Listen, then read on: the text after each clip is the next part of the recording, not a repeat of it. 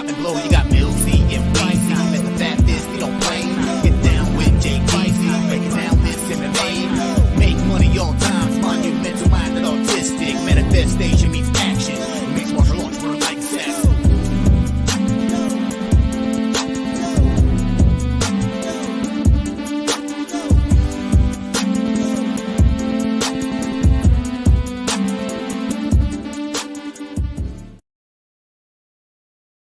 For the straight up spot, but Pub Sports Radio UFC Fight Night is going on. We're live and back at it, folks. Pubapalooza is going down right now. As you can see, I ain't there, but my fam is, man. They live in San Antonio right now, live from Pubapalooza.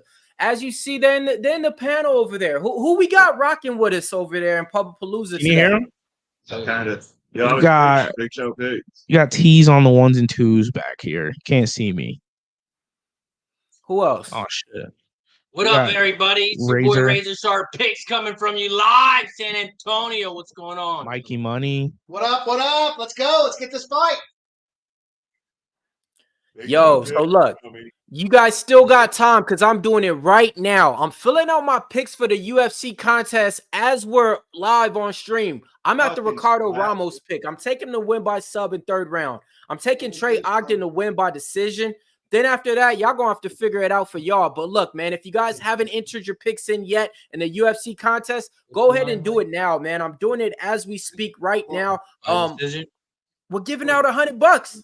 $100 to everybody that enters their picks, man. So go ahead and do that right now. First fight of the night, though, man. Muhammad Usman taking on I forget the guy's name. But Mick Parkin. Okay. A lot of people is gonna probably say Mick Parkin's live in this one. I got the dog in this one. I'm taking Usman. What you guys doing on this one? Usman. See it, baby. Let's go.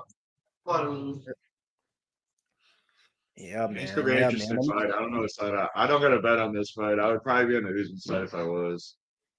Okay. Fuck you All guys. right, How about that? Let's go, man. Just finishing up on my little picks right now. Who is a big person, bro? Okay, we need to use that door when we come down. It don't matter, dude. It doesn't. You live already? Yeah. And Why are you hiding? Why are you hiding from the Can't camera? in the house all day since he doesn't want to do a stream with the boys. So I can vagina. A vagina. All right, we're official now.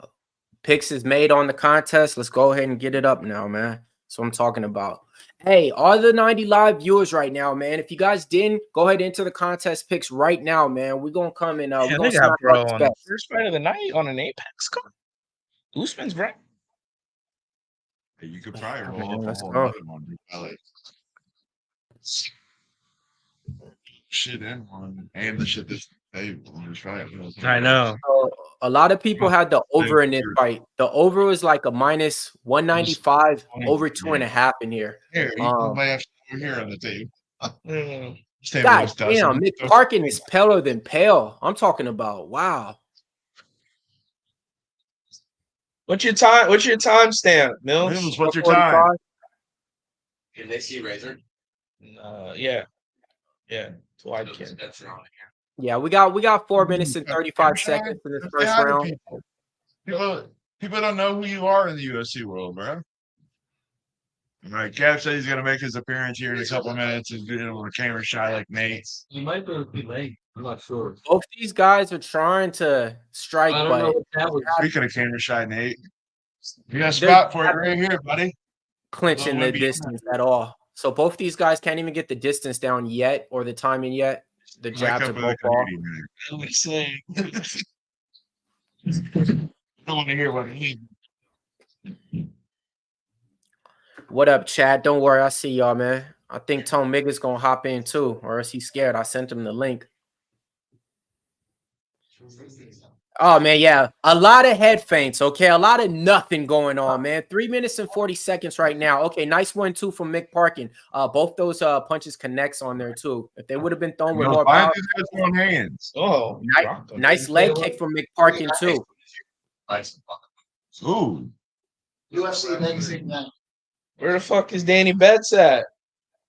Let's go. We're here with the boys. Come on down here, Mikey. Oh, nice 1-2 from Usman. Usman's coming on. Usman's coming on. Oh, Usman's jumping off a cliff. Yeah, nothing really happened. Oh shit. Oh. Nah. When did he get boxing? He was letting off a nice body jab from Usman. Nice. That's smart fight IQ to go straight to the body with a jab. We got 2 minutes and 50 seconds in this first round right here. Damn. 11 seconds. Who's are we on? ESPN Plus? I don't know. I just went to ESPN and it was there. It was just subscribed. Yeah, we got 2:47 and we're on ESPN Plus. So Usman looks like he's gassing out. yeah, he done threw his old boxing credentials out there and didn't finish it. He went big right off the hop. I don't see no gassing out at all. I see both these guys just. I might say it a bunch of times today. He's tired. 1 second. Wait, is that Mike him over there? Yo, what up? Wait, is that the guy that be slapping pimps and pimp slapping people? Get him, baby. Let's go. We'll get him tonight. Oh man. Slapping pimps. How many fights are on this card? 10? 13? Yeah, both these guys, man, kind of hesitant to throw, but we knew that already with both these guys. All the way through in months. It seems like Mick Parkin is leaking a little bit in that nose area or a little red around there. Go for the next one. See if I can find it on. Who? Sorry. Or Silva, DeSilva, whatever they want to call him. I think Mike. Shout out to everybody in the chat, man. We got 133 views right now, man. Shout out to OD. Shout out to Swig B. Shout out to VP Honey. Shout out to my man Dabby Cap. Shout out to Luke Cox. Shout out to Matt W. Hey, Luke, I ain't never said the last name again. Let's see. Shout out to all y'all though. Hey, Mills, how you feel about that Miles John? I mean, I stick to my guys. I stick to my gut. You know, I'm not backing out now. The money's already in. Is Billy Q injured? What's going on with that? Yeah, man. It looks like it, man. Like this dude went from a -165 favorite to a +105 on the books, bro. Like shit. Like it has to be an injury, man. Like it has to be. Make sure I'm giving you the same. But Mick Parkin is leaking, folks. Nice one, too, partially blocked from Usman. Yeah. Usman does counter back with a nice little cross on there. Yeah, but a lot of counter fight. Oh, Superman punch from Usman, man. Not even setting it up or nothing, bro. Hey, so this isn't the Usman I'm used to. He hasn't clinched yet and hold him up against the cage or done nothing stupid like that yet. So, well, I think we still got some of that in store for round 2. Hey, you got Mick Parkin, the 2 crossed and landed. Make a little comeback here late. Little. Got a bleeder. Got a bleeder. All right, so end of round 1. Shout out to everybody rocking with us, man. I see you, Ron Lofton. I see you, Nicholas Handy in there. Go ahead, send this out to everybody that you guys got, because we just gonna get the party started over here, man. We got people dropping in left and right. That's only how we do over here on Puff Sports Radio, man.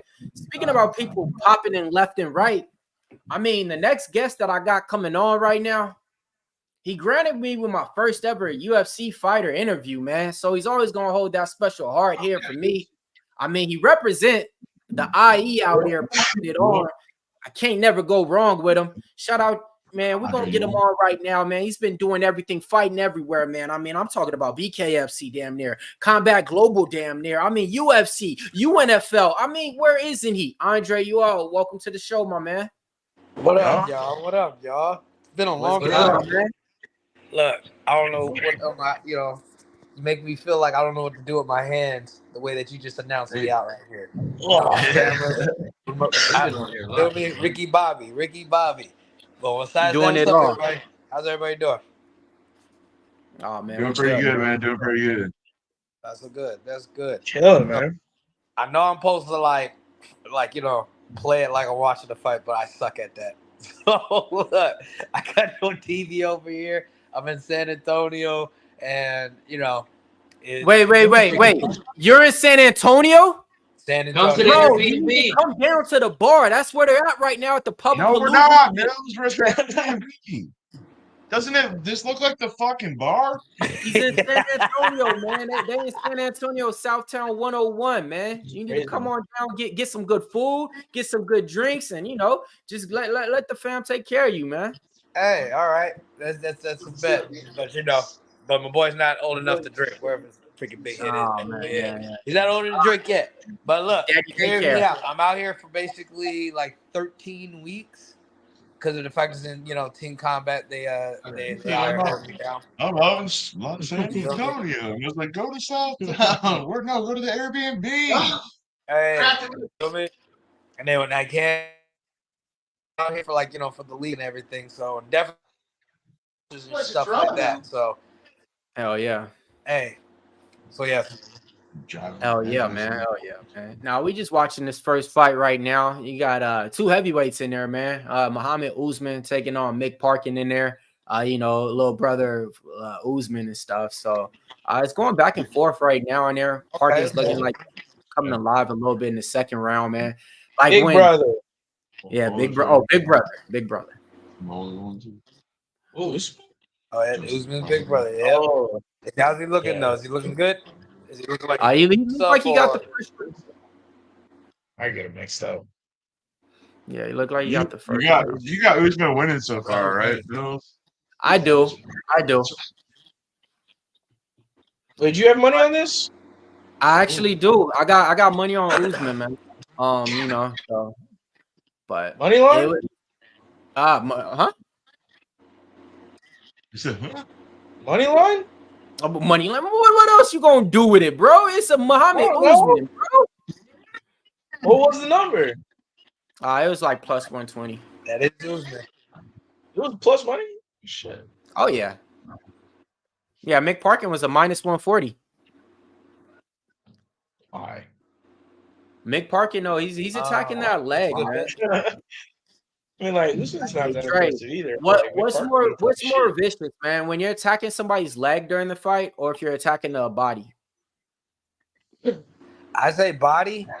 Fact is in that if we're talking like one of those like winded type of fighters, like they have like long wind, like for instance, if you're fighting one of those movers, you want to touch the body. Shit about I touch the body. Being shit or whatever.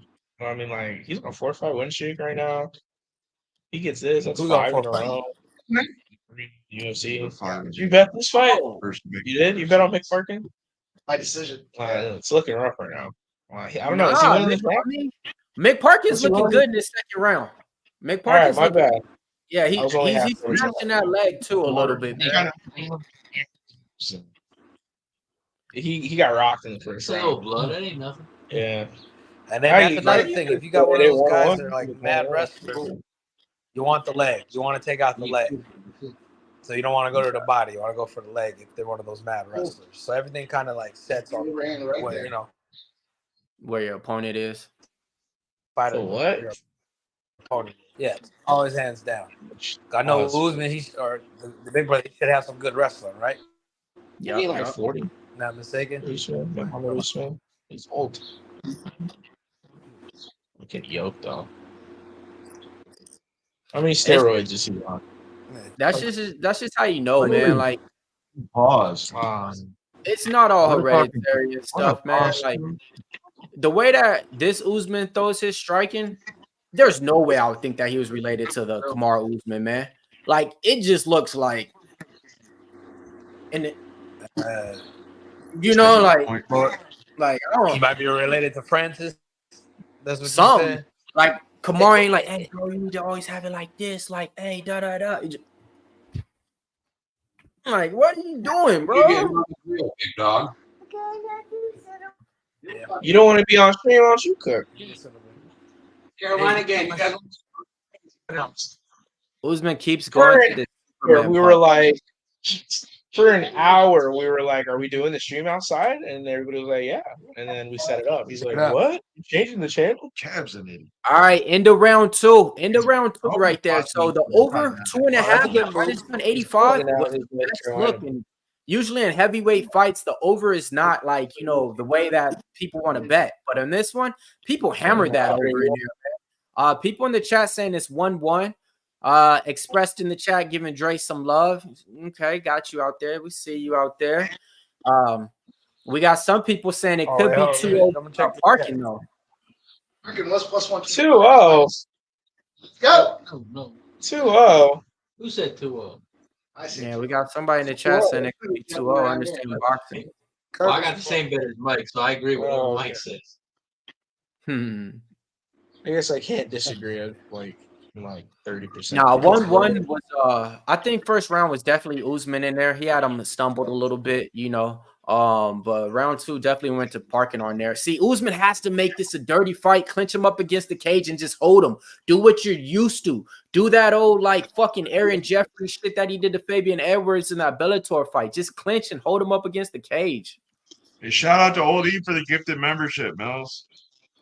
Yo, we got to Goldie! Stupid! Appreciate you. There we go. There we go. Man, OD. Oh, let me bring it up. Okay.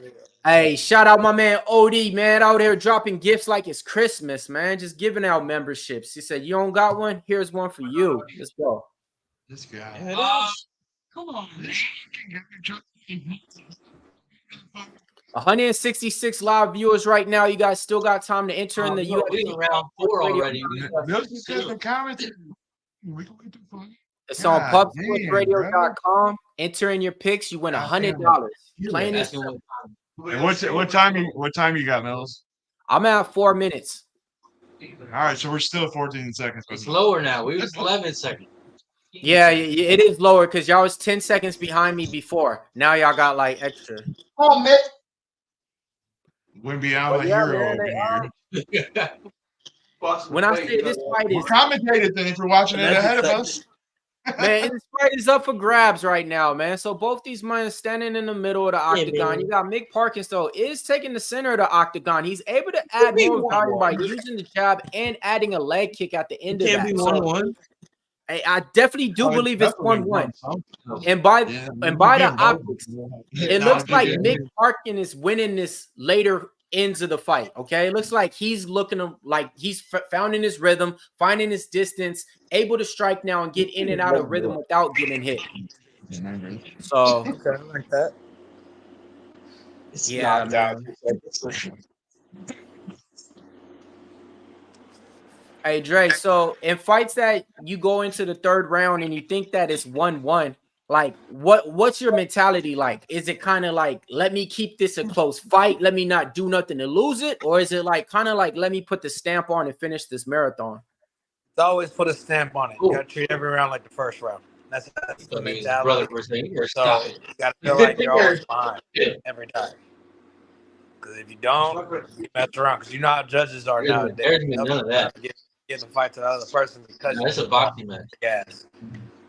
Got it. Don't ever leave it to the judges. So if you ever finish it, try to finish it.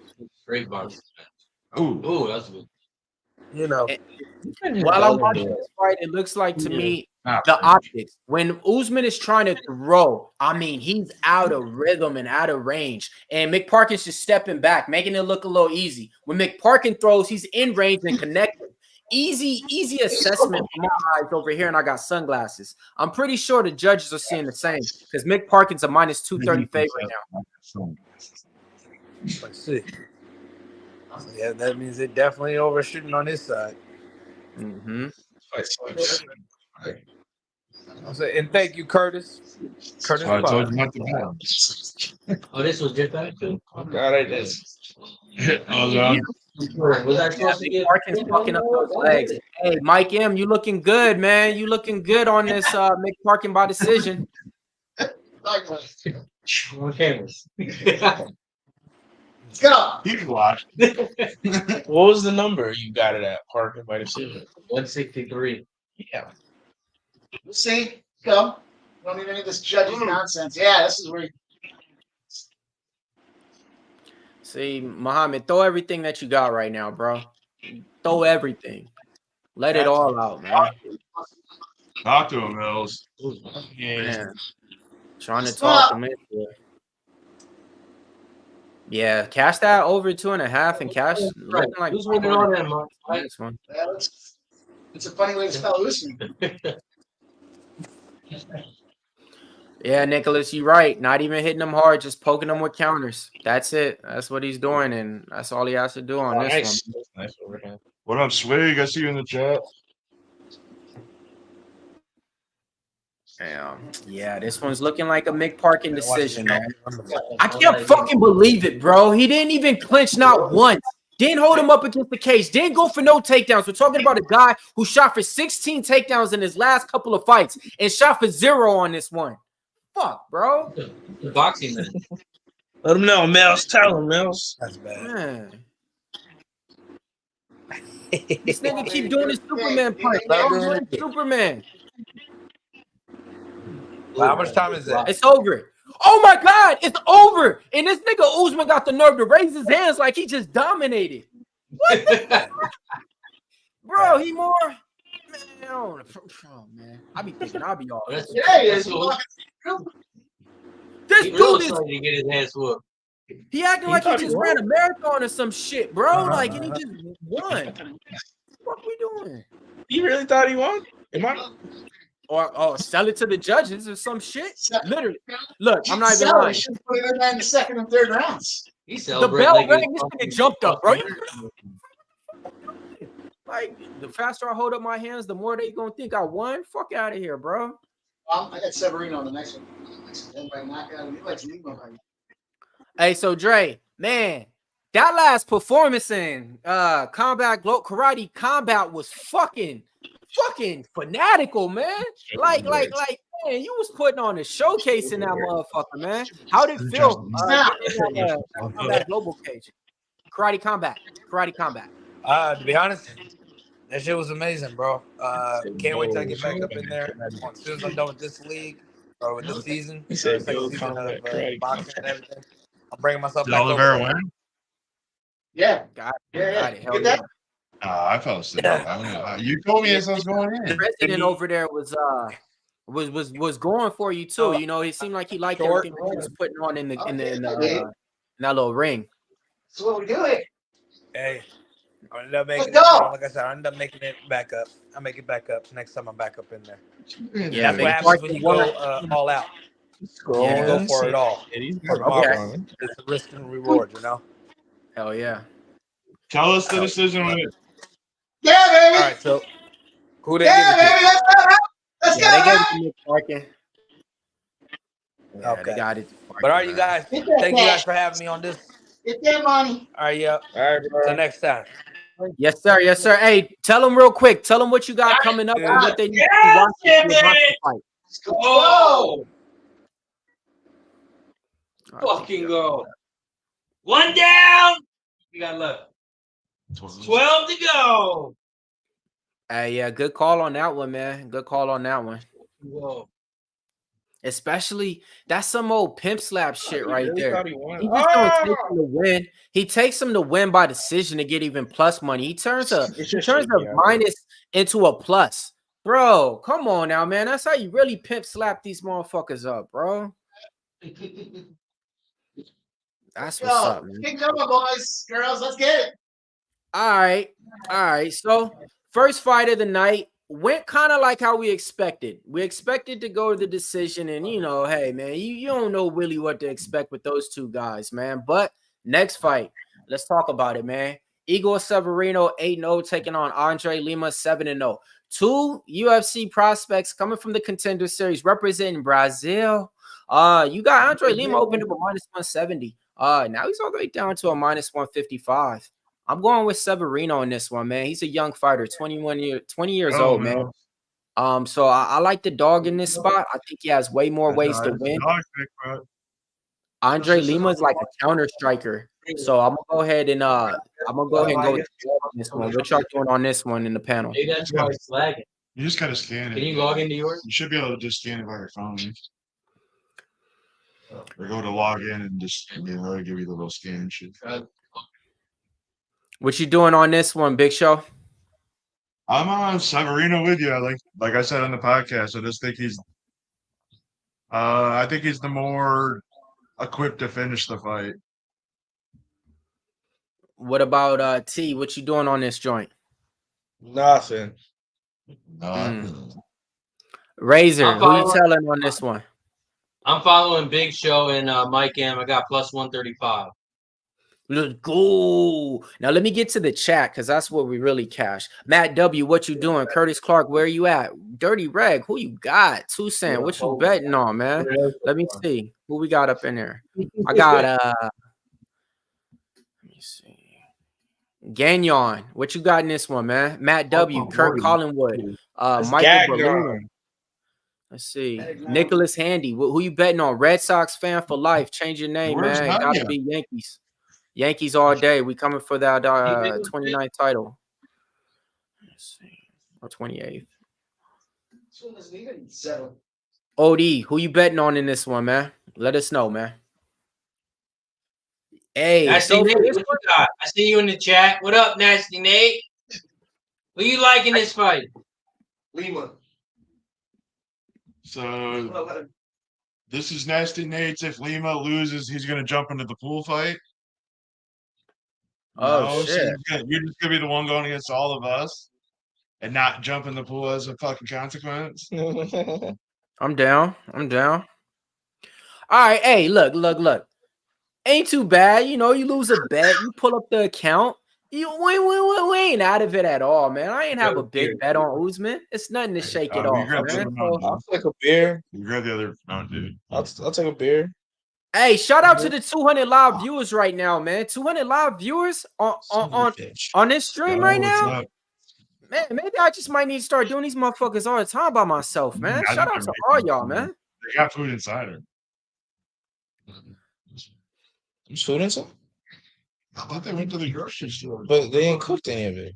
All right, chat. So let's put something together. Let's cook it up on this one. Hot dogs and shit. I'm gonna give you guys the odds and let's see how we can play it to make some cash in the chat. Do we think this fight's going the distance in this one? Or we think this one's finishing in the panel? Let us know. I think it finishes. Finish. These are flyweights, right? Yeah, what do they want? 145? No, I was asking. They're not flyweights.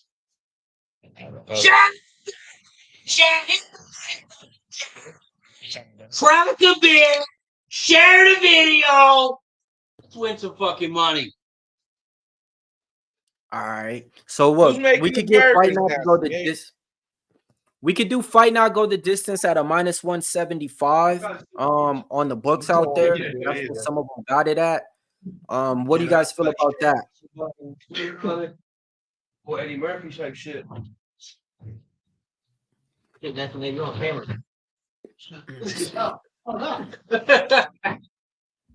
52% of the contest says decision. Says take the over. You can also get Severino to win by knockout or decision at plus 195. So I took a little sprinkle in there as well. Let's go, boys. Let's get this plus one. Let's get it. Fuck it. I like the KO props too, man. Let's go ahead, man. Let me get my boy inside the distance. Let me see what I could get it at, man. I feel like fuck, man. I gotta make so many bets since I'm not out there making bets with y'all. So shit. Let me hop on everything. You gotta make them for us, huh? Got to, bro. Got to. And I'm sober right now, so shit. Let's see. That could be a bad. What do you know about Lima, Mills? What can you tell the people about Lima? Really not too much, man. He beat the guy that I bet against him on in the Contender Series. That's all I could really tell you on that. I really don't got the storyline. Does he owe you money? Huh? He owe you money? Oh yeah, bro. You know how it go. Nah. That was just a little single bet. I ain't worried about it too much, man. I ain't worried about it too much. But this one was one to where two young fighters who's entertaining, just like who we got on the main card, okay, between Cameron Saaiman and Payton Talbott. Okay, you got two young fighters that kind of resemble each other with the same type of skill set too. Explosive fighters. So I think we're gonna get a good one. Yeah. Oh, so yeah, I just took it's not water. I just took the silver to win inside the distance. Rocks. Check it. Get the level out. I think you meant the wheels. You're gonna get that win beyond us fucking dirty, bro. That's freaking. So they cooked on the rocks. Leave it open. Yeah. You want to kill all that shit on there. Woo. Hey, Yeah, you know what's on that motherfucker. So the look in these guys' faces when they there walk should be a scraper. You might want to scrape that joint. is two different things. Lima walked out looking all, just like, all right, cool, I'm here. Severino's looking out mad, bro. He's walking out mad. Like he wants to finish this shit. Oh, that's money right there. Look at that. So he can head to Palooza. You know what I mean? Like he looked like he You don't know about Severino. No shit, but I know he about to pay me. That's what I thought. I know he got the knockout in the Contender Series. Just the other guy, you name. Yeah, okay. Talk to him, Big Show. Tell him. Oh man, we about to have fun tonight, boys. We about to have fun. Does anybody got this fight going the distance in the chat? Oh, don't even start that shit, bro. Why you gotta talk about that? Don't put that juju on this thing now, Mel. If you got in the decision, sorry. In the chat. Somebody's dropping something. Nah, I did -1. Like the 1.5. But, I did eat Silver inside the distance. All right. Plus 150. Let's go. Yeah, man. Both these guys, man. One fighter's 25 in Lima. The other one's 20 years old. So like I said, both these guys I think we're gonna see in the UFC. They kick me off. He kicks you off. Them in my bookie. Fuck both of them bitches. Why they kick you off? Broke them motherfuckers. So they don't want that razor sharp. They don't want that razor sharp. You won too much. She said, yeah, here's your account money. Goodbye. Goodbye. That's funny as shit. Yeah, but from what I do know though about Lima, off the tape study I did do, he's a counter striker. So he's gonna be waiting for you to bring the fight to him. So if the other guy's not doing that, he's gonna not look good at all. Igor, he can mix it up a little bit. Oh, he's walking up to the ring announcer, giving him dap like he's living in this moment right here. He's looking like he's supposed to be here. He's fit for this moment right here. So he's enjoying it while it lasted. What that's called. That's 15 seconds, Mills. Huh? No, we're just fucking with you. So he's enjoying it while it lasted. Girl's about to fight. He's 10 seconds behind him. You were saying that shit while they had Lima on the fucking screen, bro. Like, I mean, on y'all screen, motherfucker. y'all didn't say who the fuck y'all are talking about either. Yeah, motherfuckers. Nice, powerful leg kick from Lima to start off the fight on there. God, we're still seeing fucking chicks walking out of the ring. We're watching a walk-off. Still walking out. We're still waiting for the decision in the first round on our stream, Mills. Yeah, right. Oh, by decision. Leg kick. Nice little combo from Lima. He goes with the 1-2, then goes to the lower leg kick. But then Severino comes in with power and says, nah, bro, I ain't here for that. Goes for the single leg. Goes for the single leg. Has him in the single leg. That's what I like to see. Pressing him up against the cage. This is what I'm talking about. Gets him down to the ground. This is why I bet on Severino, because he can mix it up and do everything. Lima's Tell about it, man. Not too much, though. You got a bad fucking curse. Nah, this ain't the curse. This is just me calling play-by-play. I'm just doing play-by-play today. This is no excitement. Gets him down to the ground again. Hey, he has an Aljo type of style when he gets his opponent down to the ground, and there already has one arm trying to go under that neck. Fight IQ looking real smart. This motherfucker's not even down to the ground yet. Or shit, dude. All right, they're back up at the cage. 2 minutes and 41 seconds to go right now. Lima has him pressed up against the cage. Hits him with the knee to the body on there. Nice little clinch control. Right now, Lima's doing a great job of keeping his head in the middle of the center line. Go on now. Go on now. To get the possession for his wrestling.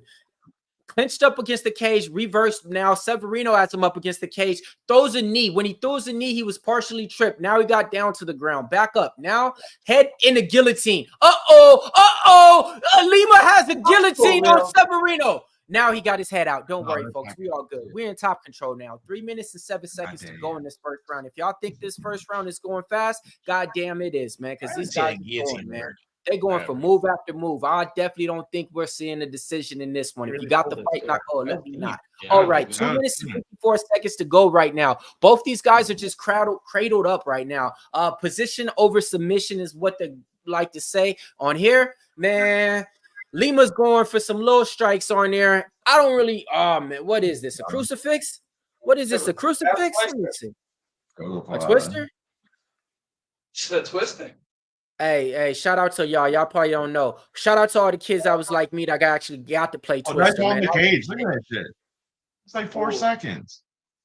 You did it again. All right, both men are back up to the cage. 2 minutes and 20 seconds to go. They're both throwing. Nice little short uppercut from Severino. The power is flowing from Severino, and he just did a nice little leg kick in there as well. I thought he was going to pull guard with a ghillie. Okay. Leg kick from Lima. Okay. Oh, 1-2 body lock takedown from Severino. The fight IQ is there, folks. He ain't in there to just play around. He ain't in there to see what happens in the fight. He's in there trying to win minutes, man. Said he ain't in there to see what happens in the fight. Nice jab from him too. Just the flow of him, though. The flow. You're never knowing what he's going to do next now. He's literally setting up takedowns as you're thinking he's going in for the fourth strike that he's not. So I like it, man. Ooh, nice short elbow in from Lima. Oh, he does another one. It's just Severino. Oh, my God. Folks. Yeah, shoot for this takedown. Oh, they just traded elbows, dude. Hey. Lima found something. He found that short elbow. It's coming in and connecting. Threw it 3 times to connect it twice. We knew going in this was probably going to be the prelim fight of the night. That's what we called on the podcast. This was the one. I think you asked it, and I was like, shit, let me look at it real quick. Nice body punch from Lima. All 4 of us were like, this is the fight on the prelims. True. Nice jab from Lima. Pops back the head of Severino. Nice power on it. Now when Severino's throwing, that second punch is not connecting. He's looking a little bit off. This is round 1. Man, this is round 1. Oh, powerful leg kick from Lima, man. Severino needs to pull it through in this second round, man.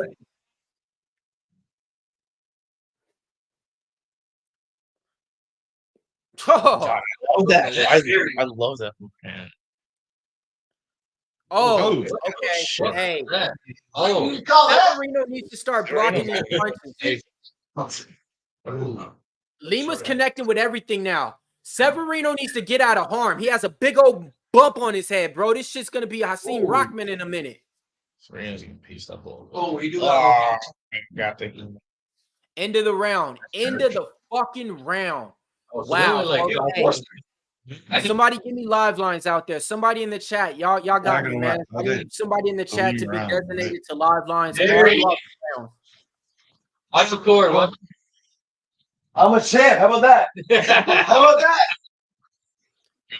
Damn, What's up? Fucking first What's round. up? Who's that broken fucking thumb? Yeah, silver. And Lima minus 190. The Canadians going out tonight. Lima's minus 190. Yeah, man. Lima did enough to to win that second round, man. Got food with that. What that is? What's that? Huh? I was asking what it is. That's Nate. That's Nate. UFC's up. What kind of food? Big time. Hey, but folks, we got a great fight now, man. Because that first fight wasn't it at all. This second fight right here, this is how you want to kick off a card right here, man. This is gonna have everybody locked, loaded in their seats, ready to bet, ready to make these fights pretty much. Out of here. MSU, fuck you. This is start tonight. Oh, hey, folks, Lima's looking good, man. Lima's caught his rhythm. His cross is connecting whenever he wants to throw it. If this keeps going like this, he can maybe knock out Severino. Because every single time he's throwing out, that cross is hitting. That cross from is hidden. And whenever Severino's trying to throw now, he's not able to get in.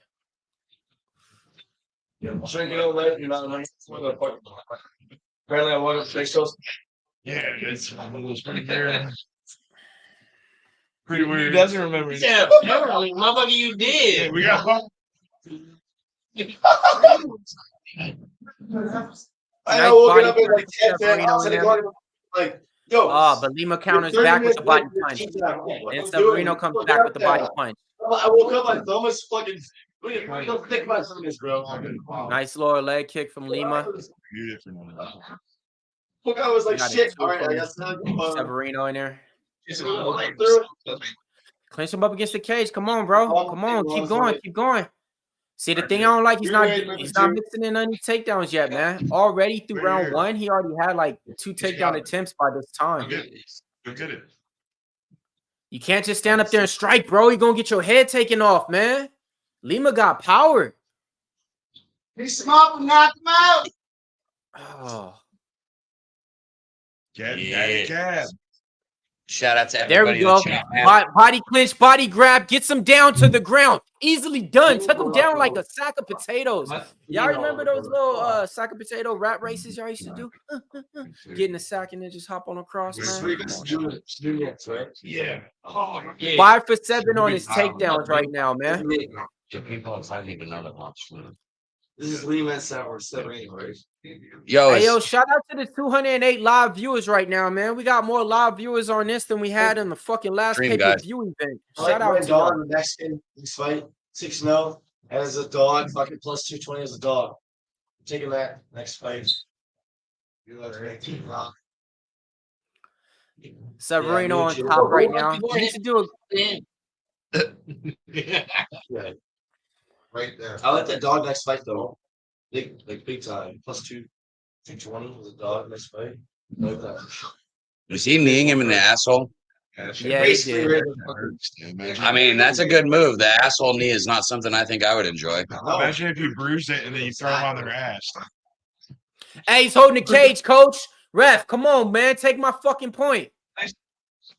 Take the fucking point. Man. What are you doing, bro? Hey, I fucking hate this ref. This ref is so fucking dumb. He just stopped the fight real quick because the guy went like, man, I fucking hate this guy, What the bro. fuck? What are we doing? This guy's a fucking idiot. What you trying to say? Bit me? Come You bite him? on. He was controlling the whole The stream is right here. Huh? You all right, Rick? Oh yeah, I'm fucking great. Yo, Ick is. That's My man. man.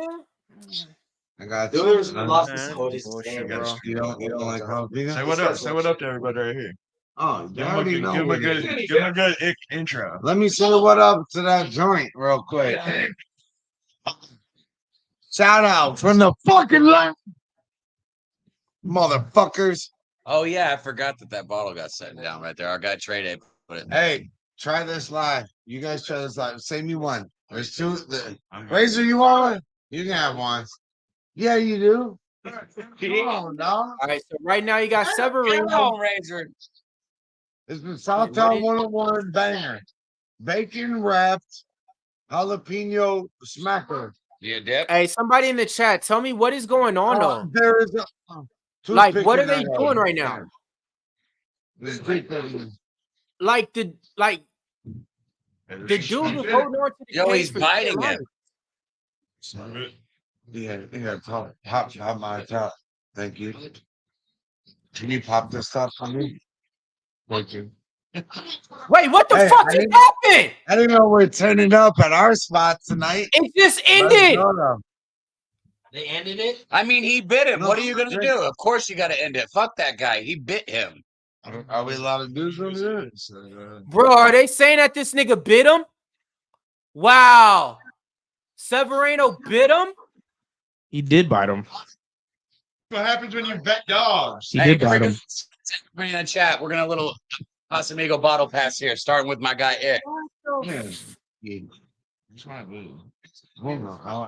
Y'all can't be serious.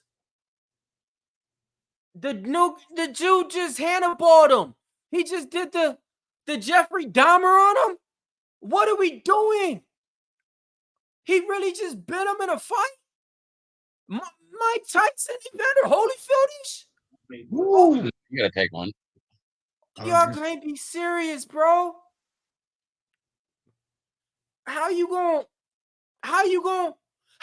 bite him, bro? You weren't Spicy little broad. What are we doing? Oh my, bro. Definitely use another little sip of that. Oh my gosh! Wow, this is crazy. Hey, what's UNC looking like against Michigan State? I said UNC. What did they call Winner it? by disqualification, biting. Lima won by disqualification, biting. I was rolling with me from Bro. Thursday. Yeah, they had 14. They gave But them if we're same thing, oh yeah, let's go. Let's go, UNC. Let's go, UNC. Let's Yeah, go. that was the lamest shit ever. What a fucking I mean, show. man. Hey, How do you? MSU is a fucking Canada, show. America, You were flipping up, we big dig swinging bro. I can't even get down over this here. shit. Hey, it's not just us, guys. Somebody's actually in there trying to do The their dude job. was clinching him down, having him It's in there trying. rinse and repeat for Mills. takedowns in the No, second step round. up. He just Dog, went. we over here. He doing went our just straight job. for the bite. You're just yelling over. That's He wasn't even Like- losing that bad. He wasn't even losing that bad at all. Like he was winning the second round. That's why I'm like, I can see if you were losing it. Damn. Something. No. Yeah. I'm with you. Balagido Bexarian. Yeah, bro. They gonna cut him. Like they just gonna sit him on ice and be like, hey, if we need somebody in Brazil Dog, next he year, we might fucking- want it. But Fucking you Brazil. coming Yeah, and it's making nice. your UFC debut and you biting somebody? Like, what do we? Oh man, bro, I can't. I just can't right now. That's my boy. Mills. Spenny over here, boy. What's up? What's going goody, on, my man? Spenny? What's goody? I seen you over there, man. You got there live and early, man. You was on there like Wednesday night, right? We were playing golf already earlier, but we're back, boy. Let's go. It's UFC time. Let's go. We've got next Get it. fight. Man. We've got next Next fight. fight coming up. Let's swing it around. Let me get y'all to Let's it, go, man. baby. Yep. Next fight, we got a women's fight. All right, so let's go ahead and get on it, Okay. man. We got Daria Zanikova, 8-1, making her UFC debut. She's coming from Aries FC, not a fighter that came to Contender Series. So if anybody's on there saying, "Oh, I remember her," you don't, and you're lying. She You don't opened up a remember shit. -180. She's all the way up to a -220. In the other corner, though, we got Monster and Rendon, 6-0, representing Mexico out there. She was able to get that win in her last fight out. She was an underdog against Vidal. She was able to get that win. I want to say by decision in there. She's the type of girl that wants to wrestle, wants to get you down to the ground in there. I think Vanikova should be able to. I think Daria should be able to win this one. But I will say, if Monster or Rendon does get her down to the ground, these Russians do have a hard time getting off the back. I'm not too overly convinced on this pick though. So let's go ahead and swing it around to the panel and see what y'all got on this one. I'm taking the dog, bro. I know she's 6-0, and I know she's a rookie coming in, but she's fighting real well, and we're getting a real good price on Rendon right now. I'm taking the dog here. I'm taking a shot at +245 with Rendon to get this shit done. I like it. It's a great price. And if you think that she has a good shot in this fight, you're getting a really good price on it. So I'm taking 245. I'm gonna take a shot with it. Let's go. I'm not too inclined to say you're wrong or anything like that. I like that. I like the plus money price tag on it. She definitely has paths to win on there too. And her opponent ain't somebody that we're too high on either like that. Big Show, you doing anything on this one? I got nothing in this one, though. Sorry. Mills, did you hear Spencer's bet? Yes, sir. We already got it on camera. He's taking the doggy. Anybody got anything else? Anybody else betting on this fight? Legendary. Rendon or Rodriguez in the fight? Where are they? They're in San Antonio. All of them? Yeah, I should be there with him, but I'm here with y'all. It's a tough fight, man. All right, so look, my man Plus Money came in with the big dono of the day. $10 dono. Chilling with the boys while traveling in Dublin. Damn, you Palooza looks like a good time. Mills losing it on Severino. Yeah, Oh, damn. Shout out to you, man. Appreciate the dono out there, man. My man Plus Money always be coming in with them witty Hey, comments. did you see the picture of the bite yet, Mills? Oh yeah, little bitty ass teeth. Jesus. Little bitty ass teeth. He bit him. Yeah. You leaving already, Jose? Oh wow. Yeah. Yeah, that was bad, bro. That was bad. There's no way that barbecue is funner than watching this UFC. So look, man, what's the people in the chat got? We got one person on the panel. Hey, man, he's a sharp capper out there too, man. He got the dog in this one. It kind of How am I an idiot? Now it throws him in the loop though, because you know, if you got cappers that don't, you know, cap majority UFC and they like the dog in this one. My thumb man, is still fucked up, but we still won. Did we not win? No, now I know. Did we not win? Did we not win? Did we not win?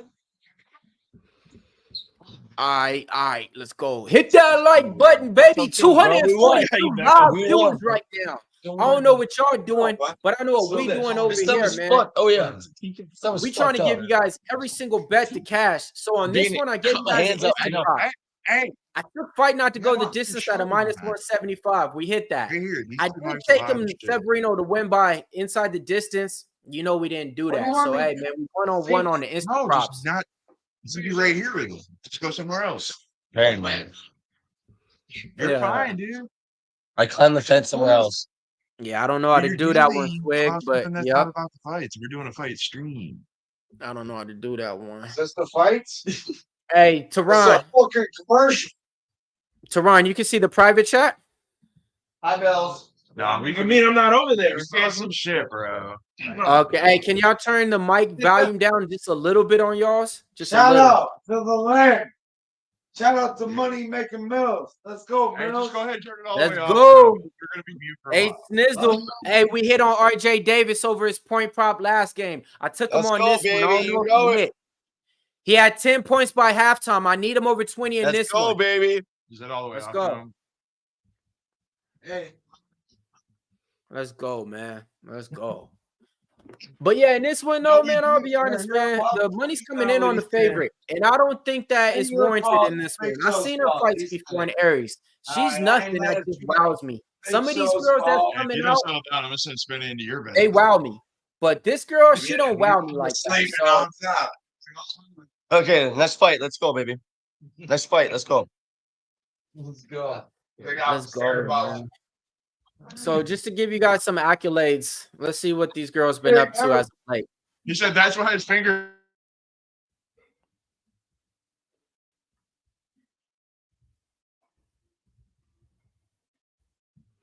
Let me see here. So we got, yeah, man. Oh, I see you out there, man. Delivery dude, I see you out there, man.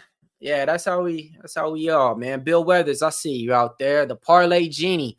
What up, man? Yeah, of course we drunk. I mean, of course they drunk. Of course, man. They have Palooza. 3rd year annual event, man. That's what they do over there. They get drunk, they smoke weed, and they have fun.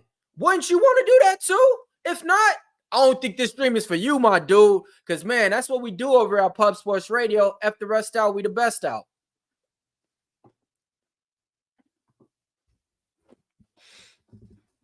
Oh, man. So, Pit Auto Parts, who you betting on this one, man? You following on the dog as well? Let's see, y'all. Let's see what we could get for some Insta props on this one, man. Because, and let's see how, oh, wow, didn't even hit me that hard? Fuck, bro. So I might have been making smaller bets this card, bro. Oh, wow. Okay. So Daria is up to a -300 favorite. Line movement announcement alert. Daria opened up at a -170. They damn near doubled her price now. Not really doubled it. I ain't dumb like that, but y'all get it. -300 on the books now. Come on now, man. I don't think that she has that many better skills than Rendon in there, man. Rendon, I think, could really get her up against the cage and get her down. If she gets this fighter down to the ground. Trust me when I say this. She's going to be there for a long time, folks. So I might be looking now to play the dog a little bit in this fight, man, because these odds is off, man. And one thing about me is I'm not too all right, fuck it. Let's go over the shit that I'm committed on. The shit I'm committed on. Miles Johns -130. Shit I'm committed on. Stephen Wynn -150. My boy Fernando Padilla -175. Payton Talbott -125. Karl Williams -180. Those are what I'm committed on, okay? Now, this one, I ain't committed on. So it's easy for me to kind of look at the other plus money price tag with the dog and try to build up a little case for it. So let me see, though, man. Let me see. There's more money. She's up to a -310. -310 now, bro. Like, money is just coming in on her. And I don't think it's... We'll see if it's the right side or not, man. I'm gonna get to these props for you guys, though, man. Try to get this prop shop hot for y'all today, man. 1-1 on it. Yeah, man. Hey, don't worry, y'all. I know y'all tired of my voice and everything. I'm gonna have some of the panel members come on when they can. You know, they got other stuff to do though. But don't worry, they'll be here when they can though. So I know y'all already hate me. So don't worry, bro. Y'all ain't gonna hate me too long. Let's go ahead and see what we could take in this one. Rendon by decision +230. Daria wins inside the distance +214. Daria wins by decision +105. Nothing that I really like. That I like at all. This is the dumbest shit that I've seen. Monster Rendon is a +245, right? But these dudes is trying to give me +228 for her to win by decision. Yeah. I don't like shit on this on that one. But goddamn, look at her though, man. Look at the size on her, man. Who she look like? She looks like, man, who's that? I don't know, man. She look big though, bro. I'm gonna just say it like that, man. She look like she could be a hockey player or some shit, bro. I don't know. Damn. She got the headband on. Damn. Yeah. Oh wow. That's a big girl. Well, what is she gonna do? She gonna get her down to the ground? Should I take a bet on this one? Should I just stay off it, bro? I'm gonna just stay off. Nah, man, this bitch big. Damn. She big. Yeah, let me. No, I'm gonna stay off it, man. I'm gonna stay off it. The reason why, we got a leg in this parlay on this one. This is Billy Brizz's leg. All right, he got Daria in his 2-leg parlay. What was it? Yeah, I think he got Daria in his 2-leg parlay with Billy Q. Yes, he do. So I'll give you guys the odds on that one, man. So over here at the podcast, we did a parlay to get you guys paid on 3 different ways. We started off with Billy Q. I added in Stephen Wynn and Padilla +304. Billy just went with Billy Q and Daria +143. And then 2 Cent went with Edmen, Shahbazyan, and Padilla in there as well. So yeah, man. I guess we for Daria on this one, man. Yeah, man. We want to get all these parlays to cash off this one. So let's go. Yeah, Rendon's big as hell, bro. Daria is bigger. Might be. Damn. All right, G. Let me see. Hernandez has Andrea Lima, Daria +136. Okay, I see you out there. I see. Okay, let's go. Damn, some people had Lima cash round 2. All right. Okay. Hey, boys, y'all can turn up y'all mic some. It's just that I was just hearing like everything on that shit. Or if the volume was up loud or something, just turn down some.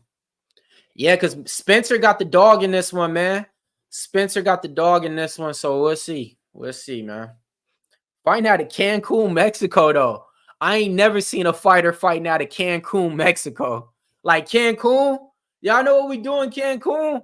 It ain't fighting, man. So I don't know, man. She might be out there just vacating and stuff with her feet up too long, man. But Cancun, Mexico, compared to like Guadalajara or Michicon or something like that. You know what I mean? Like, I don't know what she doing out there in Cancun, though, bro. I like who's holding mitts in Cancun? Like, all right, cool. Let's hold these mitts in Cancun. Like, I don't know, man. But we'll see. She's already coming out with her guard up. Like, before the ref even said fight, she's already got her hands up. I like that, though, man. I like that, man. So let's see, man.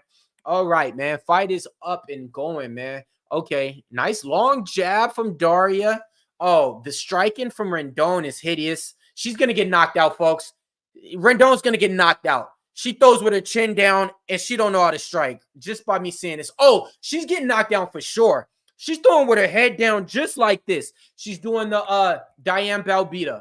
She got the Belbita striking, folks. Recipe, Daria wins inside the distance and KOs her with the uppercut. That's what I'm predicting now. Yeah, let's see how that plays out. Oh, my God, folks. When I mean she's throwing with her head down, I mean head down. I mean head down, folks. She's getting KO'd. I don't care. She's getting KO'd in this one. Man, the striking on Daria is long, man. She got those she got a long jab. She got a nice cross, but she's crashing the pocket with the jab, setting it up. A nice little footwork from Daria too. 3 minutes and 55 seconds to go right now. Let's see what we got going.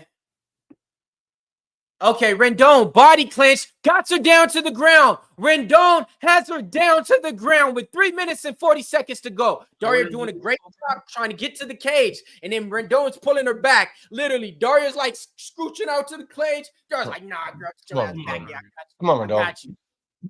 Let's see. Rendon got her down to the ground, looking like a female Khabib. Vince, back up a little bit from the camera. Take her ass out. Hey, tell them what we got going on. Grind her down, baby. Mills, if you don't know, there's a bet right now for losers to jump in the pool right now. On just let for you what? know, For Mills. what fight? Like $5. Loser has to jump in the pool for what though? Spenny over here. If Daria wins, he's got to jump into the pool as is. The other thing I gotta take out my shoes. If he wins, if I win, I got $5. Yeah, we're gonna pan the camera that way, so we make sure we all get to see that shit too. Yeah, it's gonna happen, right, Mills? Yeah. It's definitely gonna happen, bro. This bitch in. We gonna get it, bro. We gonna get it. We're gonna get this Daria. So right now you got Rendon clinching her up against the cage right now. 2 minutes and 30 seconds to go right now. She's not letting go. Not letting go like that girlfriend that you let go of 2 years ago that's still trying to call you. That type of hold is what she got on her Grind her right down. Take her legs out. All right, she's separated from the clinch now. Let's see what happens. Come on, 2 minutes Rendon. and 15 seconds to go. Let's see I what don't we got care. going. I'll watch whatever the fuck we want. I'm just saying the stream is like ahead of us. Ahead of us. I can't hear him anyways. I can kind of hear him, but come on. Okay. Daria's coming in with like a unorthodox cross as a She's already tired. Yep. Come on, Daria. Exactly. If Rendon loses, Spence is jumping in the pool. You mean when she loses? Yeah. Hey, I'm predicting it though, folks. I actually think she's gonna get KO'd. There's no way. And if she doesn't, I'm telling you guys like this. I'm telling you like this. If she doesn't get KO'd, Daria is not a good striker. He's gonna talk and answer. Oh, okay. Okay. True. No. I love it. You guys talk all that shit all you want. Talk all that shit all you want. Rendon's gonna knock this bitch out. He's gonna knock this bitch out. She's pushing. What is this girl doing? Man, hey, Spencer sounded like he had a cold for 2 weeks, and he still got the blankie next to him. What is she running for? She's fighting, play defense all fight long. Take her down. Take her down again. Come on, Rendon. Take her down again. Clenched up. 55 seconds to go. Rendon got her clenched up against the cage right here. Shoot the legs. He's so straight up. Shoot the fucking legs, man. Bro. Shoot the legs. There you go. Shoot the unders. Thank you. Shoot the under. See? She's so straight up. Shoot the unders, bro. Rendon gets her down to the ground. Rendon has her down to the ground. Now, if she's able to get some strikes off in these last 30 seconds, it could be a closer round. But look. Rendon is tired as fuck. She's just down there breathing on her. She's just catching her breath. So even though she got her down 2 times, she's tired as hell right now. She's about to be in that corner. I guarantee you, whatever her corner's telling her, she ain't hearing. She's tired as fuck right now. Grind that shit down, girl. Grind it. Grind her face. Into the round. Grind her face. All right. Hey, live lines. I need live lines. Swig Beats, I need you on those live odds, man. We need to let everybody know what they need to be betting on. What's the best odds out there? Holy fuck. Or if I want to see Spence go crazy. That's why we left. We were like, just following him. He said he wants to see you. What up? Talk Sports with JT. I see you. Nunya, I see you. Oh. Kevin L, I see you. Booth Givens, I see you. Nicholas Handy, what up? Gerardo Hernandez, Iron Eagle, I see you. Just enter standing. That would be good. That would be really good content. You throw me up, and I'll jump up there.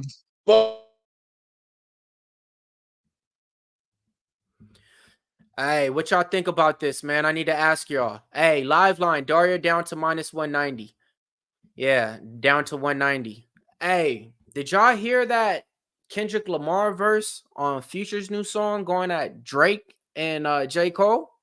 Come on now. That's how we do from the West Coast, man. You ain't going to be able to sneak diss us, and we ain't going to call you out and bring a war. That's what we do over here, man. Coming at their names, coming at their neck. Round 2 starts, though, man. Let's go, man. Fuck it, man. Let's see. Hey, but yeah, this is what I'm talking about from the coaching. If her coaching wasn't telling her, like, look, just set it up, put a jab out there, set it up with the lead uppercut after that. She's coming in throwing with her head down, like set it up and knock her out. If her corner and coach ain't telling her that throughout the rounds, she need to hire me. Point blank, period. I only want 8%. I don't even want your 10. Let's go in there, man. Oh, yeah. Oh, Rendon goes for she tries to close the distance with 2 arms and just grabs. She tries to let me grab you. Let me come here. Come here. Nah, homie, that ain't gonna work, man. That is not gonna work. Pubapalooza is going down right now, 2024, live in San Antonio, man. That's where the boys is at. I'm over here just holding it down for the people out here, man. You know, they're everywhere. You never there. Let's go. Shout out to all the live viewers. Hey, man, we really got 250 people watching us right now? Like, for real? Like, man, we coming off like 150, 160, 100. Let's go, man. Shout out to y'all out there, man. Send this to somebody. Bring in some more. I want to hit 300. And if we hit 300, I'm going to give y'all an exclusive interview with a fighter fighting on UFC 300. That's only if we hit 300. If not, I'm going to keep that interview for myself. Let's go, man.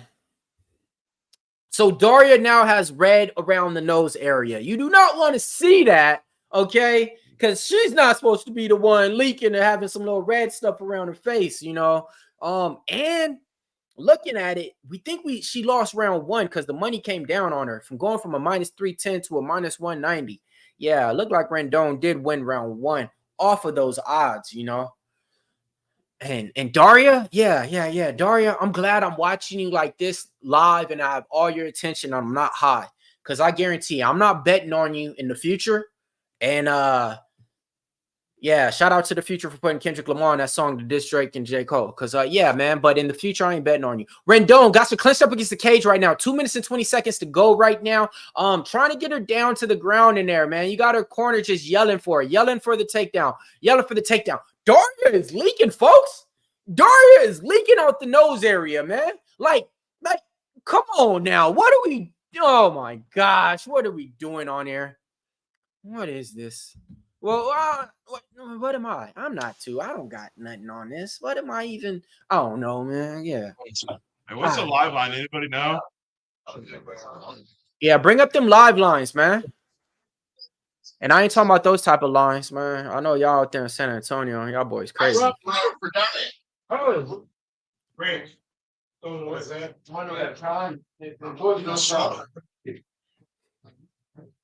It's 320. Daria. Daria What? minus 420. Shout out to Swig Right. Beats. It makes no sense. She's not winning this fight. You spend enough time. Tell me, you guys are watching this fight. Is she winning this fight? Yeah. No. No, she's not. No, she's not. She ain't winning that fucking fight right now. There's no way she's winning this fight right now. Hard. You better fucking cook these dogs right. Well, Spence, it's a close fight. I don't think anybody has a stamp on it. $5 for me if I lose. I'm choke slamming him. Cool. I don't think nobody. If he has a wins, stamp he choke slams me in the pool. If I win $5. And my girl's winning right now. She has to. Rendon Come has on, bro. just the same significant strikes as Daria. That's garbage. So My Rendon is girl's probably winning right now. That line. Daria is trash, folks. I'm sorry. I just seen her throw two spinning break your elbows. heart. That's what I think. Your girl's gonna break your I heart. only worked out for like 2 years, and I know how to throw a better spinning elbow than her. Yeah, she's trash, folks. I'm just being honest. I think Rendon's gonna win this fight, bro. She got the dog in her. Daria ain't it. She ain't it. She got taken down slowly. Now she got her back taken. Punches getting thrown. Dario's getting roughed up. Rendon is putting the stamp on these later taking her rounds. down. You're telling me this fucking girl's winning this fight? Get the fuck out of Rendon here. is putting a stamp There's on these no later way rounds. she's winning this fight. My girl's been winning this fight all fucking fight long. She's fucking been winning this fight all fight long. Wait, is Big Show jumping in the pool? Get out of here with that shit. That nigga don't even too know how to big, man. swim, I so hit somebody five. better throw him a life raft. Put it in the chat. You guys want to see Rendon Too good win to or be jumping. Spence jump in the pool? Still. He'll toss me ass. Yeah, I don't give a shit. Hook slam my ass in the pool. I'm ready Hey, for it. Daria is I'm trash, also ready to win $5. That's what content's about. What do you Some people want? Know about that shit. What do you want? What are you all rooting for now? You want me to choke slam him? You want Big Show to choke slam me in the pool, or you want Spenny to win the fucking bet? What do you want? Minus 220 for Derek. That's a lie. That's a lie. We both know it. That's a lie. We both know it. She I definitely. understand That's a lie. boxing. We You hit both it know on it. point with that, man. It's a lie. Rendon We jabbed both- her up and got her all bloody. Like Rendon doing the jabbing, getting her bloody. Once I seen that in that beginning of that second round, I'm like, like that's not the formula for yeah. So yeah, Rendon is definitely looking like she got this one in there, man. Like she's out striking her. She got the same amount of significant strikes. The corner and the coach is looking at Daria, bro, get the fuck out the corner. She over here look like she don't want to come out. I ain't even tripping, folks, because I ain't got no real money on this shit, but it's just the fact of the parlay for the boys over here, man. We trying to cash that shit, man. She's going out of her shield, babe. This thing. She grew up in the fucking outdoors, the wilderness of Siberia, fighting the polar bears. Yeah. She could be part owner. She was minus 300. She'd been fucking win this fight by fucking 3 rounds already. She ain't. I'm telling you that right now. She's My trash. girl is fucking right in this shit. The third. Come She's on, trash. Rendon. Right where she wants him. Come on, Rendon. Look at them titties flying around. 270 live. Shout out to all y'all watching this right now, man. Puff Sports Radio, man. That's what we do here. We got people that's out there in San Antonio that came from the chat, straight to cash, straight to the airport, straight to that, man. So shout out to everybody. Oh, wasted energy. What the fuck was that? She wasn't even close to. Take her down. Take her down. Ooh. Bro, Daria is fucking trash. And that's why Daria's about to get blacklisted, get up to a minus 300 favorite, man. Like, what are they doing out here, man? Oh, UFC fight on. Bet the favorite. What the fuck? Some strong ass too. He ain't lying. I told you. The titties are fire slow. The titties are fierce. She's pushing. Hey, Jose. She's pushing. Will you Take her. Twitter me the link? Will you Twitter me the Hey, link? Spence, you looking good in this one, man. Take her ass down. Spence coming on giving out big plus money underdogs, man. Heard it. Heard it. Man. Mills knows. Yes, sir. Come on, Rendon. Whose side are you on, Mills? Nobody's. I don't really have a side. Like once Spence kind of went over that, and I seen no girl walk out and be big as hell, I was kind of like trying to make a shot for the dog, bro. She feel that shit, bro. She's feeling it. Spence, where you at? They can see your face. Yeah, feeling it. Yeah, you're good right there. Hey, what's going on? I'll just leave that bullshit Toronto a little bit. Bullshit. She pushed her titty. Down to a -130. I don't even. That's all she got. She pushed her titty. That's it. Daria is fucking nothing. I can't trying, even but she's nothing, bro. Were you gonna see any kind of knockdown? Nothing. Rendon is taking her ass down, baby. Like, come on, look, Rendon. Take her ass down. Rendon has her down. Yep. They fucking robbed us of joy. That second fight was looking like fireworks. Take her ass down. I hope you're on a bunch of dogs tonight, Spence. Yeah, baby. Always on dogs. Always on dogs. Take her ass. Take her Spence, ass you got down. somebody telling you out there. Express told you. He put big money on it too. Spence said he's gonna hop in the pool. Doesn't matter. I'll jump in that pool regardless. Doesn't matter to me. Somebody I'll take my shit in my pockets right now. We gotta see it live on that one. All right, folks. Rendon has a clinch up against the cage with 1 minute and 30 seconds to go. Unless Daria does some Hercules, I'll jump in regardless. Cena type shit. She's losing this fight. Oh, he's getting ready. He's getting ready. Keep the camera on him. Keep the camera on him. Keep the camera rolling.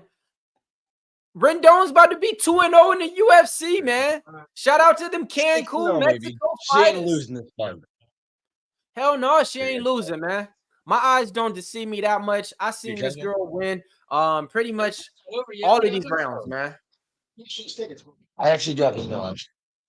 So yeah. Oh my gosh. I'm never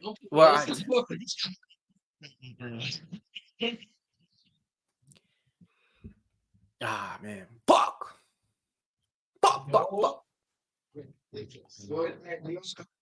Yeah.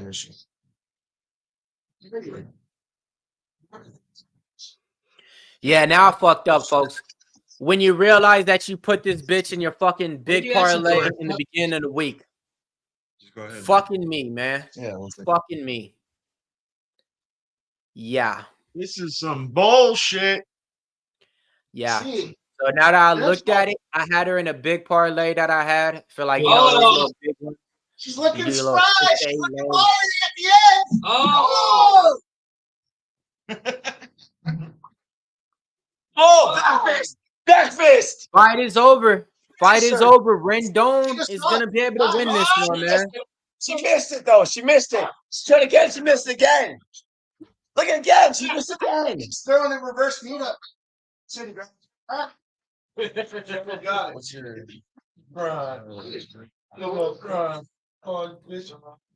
Alright, man. I'm gonna get somebody else on here. Let me see. I usually don't send this shit out, but let me send this shit out. Here we go. It's the final decision. fucking fuck? Full time, baby. This girl absolutely ran the shit. She ran the girl's show all fight long. If I get fucked, I'm gonna lose my mind. No, you won, folks. You won, folks. Like you got it. Big Show knows it too.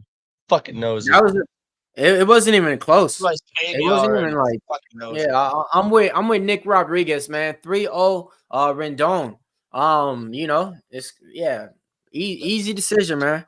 And like I said, like I'm glad because I didn't like the fighter like that. You know, I just put her in the parlay earlier on because I thought, you know, she would be able to stuff some of the takedowns and shit. But this wasn't a girl that I was high on that anybody knew on. Oh, beautiful. No, it didn't go yet. It didn't go yet. I'm jumping in the pool regardless. I'll jump in the pool regardless. Hey, somebody get the camera on spin. Millsy, I just want to let you know we're gonna mute you so we can hear the decision on our own here on this thing, so you react live. Got it. Hey, y'all. Let's go. Look at him. He's about to jump in. Y'all better get him live when he jumps. Hey, I want to dive, too. Hey, I want a head dive. Swan dive. Swan dive. Oh, shit. Dario won. Dario won. Hey, Dario won. Dario won. Give it to us. Give it to us. Either Big Show has to Dario won. Hold on. Hey, let me start on screen. We got it, baby. Yeah. For cash it. Time. That's absolute Hey. So let me set this up for you guys. To the pool, baby. To the pool. Do we want a choke slam or a body slam? Choke slam or a body slam? My girl won. Can we get a choke slam or a body She slam? fucking knows she didn't win. Where's Mills? Let's go. Let's go, Spence. Mills. Hey, somebody get the camera on him. Hey, get Bullshit, it on him. bro. I got fucked. Put the camera on him. What y'all doing? I got fucked, bro. Rendon won that fight. That's She garbage. did, but you're still jumping in the pool. Somebody put the camera on him. We about to get 300 live. I'm getting choke slammed in the pool. I'm getting choke slammed in the go. pool. 300 Ready? live. You ready for it? Yes, sir. This is what we do at Palooza. Fucking Palooza. If you lose a bet, this is how you get back at him. Let's go. You got Big Show. Big Show lining them up. He said, hey, fool, give me your lunch money, fool. Give me your lunch money. Nah, man. It's Palooza or nothing. Palooza! Damn. Just like that. Just like that. Just like that. Motherfucker's got to be drunk. He ain't even cold or nothing. Look at him. Mills, it's a pleasure. We'll be back here in about 10 minutes for you. Let's go, man. Hey, man, it is going down. Live fucking event over there at Palooza, man. Shout out to everybody, man. But let's talk about it real quick. Did y'all think she won? Fuck it, we ain't got time for that. Next fight coming up, man. Steve Wynn taking on Jarno Aarons in there. Steve Wynn made his UFC debut on the Contender Series, right? I forgot who he fought, but he beat him and he won. Was it Cunningham? I don't remember, but he looked good in that fight. I'm on him in this one, okay? Jarno Aarons, he's 0-2 in the UFC. Last time out, he fought against who? Song Woo Choi. Didn't really look good in that fight. I know a lot of people was on Aarons in this fight, man. I like Steve Wynn in this fight. I think he's going to be able to win by decision, win by leading it up to more volumes with his strikes and everything like that. Chat, let us know who you guys got in this one. But I seen a lot of the MMA community was liking the dog. But it wouldn't be right if I didn't shout out the big dono for my man Iron Eagle in this motherfucker. He said, I thought it was as is. Okay, let's go, man. Let's go. Shout out to you, man, for the dono out there, man. Hey, everything that you guys are doing out here and giving us donos and stuff like that, it goes to the station, it goes to the company. So shout out to y'all, man. Slaughter takes care of us over at Pub Sports Radio. So appreciate all y'all for giving us donos and everything like that. Okay, they back or no? Let me see. Okay, they're setting up. All right. But yeah, so in this one, man, what y'all think, man? Parlay Genie. All right, I got you. Over 2.5 minus 160. I like that one. I like that. Big C. Fight ends by KO plus 185. All right, let's get more specific. Do you think both these fighters got the KO upside on them or what? Let's see. Let's go, baby. Let's go. But Jarno Aarons, this is what he did do. He did cut his hair, so maybe he's a new fighter, But the money's coming in on him though. Because like I said, Steve Wynn, he opened up a minus 170, and he's all the way down to a minus 155 on there. Fight goes the distance from Expressed in here. Okay. Yeah, that's the play though. That's the fucking play, folks. I like this fight going the distance, for sure. I'm gonna go ahead and play it right now because I think this one definitely goes the distance on this one. Who the fuck sending me shit? Okay, who is this? Damn, so I almost had Max Griffin on the show with us, you know what I mean? But he said he's flying back from New York right now and shit. You know what I mean? So we was gonna have Max doing some play-by-play for y'all, but he said he's flying back from New York, so can't get him on the show. Shout out to him, though, man. Let's go. Let's go. Oh, yeah, man. I need to get this bet in before this shit starts. I'm riding fight to go the distance in this one. Yeah. Let me get it. Let me get it. What y'all doing on this one, man? Anybody got round props in this one? Swig Beats. Let me know what the consensus is doing on the contest in this mug. All right. Aaron starts round 3. Fuck it. I'm laying chalk. Should I lay the chalk on this? Oh, no, I ain't laying the chalk on that. Fight goes the distance, though. I'll do that. Minus 145. Let me get it. I got it. We on there. All right. Fight goes the distance. Minus 145 on there. Damn, what just happened to my screen? They got me blurry as fuck right now. All right. Let me see here. All right. It's all good, though, folks. All right. So in this one, man, shout out to everybody in the chat right now. 75% of the bets are on the over and the fight going the distance. Hey, let me know out there, man. I don't know what happened with my camera. Am I blurry, though? Because I look like I'm blurry as fuck right now, man. It don't matter, though, man, because we're going to be cashing some bets in this motherfucker. Hey, if you're watching on Facebook, hop on over, man. We on Billy Q is a plus 108 now. This is crazy. All right, this is crazy, folks. This is crazy, but that's what we're here for. This is what we're here for, man. All right, let's get it going, man.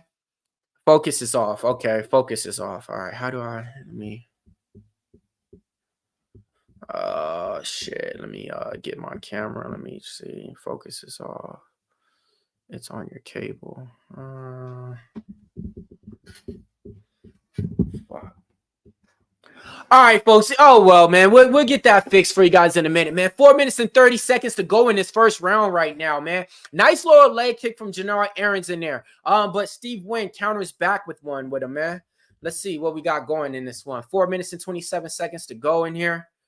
Try to get this focus for y'all, because I know y'all. I know we got some. Let me see. Audio, camera. Let me see. Touch them on. Let me try to get this right for y'all.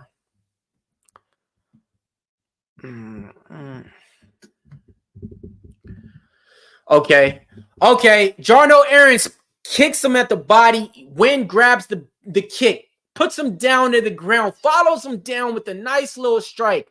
Now you got Wynn saying, "Get up, bro. We ain't going to the ground. We ain't here for that." Both these guys are up. I will say this though: the size on Janara Aaron's, I do got to give him the advantage in this one, man. His height and size is big difference. Nice cross from Steve Wynn. Aaron's is throwing with power. Aaron's is throwing with power right now, and when he hits Steve Wynn with a punch, and then he's looking at him like it didn't do anything to him, but it is though. So let's see.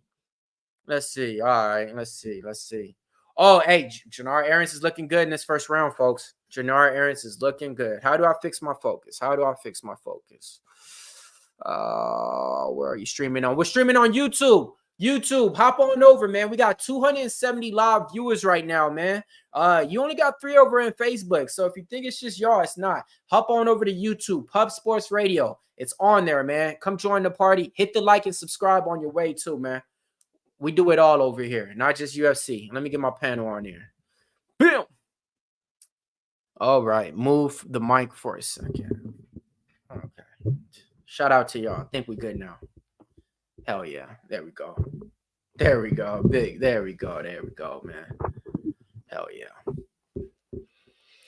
Yeah, hey, y'all in the chat, if y'all got like anything y'all want me to read out, put like a siren or something to get my attention, man, because I got a lot going on. It's hard to do this. It's my first time trying to run this show and read out the chat and do play-by-play, you know what I mean, and make bets, you know what I mean, at the same time. So I definitely do want to pay attention to the chat though, because I'm gonna be honest with y'all where it's at. Okay, let me try to move that back. Let me see.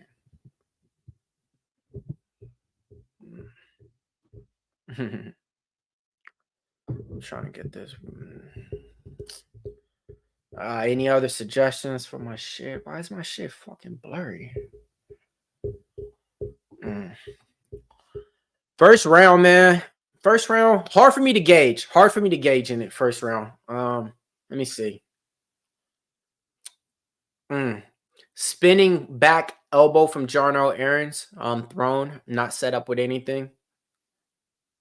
So the thing that I don't like that Steve Wynn does is when he gets hit, he literally does the who is it? The fucking the Bobby Green. He does the it didn't do anything. It didn't do anything. Like, bro, it did something. We seen it. So like, yeah, man. Shout out to everybody. Oh, nice body punch from Jannar Aarons. Nice uppercut from Jannar Aarons. Hey, Steve Wynn has a chin on him. Steve Wynn has a chin. Jannar Aarons is piecing him up. I mean, piecing him up. Oh, he's going to the body too. Jannar Aarons going high, then going low to the body. Going to the leg kicks. Aarons is fucking him up right now in this round. Oh, powerful leg kick from Aarons in there, man. Is the dogs fucking barking? Are we on the wrong broadcast? Is this supposed to be my fucking pit dog shit today? What the fuck, man? Leg kick from Jannar Aarons. Yeah, hey, all right. Steve Wynn is going to have to do something to change it up in there, man. The optics. Oh, nice jumping knee from Jannar Aarons. You see how much you were bleeding last night?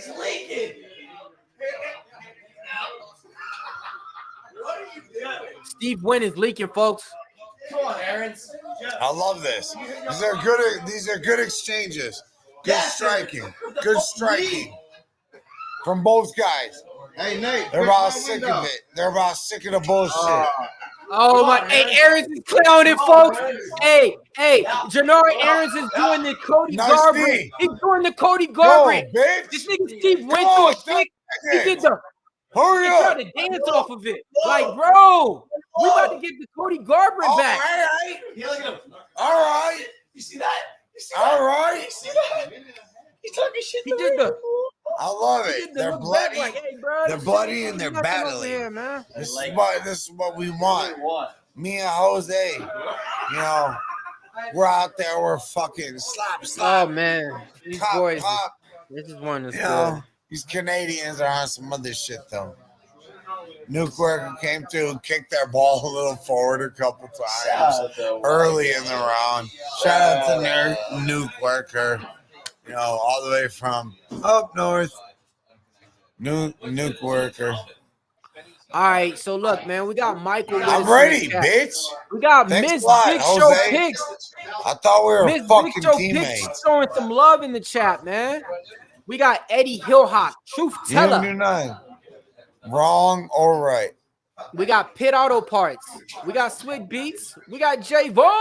Fair enough. Fair enough. He didn't do anything wrong. Or right. All right, Steve Wynn's coming forward now with energy. Let me talk this out. Yo, what up, pussies? We ain't on this. Okay. Hey, what up, Jose Slaughter? fucking Hey, took us Slaughter, Where are you going? Victor, Come here. Jeff, where are you going? T, come on. Come on, T. Let's talk this fight. Talk this fight. Let's do what we gotta do. Fuck your phone. Are we live? Yeah, let's fight. Oh, we live than live, bro. All right. All right, let's go. Let's go. So far. All right. We got Aaron's leaking a little bit. Yeah. That's what I want to see. We doing it blood for blood over here, boy. Right. Come on, blood for blood. Nice jab. Nice straight left from white shorts. But Aaron's is throwing with more power. Okay, so whenever he's throwing This with is more a pretty power. even fight so far, from what I've seen. Both these guys are leaking. That straight left jab though been working for white shorts. It's a good fight, no. But if he relies too much on that, he's gonna get clapped. Hey, somebody throw Big Show in the pool for his wife. And then it's okay. Just tell him she said to do it. Oh,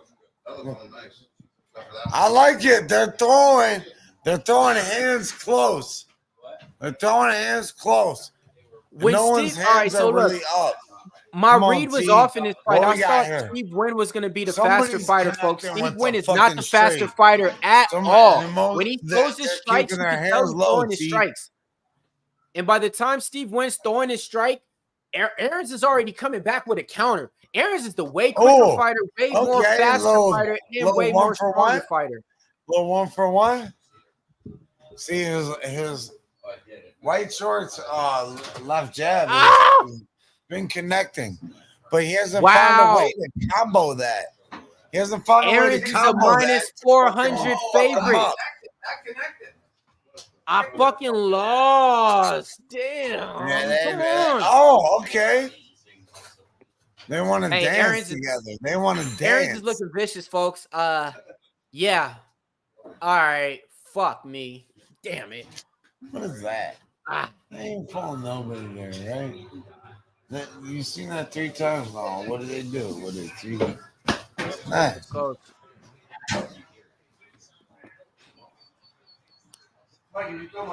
Oh man, Steve Wynn is just being a fucking pinata, bro. Whenever I said he threw it right there. No, I'm just throwing. A little straight body kick. Mm-hmm. Switch it up. Bunch of rappers. Nothing else in UFC. These are ready for a concert. Nice jab. Nice jab. Nice leg kick. My buddy was in there Christmas. Okay, way to answer back. Low 1-2 combo.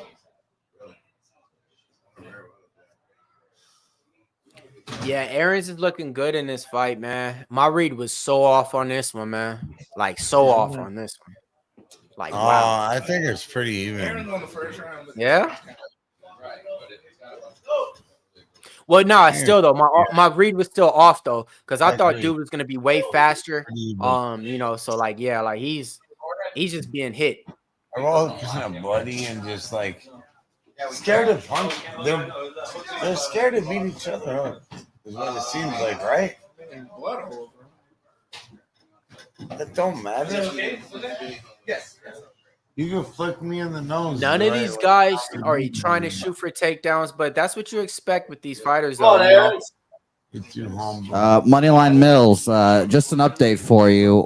We're about to run the first of the many ping pong games. Jimmy the Bag is being challenged by Spencer Penny, aka Spenny Penny Bombs. Can I put 50 on Jimmy? Yes, Jimmy is the prohibitive favorite, and we'll be going live. You'll be watching it live along with this live stream as well. So get ready for that here in the next 5-10 minutes. Love it, love it. I need side bets. I got money on Jimmy. Ask Spence. I'll put money on Jimmy. Oh, Aaron's knocked down Stephen Wynn. Aaron's knocked down Stephen Wynn. Aaron's knocked down Stephen Wynn. He's throwing now. You're fucked. Aaron's is throwing. Stephen Wynn is bruh. You ain't gonna I'm win. talking anything, bud. I'm talking fucking anything. Go inside. Damn, yeah, hey, man. All right, man. So I like MMA community was right on this one. All right, y'all got this one. All right, y'all got this. Right in there. No.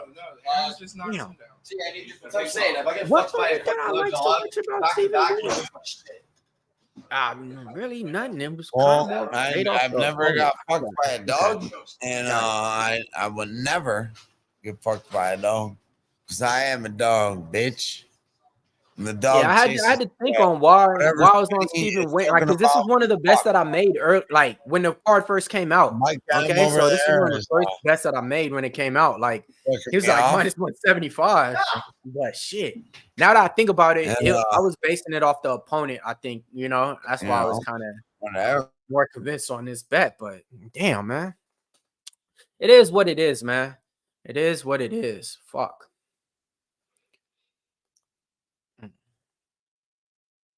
Nah, they didn't stop it, but they ain't stop it.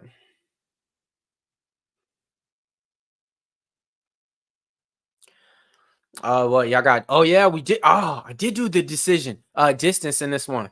Yeah. I do need 5 more minutes. I'm with you on that one. Shit. Yeah, I'm with you. Let me see. So I did make that Insta prop. Let me see. Yeah. Hell yeah, I'm with you, man. Thanks for reminding me. Hell yeah, man. We need this shit to go 5 more minutes. Minus 145, man. Let's go. Nice body punch from Jannar Aarons right there, man. Jannar Aarons is looking good, man. He's looking good, okay? That's why you can't just judge fighters, if they're 0-2 in the UFC. don't matter. That third fight, they can turn it around and go on a 3-fight win streak, man. I will say this, though, man. Not last fight. Jannar Aaron's first fight, I was kind of giving him a shot, and he lost with me. And then the second fight, I didn't look at him at all. I took Troy. Oh, let's get the ping pong going. Let me see. Oh, it is. Wait. Fuck your wallet. It's at the bottom of the pool. There we go. There we go, folks. This is how we do. Oh, shit. Hey, Jimmy, I got money on you. Say that again, Mills. I'll pass the message along. Hey, Jimmy, I want to put some money on you. As you should. As you should. As you should. We're going $100 a game here. San Antonio, Texas, Palooza 3. Spenny Penny will be first on deck. Here he comes right now. You better come with $100 to play. Hey, how many practice? Hey, you look like you was practicing. Yeah, they can practice all they want. No practice for me, no warm up. Man, hey, so look, y'all. I seen this dude Jimmy beat the brakes off of Cabby Dab. Cabby Dab was over here practicing ping pong in a hot ass day at Palooza for like an hour practicing. Yeah, people coming up there rotating, practicing with him, and got smoked. I don't even think Cab scored in that game, bro. And Jimmy just came in cool as a fan, hat backwards, and just smoked his ass, bro. Jimmy's a legend for that. So I'm sorry, Spence. I gotta put money on Jimmy in this one, man. By any means necessary for the culture.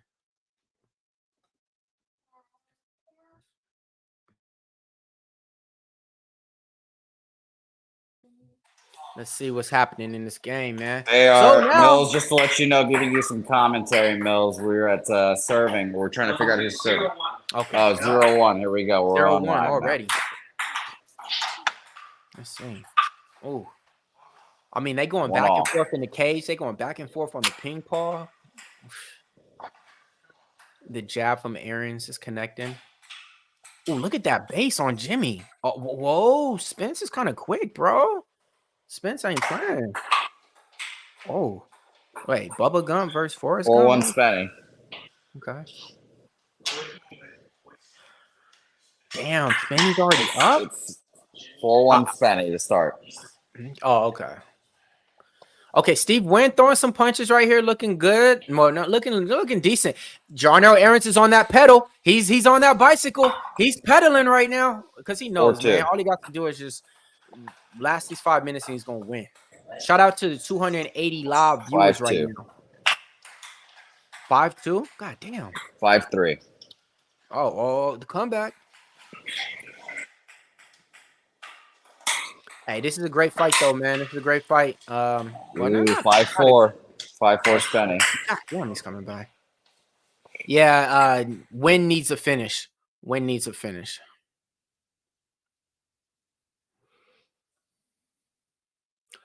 Yeah. Shout out to you, MMA Jackal. I got you. You know, we just waiting for this last round to end on this fight. The fight on this one, we gave out fight to go the distance -145 before the fight started as the insta prop. So right after this ends, we'll get you guys going with the next bet. But man, bloody war from these guys. This reminds me of Nate Diaz, man. That one fight where he was all bloody, like this reminds me of that. Who was he fighting in that one where he was all bloody? I don't know, but this just reminds me of that essence. 30 seconds to go in this 8-5 Jimmy. 8-5 Jimmy. 8-5 Jimmy. Man, Jarno Aarons with the jab. Fight IQ on point. Cardio on point. Jarno Aarons did not look tired at all. At all. Yeah. 9-6. 9-6. Oh, I remember that year. Jarno Aarons is doing what he's doing, celebrating. The fight is over, folks. Both these guys are bloody in the fucking cage. Wow, Jarno Aarons, man. He put on a great performance, folks. I mean, great performance in this one, man. 10-7 Jimmy. Okay. 10-7. Whoa. Good. Yep. He came back already? God damn. Jimmy's in the lead. Damn. That was quick. Dad, do with chocolate milk. It was Jimmy and Spenny in a battle right now, folks.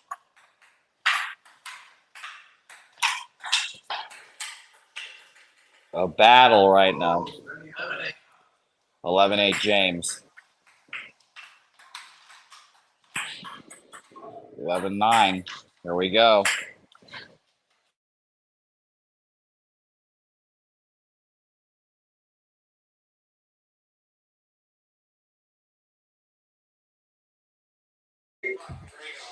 All right, getting tense up in there. Let's see, man. But yeah, these judges, man, we already know which way they're gonna go.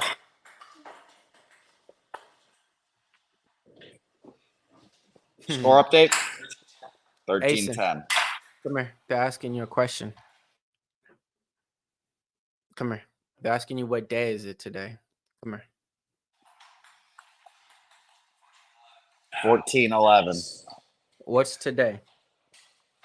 5. No, what's today? Saturday. Saturday. Saturday. And what are we doing? We play a game. Tell them Pub Sports Radio. Pop Sports Radio. Yeah, Jannard Aaron's won, man. He was able to get that one in there. Man, I mean, he looked good. I mean, he looked real good in there, man. Winning by unanimous decision, coming out 0-2. Damn, did you see that serve from Spence on that one? Looked like he tried to spike that shit into NASA. Wow, Jimmy just won a big round there. 16-11 Jimmy. Playing a 21 for 100 right now. Damn, okay. Nice. All right. Next fight, man. We've been getting a lot of fucking fights going to the decision. I don't think there's been one that didn't go to the scorecards yet, folks. But this next one, man, you got Miles John, 13-2, taking on Cody Gibson, 19-9. Miles John opened up a -120 favorite. He's all the way up to a -145. The story on him, his last time out, he was able to get that win in a fight that they got overturned because he had some type of like Adderall pill or anything like that. Cody Gibson, his last time out, man, I think it was against Brad Katona in a fight that he 2011 match point, Mills, for Jimmy the Bag. Let's go, match point. So in this one, game? Jimmy the Bag claims his first victory tonight. Damn, $100 a game. And Gabby Cab's next 100. here soon. That was an easy 100, man. Hey, how easy was that 100, Jimmy? Mills said, hold on, let Mills say that again. How easy was that 100? That looked like it was easier than Cab. All right, hold on, Mills. We need to hear you. Give me 1 second. Gotcha. God, I'm damn, Mills, he didn't sorry. even break a sweat. He didn't break a sweat. He did not break a sweat. All right, Mills, go ahead with your question. I'll pass it along. Hey, so Jimmy, how easy was that, man? On a scale of Jimmy, 1 how to easy 100? was that? On a scale of 1 to 100, Jimmy, how easy was that?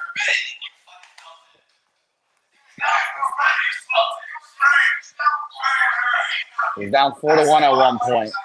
Jimmy, how easy was that? 35, Mills, at 35. All right, so look. Are you gonna give him a rematch? You gonna give him a rematch? Yes, he's going right now. Rematch again, so it should be interesting. Hey, Jimmy, don't take his money no more. That boy need money to fly back home, man. Don't be taking his money like that. He need money to fly back home. All right. There we go. All right. Uh-oh. You hear that, Ick? No.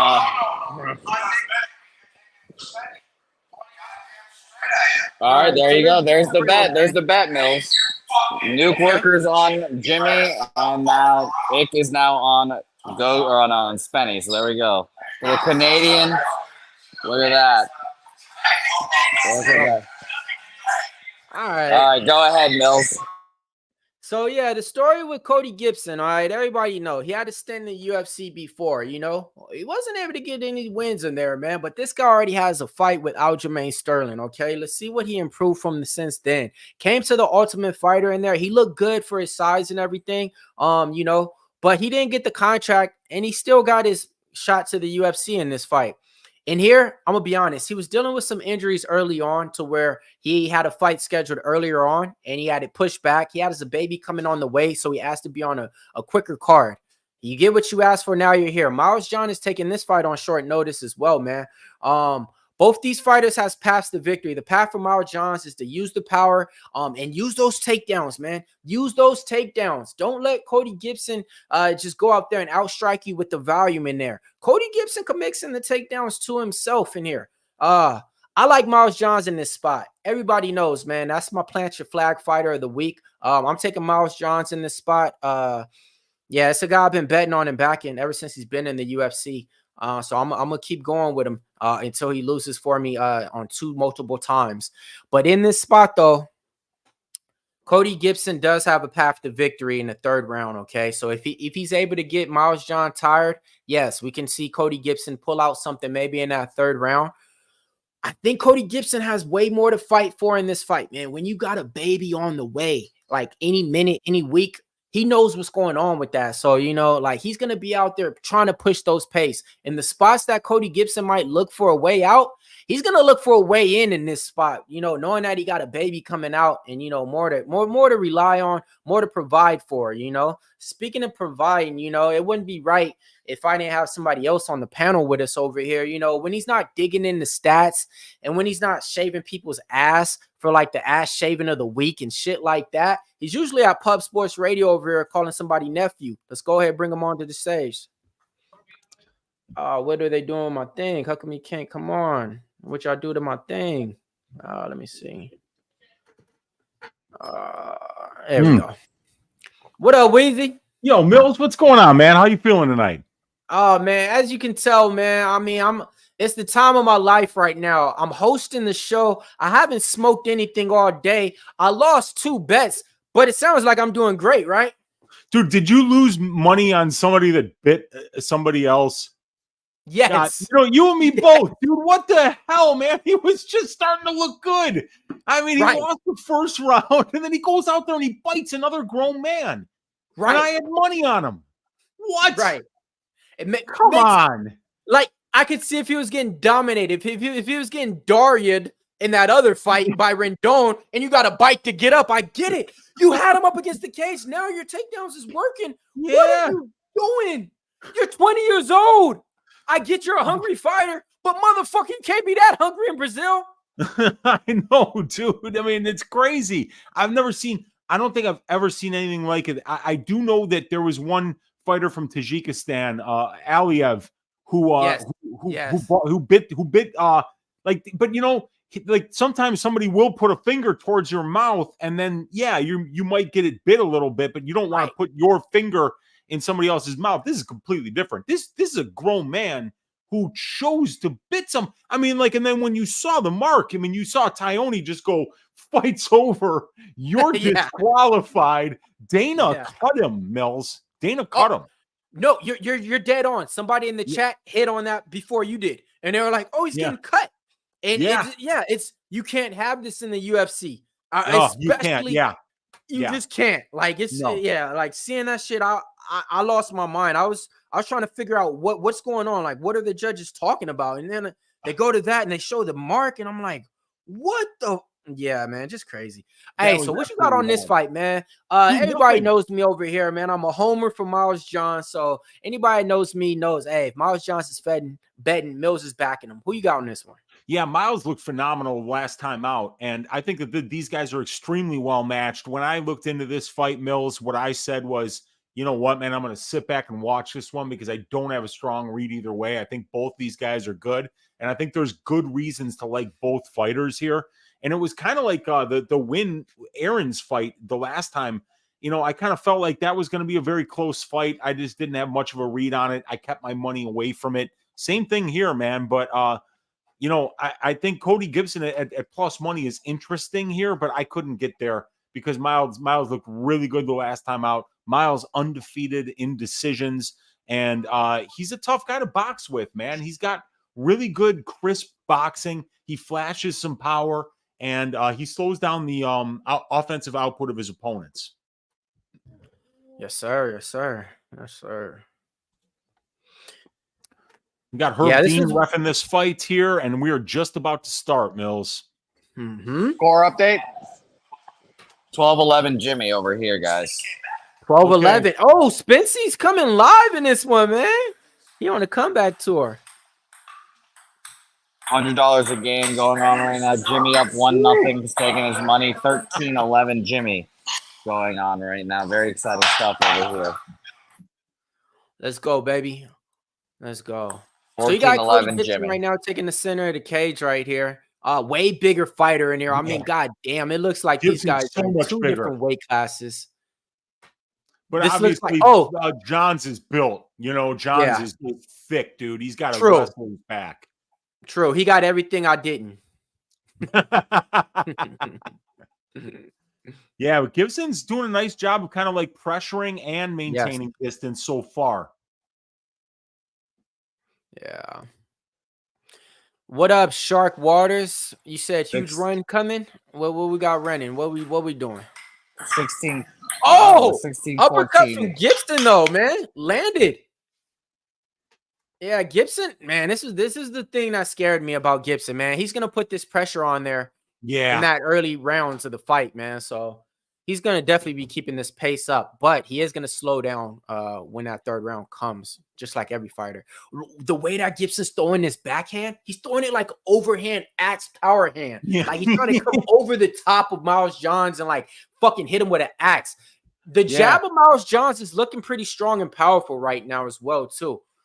But Miles John is not throwing enough. We're at the 3-minute mark, and this guy probably throwing about 10 punches. Cody Gibson's coming forward with forward pressure. Even just like put a takedown attempt on him there and gave him something else to think about. Right. But you know, Miles is kind of used to being the guy that kind of like sets the pace, and Cody's not letting him. You know, Cody's saying, you know what, we're gonna fight at my pace today, man. I'm gonna pressure, I'm gonna throw more, I'm gonna stay in your face. We're not making this into a point fighting battle. We're gonna scrap here. And I love guys like that. You know, that's what Cody Gibson has in common with Kurt Hollabaugh, who we'll see later on today, Mills, is the fact that these guys are just going to bring it. They're going to stay in 16 game point. And Gibson just landed a nice knee in the clinch there. He's kind of got like that front headlock on Johns, but Johns got out of there, and now they're back to the center of the octagon here. And Gibson gets right back on that pressure, Mills. Right back on that pressure. 2018 Jimmy the Bag right now. Oh, and there was just a little bit of a takedown. Was he blocking the kick? Top here. Yeah, like it was just like I think they both kind of shot a takedown at the same time. Right. And Johns was just lower. So Wheezy, this is what I want. This is what I need. Just stay on top. Give me some top control and give me some ground and pound. Because you're not make him carry your striking weight. Exchange. Here, I can add up some strikes now in the ground, but Cody Gibson's already fucking out striking him on.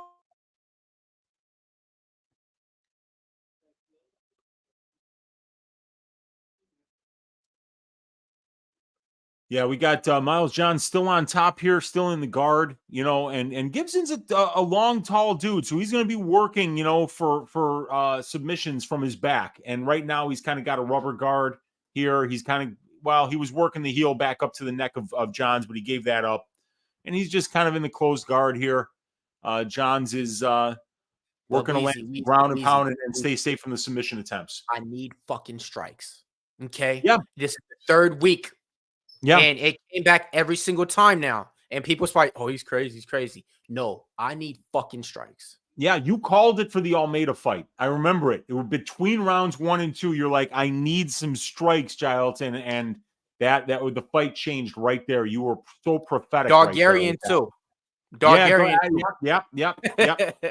Yep. So that's why I was like, Yeah, you were dead on with that. And you know what, too, Mills? I made a bet. I made a bet on Daria Železniakova this week simply for the reason that I said, this is like a 50-50 fight. But if they're not going to score control time and top control time, I might as well bet on Železniakova because she's gonna land the better strikes at distance. She won that fight. That's what we have to do as gamblers. We got to adjust to what the judges are doing, and if they show us some consistency, we can bet into this now, and we can start saying who's going to do more damage. If this person, if fighter A does get takedowns, are they somebody that's doing damage on top? If the answer is no, then, maybe they're not going to win the fight. Yeah, nah, facts, man. Very close first round. That was a great first round there. Yeah, it was. So live lines, Swig Beats, where you at, man? You got us updated with all the live odds out there. Let us know. He opened up a -145 and closed out a -150. So let's see where it's at. I'll get on Bet Online and I'll let you guys know what's going on with the Bet Online. Where is my MMA? I can get tennis and table tennis, but I can't get fighting. Oh, there's fighting. There we go. All right. Looks like Miles John's a -160 favorite after round one. -150 favorite. Okay. All right. Okay.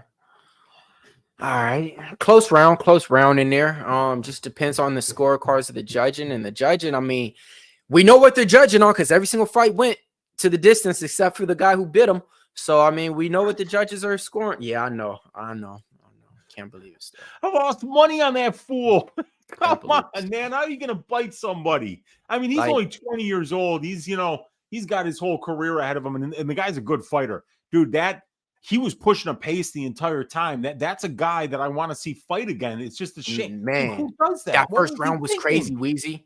They were giving us a gift. We had a boring first fight that was so horrible. That second fight was making up for everything.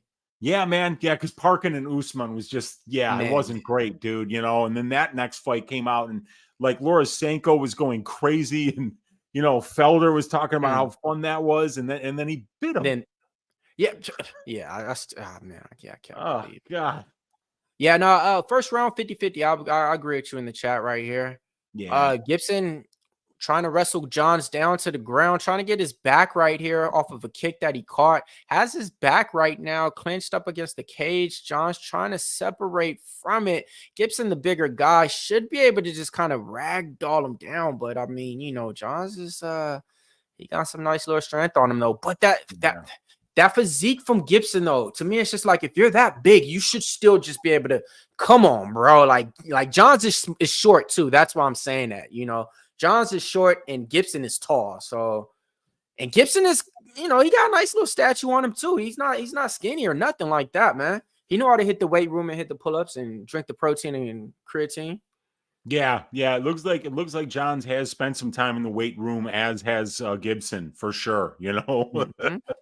Nice uppercut from Johns right there. Yeah, that rear uppercut right there. Getting a little leaky on Gibson's face. Looking a little bloody. Nice little jab from Johns. But this is the Johns that I hate. When Johns does these stupid power punches the way he puts his whole body in it, he doesn't connect with them and he wastes so much energy throwing it.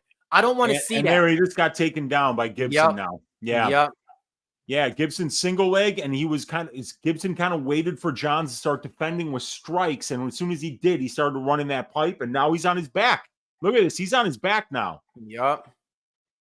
So body triangle in for Cody Gibson here. 256 left in round two, and he's got the body triangle in, and right now Miles is in a whole heap of trouble. He's got his back taken. He's probably going to lose this round if he doesn't find a way to get out of this position. But right now, Cody is going to be looking to finish here.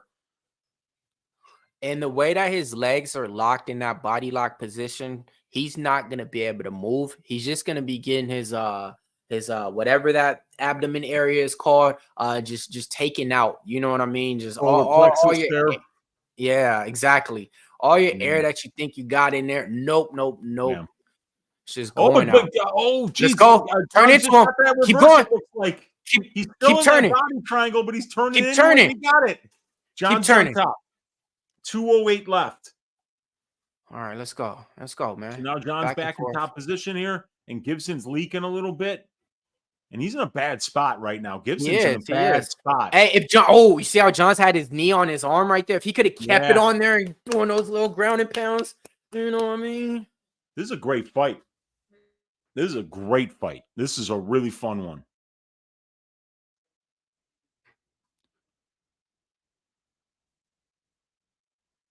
Johns is still on top here. Minute 34 left in the round. He's kind of landing a little bit of ground and pound, staying on top here. He's looking to take the back. Gibson gets back up. And right now, Johns has got some clinch control time here on the fence while Gibson's kind of looking to separate, get back to range here. Let's see what happens.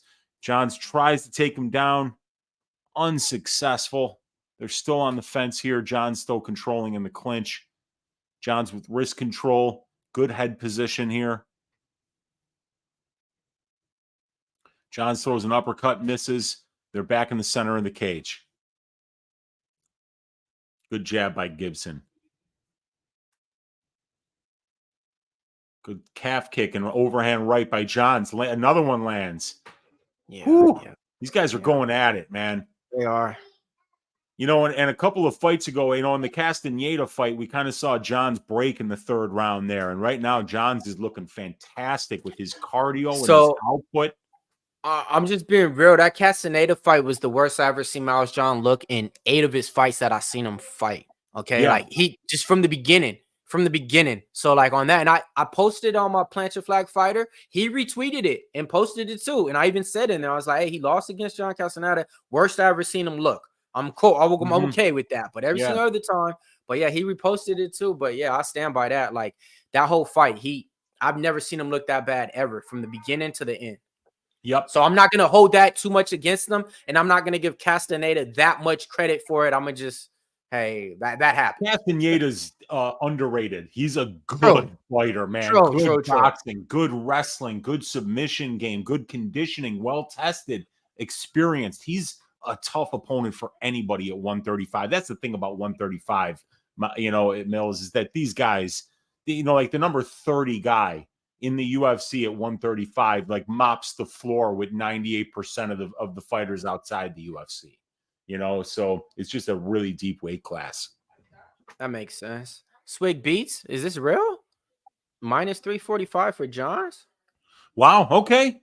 Yeah, let me look at Bet Online here. Bet Online, Bet Online has Johns at minus 450. Minus 450.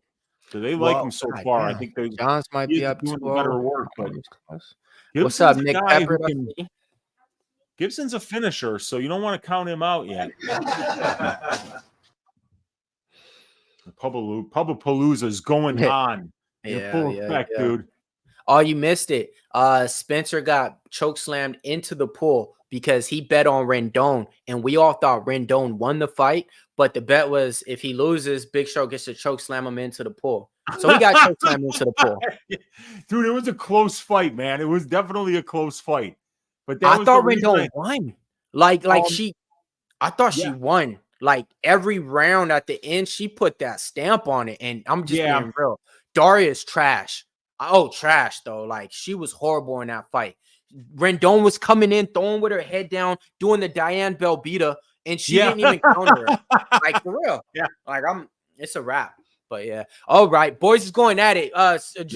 Miles John going for a single leg switch to a body lock. Body lock got him pressed up against the cage. 4 minutes and 20 seconds to go in this last round. Let's go, Miles John. Keep this pace. Keep this energy on here. I'd rather see a clinched up fight to end the round now. Why? Because it's a close fight. And if you could just do something now to where you're not leaving yourself out there to be exposed, hey, Miles Johns, maybe we could go ahead and cash this shit, man. Your boy has finally arrived. Yeah. Yes. Cheers to the chat. All right, Billy, you take over for a sec. I got to refill my beverage here. I'm getting lit up tonight, ladies and germs. Cheers. I'll be right back. I'll be right back. Man, so look, man, it's only right, man. One comes out, the other one comes in. Shout out to this guy I'm bringing on. I'm going to be honest with you guys. You know, we go back and forth. We've been doing it for years now, man. Mills versus Briz, Bills, whatever you want to call it. But my man, Billy Briz, has been smacking bets for the last 3 weeks. maybe a little bit longer. So whenever it's right, I always got to give him his props, man. He's been smacking some good bets out there in UFC. College basketball, he's been hitting some too. I think he's like 3-0 to start off the day. But let's go ahead and bring him on the show and see how we're going to get paid. Cheers, boys. Cheers. Shouts to everybody in the chat. We're not down in San Antonio, but I'm at the second best place possible here with my guy, fucking Mills, betting on UFC. What? Hey, Briz. When's the last time you seen 280 live viewers? Last week. Cool. Why? I don't know. Maybe. Yeah, no, it's been a while since it's been at 280. It's been at that like 150, 160. We've been rocking all. I lost that first bet of the night, though, man. I had that underdog shot from the shooter box camp. The kid fucking bit his arm. I've never lost a bet before off of somebody biting another person's arm. Yeah, we was all with you on that one, man. That one was crazy, bro. Like that first round was looking intense. It's looking like it was about to be a fight. They just got robbed of fight of the night. They just lost out on 50 G's, both of them fighters. That's crazy. That fight Miles was Johnson incredible to that point. Doing exactly what I wanted him to do. 2 minutes and 14 seconds to go. 2 minutes and 8 seconds to go. Now they split up the cage, okay? Now, Cody Gibson, if you want to do anything and bring your baby some more money, you're going to have to try to push the pace in there because my man Miles Johnson's looking like he's up on these scorecards right now, man. Good he's coming with the cross. Dude, he's just doubling up the cross like, hey, boom, boom. Like, come on, man. Miles John's undefeated in decisions. This guy finds a way to win minutes in every single fight that goes the distance.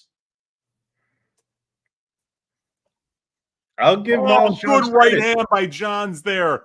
And This is Gibson on just hit short it like notice. a flapjack. Wheezy, this is on short notice, right? For Miles Johns? Gibson was supposed to be fighting Davey Grant. And the Johns is the short notice replacement because Grant got hurt.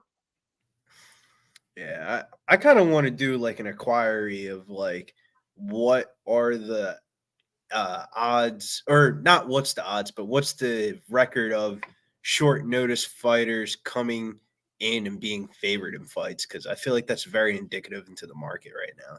Very rarely do you see short notice fighters come in as favorites. Yeah. And sometimes it's a huge advantage. Like for instance, if you're a grappler and you're replacing a guy that was a striker, you got a huge advantage. Like I remember when Eros Medic fought that dude Orobay, Oh my God, Orobay, yeah. Medic was supposed to fight. I forget who it was, but it was like a pure striker. And this guy Orobay is like a pure wrestler. He accepted the fight on less than 48 hours notice, and Orobay killed him.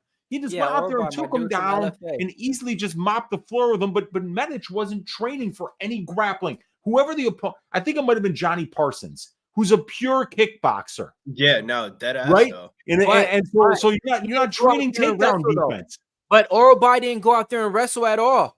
He didn't go out there and wrestle or was Medic on that one. Oh, he beat him on the ground. Oh, yeah. He wrestled him in the first, got him down, and beat him up. And then in the second round, I think he finished him with like a rear naked choke or something. But yeah, he definitely took him down. Hey, Miles John looked good to end the fight, right? Yeah, he did, man. That was a great performance. His cardio looks phenomenal. I think Miles John won 2 rounds to 1. What do you guys think? I thought he won UNAM 3-1. I think you could. I think John either 2 rounds to 1 or 3-0. To be honest, I thought it was a UNAM decision 30-27. Breaking news. The UFC just cut Igor Severino. Yes, they cut him. Yeah, Brady told me. Not surprised. Not surprised. Yeah, man, you can't go around biting dudes. Hey, I'm gonna be honest, Weezy. That's not just the UFC thing either. That's like life lessons with your Uncle Weezy. Just don't go around biting other people ever. Facts. It's like the Paul Daly. Look, right when that happened with Paul Daly in the UFC, I knew he was going to be gone and never going to come back. So it kind of reminded me of that. So I was like, oh, wait, nah, there's no way you can just come back from this. Like, it was Paul Daly's first fight in the UFC. It was this kid's first fight in the UFC. So it gave me back those flashbacks, though, man. Yeah, I feel bad yeah. for him though, because I thought he was just starting to turn the corner, and the tides. Man, I It want was to one of cash those. this The shit. tides Though. were starting Y'all to know I want to turn. cash this shit. Y'all know I want to cash it, bro. Don't do me like this. What's the scorecard? Hey, let's go ahead. Hey, I got 3 G's in life, folks. Stick to your guns, stick to your gut, and stick with your guys. Miles Johns dropping bombs, baby. Minus 125. Plant your flag fighter of the week. We cash it, baby. El Chapo, shout out to you, man. You already know how we do over here, man. Stick to your guys, stick to your gut, stick to your fucking guns, boy. Let's go. Let's go. Woo! Woo! Good balls. Plus Money wants to know if Severino still gets dental insurance through the UFC. Now, I mean, that's a question that we have to ask the professionals, plain and simple. I mean, I don't think any of us on this panel are qualified to answer that question. We don't have access to the contracts of the UFC, but that is an excellent question. And if somebody that's qualified could give us an answer to that, that would be phenomenal. That's what I'm talking about. Plus Money came in with the big dono. Then he came back in with those witty comments that I know him for, man. Shout out to the 306 live viewers right now, man. We pushing numbers over here. We pushing weight, man. That's how we do over here, man. Shout out to everybody, though, man. Shout out to the chat. Shout out to everybody in the cash, man. Hey, y'all. I'm gonna get off the stream right now, because AJ Verse wants me to get off the stream. So I'm going to let y'all just rock out and hold it down, y'all, all right? So y'all been doing a great job holding it down before I came. You know what I mean? For all the 4 fights by himself. So I'm going to let y'all keep doing what y'all was doing, y'all. Y'all have a good night. Oh, man, Mills is funny. I wanted to ask Mills, though, what he had in this next fight of the night, because these are 2 of his guys. Mills put me on the dude that Julian Erosa is fighting. Where's the prelims? Ramos.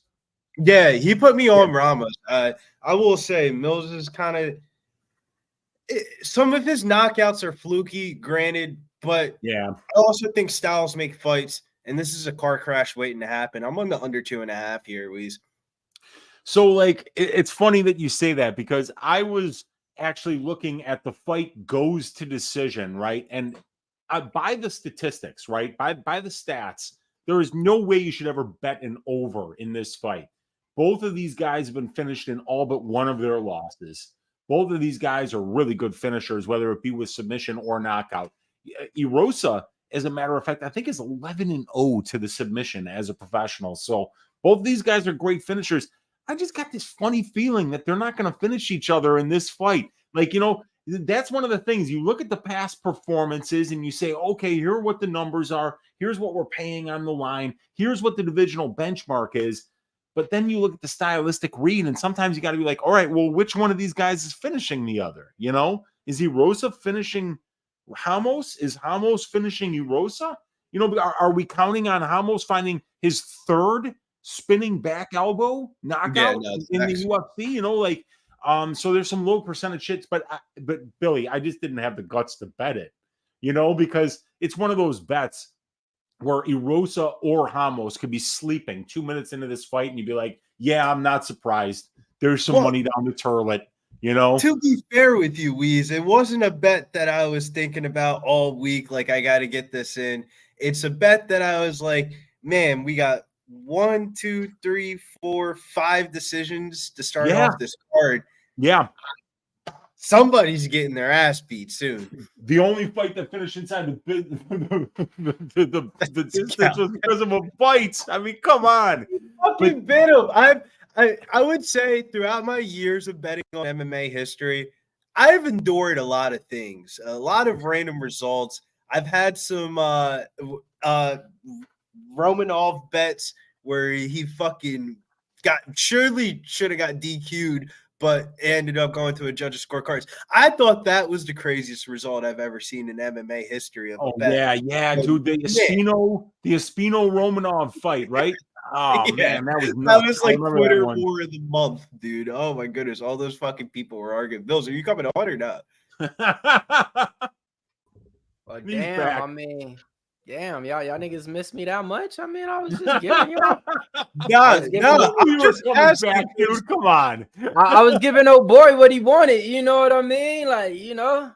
AJ worse said more Wheezy and Bills, less Bills. So it's like, damn, would he tail it better something and lose? Because I mean, we all lost off the dude that bit his arm. I mean, it is what it is. No, MMA. it ain't that. You know, I don't even know. To be honest, I never seen his name before and shit. But I'm usually used to getting hated by my boy Nunya, so I could take it from Nunya.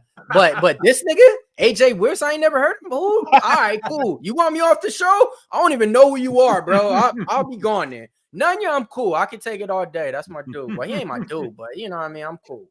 But some new guy talking about me, and I've been doing this solo right now with nobody on the panel. Come on now, bro. Yeah, but you know, I'll let you guys into a little inside. The craziest part though was Nick's response. I was like, wait, what? What do you mean, Nick? Like, what? When we were talking earlier to fucking Boston Nick, I was like, wait, what do you mean?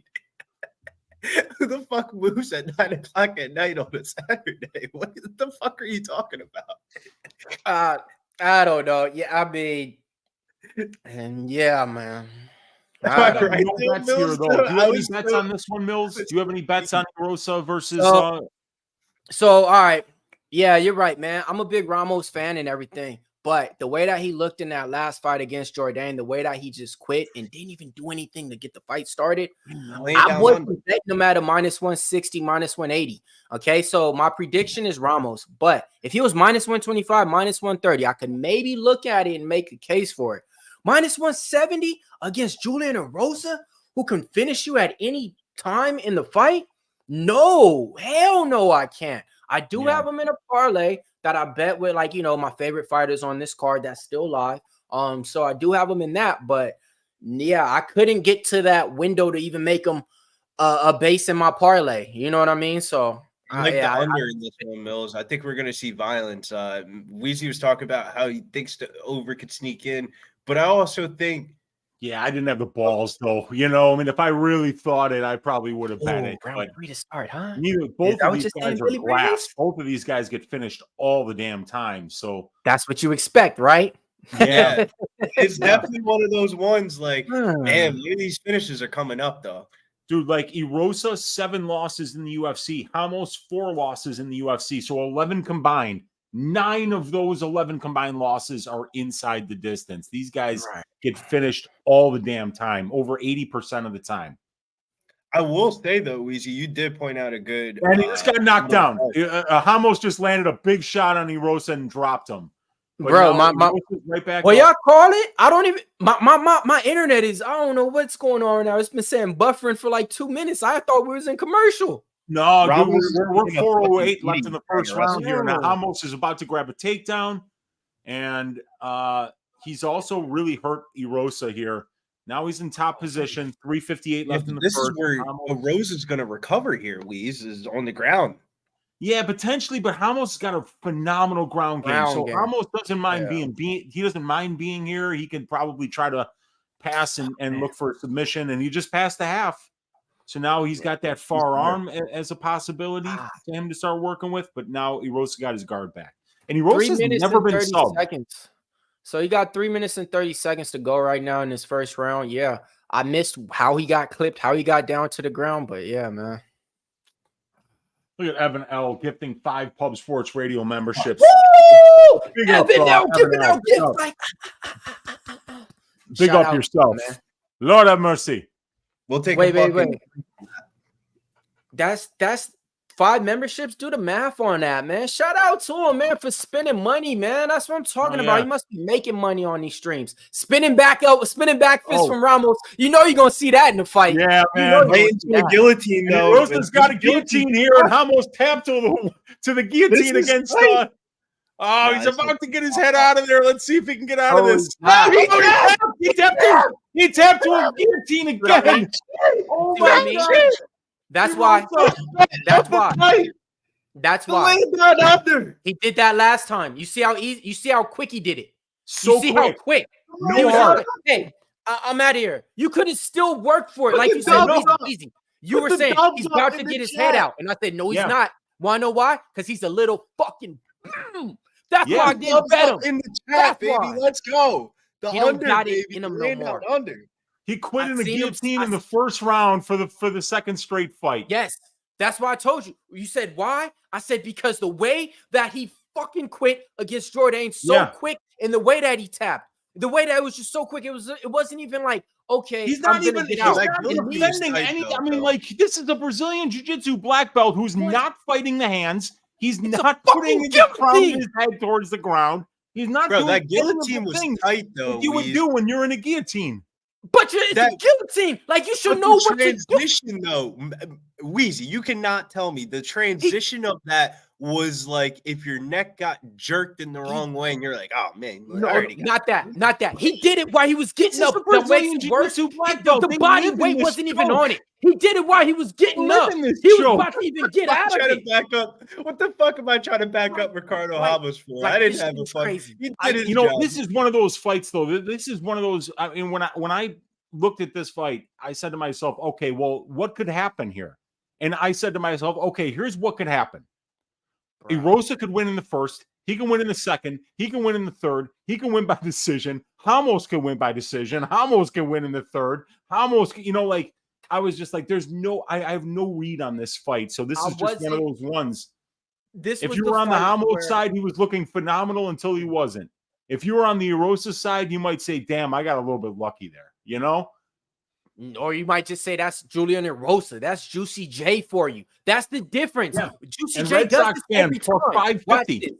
Watch this. And Ramos does this every time. Quits like this. Yeah. That's why I'm used to it. That's why on this one, hell no. I could not do anything with this 170. Had him in the parlay. Yes, lost that. But I wasn't convinced on this, and I didn't. Yeah, bro, I couldn't. Yeah, this is why. It's a difference. 13-0 to the submission. 13-0. Julian that's why I Erosa. bet the fucking under and not the fucking. That was his 40th professional fight, Julian Erosa, and he's got 13 wins by submission, and nobody has ever submitted this dude. That was crazy though, Weez, because the way he slapped on that guillotine and just it was too much awkward movement. Ramos got the takedown. He got the takedown, and he wasn't in the choke when he got the takedown. Erosa no, he was. He was. He pretty much was. But his head was there. He was in half guard. He was in half guard, and then Erosa regained guard, and then he adjusted the choke. Right, so he wasn't in it. And even there, Erosa was coming off. This guy Ramos is a quitter. He's a quitter.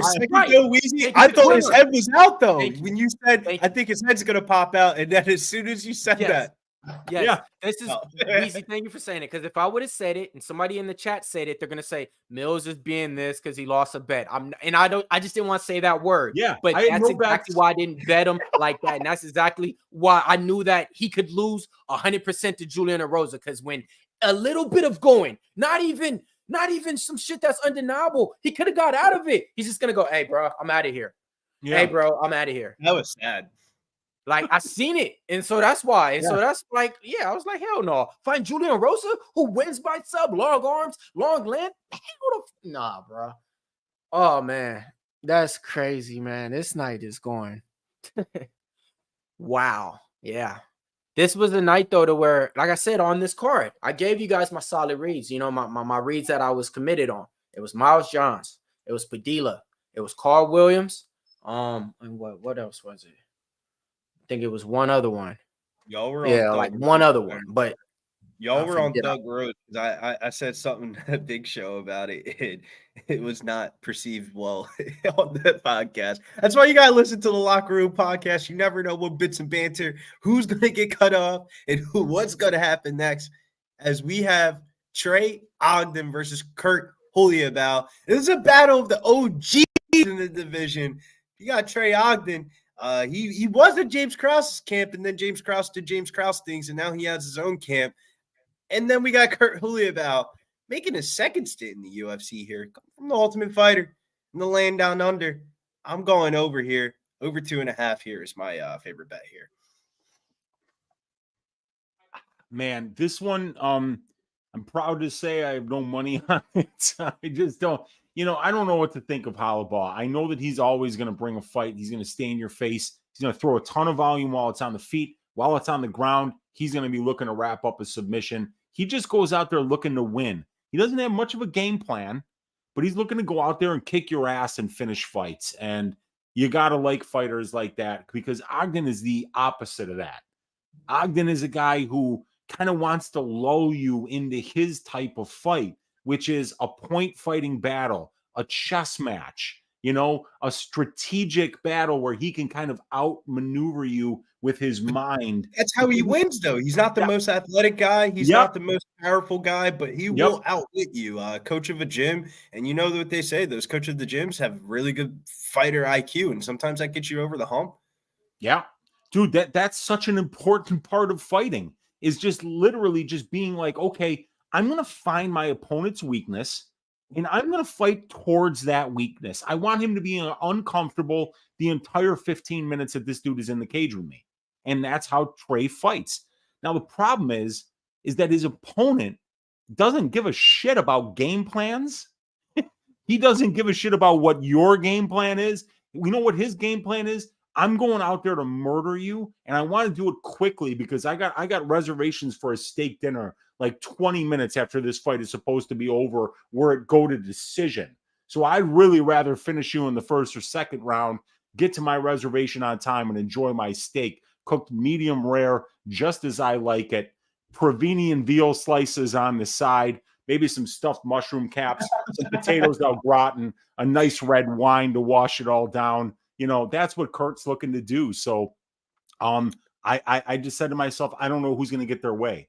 You know, because I feel like Trey Ogden's wrestling might be where I could sneak in the over here, because the over bet was more on the fact of like, do I want to bet the over? Do I want to bet Trey Ogden? The price tags are the same. Over 2.5 on FanDuel was 152. Everybody else had 175. Trey Ogden's about 150, 160 where you look. If Trey Ogden wins, more than likely it's probably just outpointing somebody else. I don't think the Nicholas Mata result is going to happen again. That was probably one of the worst, correct me if I'm wrong, one of the worst stoppages ever in UFC history was Trey Ogden beating the fuck out of Nicholas Mata. That was all. Yeah, poor Trey Ogden, man. That was I needed it. I had Nicholas Mata. Nicholas Mata came in plus 400 versus a debutante in his next fight. Everybody thought he was ass. And what did he do? He went out there and he smashed Tom Nolan. So I can't get a good read on Trey Ogden. I bet against him with the Jordan Levitt fight. I thought he was a bum. But as I did more research about Trey Ogden, his life, what he does, he eats, sleeps, and breathes MMA. So it's not one of those. It's not a fine-hearted fade, because it's like, man, this is a type of guy that it's crazy that you would say this in UFC, because you would think everybody would be fucking smart. But sometimes when some fighters fight to their optimal game plan and they have a fight IQ, sometimes it gets that's the main variable sometimes that you look for. How many times do we see these athletic freaks in here, or a guy like Igor Silva fucking fight somebody? I kind of want to know what I'm getting before the fight, and what I know I'm getting out of Trey Ogden is a good, solid effort and a win or a loss. So when Lima was yelling at the ref, like, oh, he's doing something to me, I'm like, what is this bitch yelling about? Is he got the finger in the glove? Oh, did he get his finger in the glove? No, he bit him. He bit him. I mean, like, I was like, oh my God, I can't believe this is happening. I can't believe it. The best part is the language barrier, because the language barrier was like him talking in a fucking Portuguese. Brazilian is not a Portuguese name. Flashes his fucking arm. He's like, look. Like, oh my God. And Dana had the nerve to show the camera. He got to show the camera. Like, he's like, look at it. There's just these bite marks on his arm. You know, I was bitching. Think about that. Like, you could actually have like your corner man bite you before the fight starts and be like, hey, just put his head in your armpit. They're never I'm gonna go like this. Once he has his head down on me. I'm gonna go like this. I'm gonna pour the. Hey, they're gonna name it. I'm gonna pour the silver. I'm gonna pour the silver. the Lima Silva on him. Just. So we got a little distinction in the chat here. Contest consensus actually has Kurt Hulabau here. 52% for Kurt Hulabau, 9% by decision, 38% by KO. And kind of what Weezy was saying, this dude be whooping motherfuckers' asses when he does win. And we got a little Understand Boxing here. We got a chat on chat battle. Understand Boxing's on Trey Ogden, and Matt W is on Hulabau, the Shine. Which one will arrive? Because usually, sometimes in MMA, the easiest way to break it down is by fading the older fighter. But both of these gentlemen on the back end of their career, this is an OG on OG battle. And is that Razor Sharp picks down there? Razor, I apologize for the Igor De Silva bet. I had to apologize to my guy Razor, because if Razor's betting fucking 5 fights in a row, he must be rolling in on some fucking revenue from March Madness. Shouts to everybody out there in the world. I know if you guys had Oakland, that was a heartbreaker, but you guys got the cover there. 6.5 point dog ends up getting through the window. Every favorite has won on the NCAA card tonight. Illinois is blowing out Duquesne. Tennessee's blowing out Texas. Is the dog of the day really about to be Creighton? Everybody and their mom's betting Creighton, or Creighton's dog's got it. Creighton's the favorite. I mean, not Creighton, Oregon. Everybody and their mom's betting Oregon. That line opened up at 6.5 goals, and it's all the way down to 3.5 at some places. A lot of money's coming in on the Pac-12. Pac-12 has looked good in the NCAA tournament, but we're about to see who looks good here in this UFC fight as we're underway. Kurt Hulabau, Trey Ogden. Yeah, Big's money come in on Kurt Hulabau to close out too. Trey Ogden closed out at a -130. He was sitting at a -155 all week. That's crazy. Right before I came home. So it's the opposite. It's the opposite. Money's been coming in on the favorites. But now money's coming in on the dog on this fight before it started in. So that's telling. A lot of money came in on Ricardo Ramos from last night to today. I was shocked that it went like that. Billy, this girl named Daria Kanzakova, who's trash. Remember, I said this on the stream, on the podcast. Y'all was like, "Oh, what the fuck is you betting this Russian girl for?" I was like, "Bro, I think she's gonna win." She went from a minus, literally, on stream while it started. She went from a -260 to a -320 before the fight started. Takedown by Trey Ogden. That's crazy though, Mills. Last night, right? I was typing up everything for the betting card. You gotta type up the subscriber picks. I had Daria by KO or decision -185. By the time that I took a piss, a smoke, and came back inside, the line went from -185 to 190 to 200 to 250 on the money line. And I was just like, all right, hands are off. I'll throw in some personal parlays, but I feel bad giving out a fucking 250 chick that probably. Yeah, she was trash, bro. She looked bad in that fight, bad. I'm never ever gonna throw her in a parlay. I threw her in a parlay, a big parlay with everybody, but Ramos. But she didn't done. Sometimes people have their worst performance in their first fight. It happens literally all the time. So you got to be real careful about that. Because she pulled out the win. She did more damage. She won as a favorite. But she's an older fighter too, though, right? So she's not somebody that's just going to go back to the drawing or what? I don't know. She looked a little bit older. Barbie, Shanna Bannon versus Daria. Blondie versus Daria's only 28. She's only 28. So she could do better next time. But guys, what happened, dude? I see Trey was on top right away here. Did he get a quick takedown? Was it a knockdown? Yeah. What happened? Yeah, he went for a body. It was just a regular double leg open mat takedown. It wasn't against the cage or anything like that. Open mat takedown.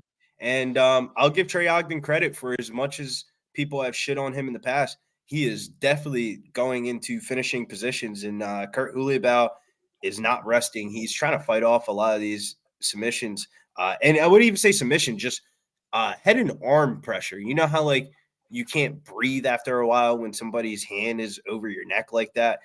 Kurt Hulabau's got to find a way to get up here or just at least make it out the round. There's a lot of time left for him to be on the ground right now.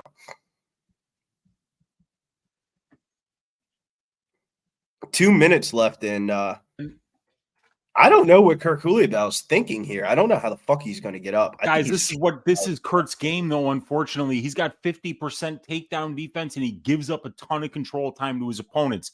The thing about Kurt is that he loves to go for submissions. So a lot of times these guys will spend way too much time on their back. And right now, Trey's like really close to a Von Flue here. I agree. Like Trey, he's got that shoulder pressure right in the throat, and but he doesn't have the arm trap. He's been having it there, right? Yeah. And he see how it's been there. He's been having it there the whole round, to where at any time, if he really just applies pressure and does what he wants to for about 20 seconds, he's going to be able to do it, because he's been having it there to where he doesn't put him on that defensive mentality to where it's like, oh, I got to do something right now. So yeah, just a little sneak. Hopefully, Kirk Hulibau here's the clap, clap, clap, and there's a minute left here because you got the he's round. He's just got to figure out a way to hurt Trey the next time around, man, before he gets put on his back. Because to be honest with you, what did we talk about before this fight? What does Trey do well? What does opponents do poorly? Because he's a well-rounded fighter, he can bring whatever game plan he needs to bring in order to exploit the weakness of his opponent. Kurt Hulibau's got 50% takedown defense, gives up almost 40% control time. And Trey is exactly like you would expect him to fight against an opponent with those weaknesses. That was a middle school open mat double leg. It wasn't anything like special. It wasn't anything like this is a great takedown. This is like, oh, you came in too close. I'm going to scoop your legs up and we're going for a ride. It was crazy, man. Damn, they're not going to swing the weed. Wait, Razor passing on the weed after round 1. Razor down there passing on the weed. Look at these boys. Tehran said, "I'll hit that shit." Shouts to Trey Day in the building. What happened? What happened? They lit the L.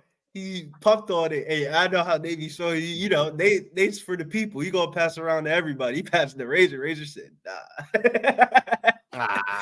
Razor. You don't want to fall asleep there.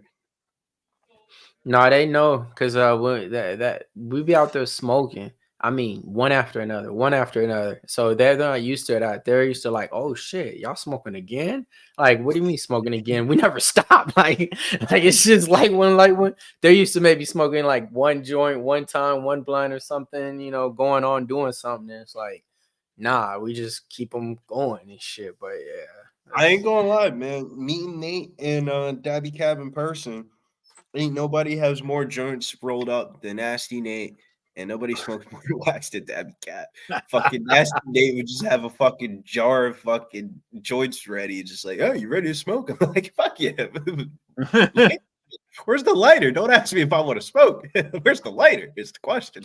So beginning the second round, though, I believe Kurt did lose his first round against Austin Herbert last time too, and then pulled it out like later on in that fight, right? The problem though here, Mills, is in the first 15 seconds, Trey Ogden is landing some shots. Big leg kick, big overhand right, and Trey's bigger. Leg kick by Trey Ogden. I mean, he's getting tossed on the head, on the feet. I thought Trey Ogden was the spot in this fight. You know what I mean? Minus 150. You were confident.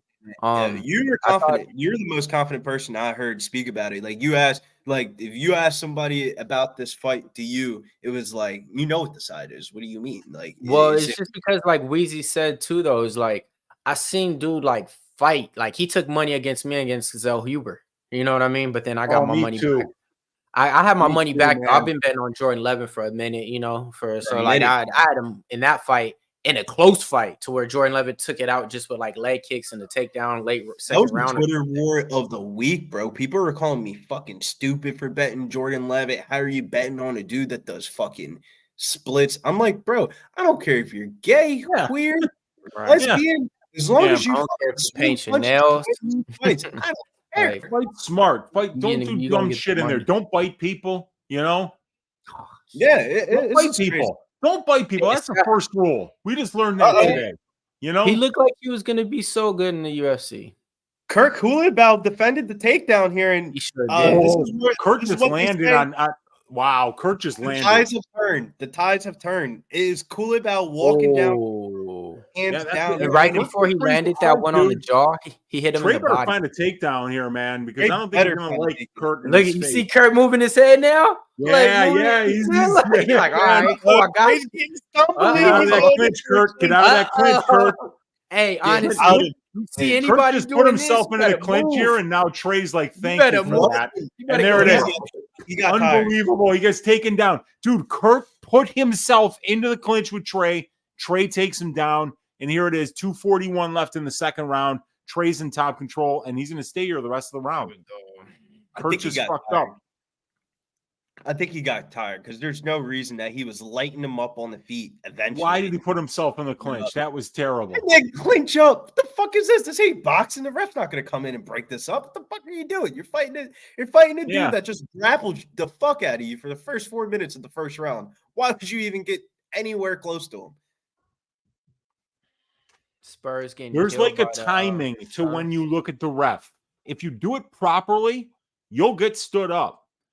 But you have to do it properly, man. You can't be the one initiating the eye contact. You got to wait you got to lock him down, wait for the ref to say something, hold him there for another 3 seconds. Then you look up at him very briefly, come back. Then they're going to stand you up. You know, you got to do it properly. There's strategy to this. Right. And look at Trey Ogden just winning. But Ogden's doing enough though to keep active. Just with those shoulder strikes, doing those little Conor McGregor roadhouse shoulder strikes that he's doing to him, you know. He's Trey's had the looking most good, man. Positions, man. Trey Ogden, man. I'll give him credit, man. You give him the right matchup, man. He'll definitely take advantage of it. You give him any matchup. How to matchup. win. If you give him any matchup, he can figure out a way to use his strengths to match your weaknesses. He's going to find that weakness in your game and find a way to exploit it. Thank God. It was about trying to grab the left arm of Trey Ogden because there's too many unanswered shots here. And I'm going to just be honest. He fights as smart as he looks. So yeah. And he looks pretty smart. And if you look at his physique right now, he's an absolute unit. You know, this guy is not around. Yeah, he's like, man. No USADA. Oh, cool. I can do this extra stuff. Like, yeah. You can catch Walt Harris, but I own a gym. You know, I know how to do this properly, you know, and he looks great. He looks phenomenal. And when it came down to it, I'm gonna be honest, man. I wasn't on Hulabaugh at all. I thought Hulabaugh was losing that fight against Austin Herbert, and then he just came and caught him with some stuff too. So like, I'm not on at all. But Kurt, what up, G? Kurt's a guy with an 85% finish rate, so he finds moments. You know, he's not a minute winner. He's not a guy that goes out there and beats you over 15 minutes, outgame plans you. He's a guy that stays in your face and never goes away and just like keeps coming and finds a way to finish you. And this fight ain't over yet. I promise you. We saw. Hey, Kurt. Billy, you go ahead. No, go ahead. My bad. Go ahead. No, I was just saying we saw him have a good first half of the second round. He's gonna be live in the third. If he lands something big, you know, he's gonna be live. So we'll see. Billy, don't you got the over 2.5 in this or something? My bad. Let me tell you a story though. Let me tell you a good story though. You know, while he's the man, I gotta talk about the man. So first time I met Trey Day, you know, him and Sharpie had their own Airbnb, and they're like, "Yo, come slide. We'll smoke you up." I said, shit, that's all I need to hear. Let me go grab an Uber. So I grab an Uber, and me and Trey are smoking. Me and Sharpie laughing and shit. We high as hell. We end up going back to Southtown 101. And this is reality of, like, you can open carry in the state. And Trey's like, I think I should leave my gun in the car and shouldn't bring this into the bar. I was like, wait, what? He said, like, two joints just, like, laid there like they're fucking – I don't even know, like their ashtrays or something like that in the car. And I was like, okay, I see how Trey Day gets down. He ain't all talk. That's my in between 60-second great story. Make sure if you guys are down there in the San Antonio area, go visit Pubapalooza. Down in Southtown 101. Get yourself a drink. Best food in town. Ask Wemby. He loves it. Hey, G, I got you. All right, man.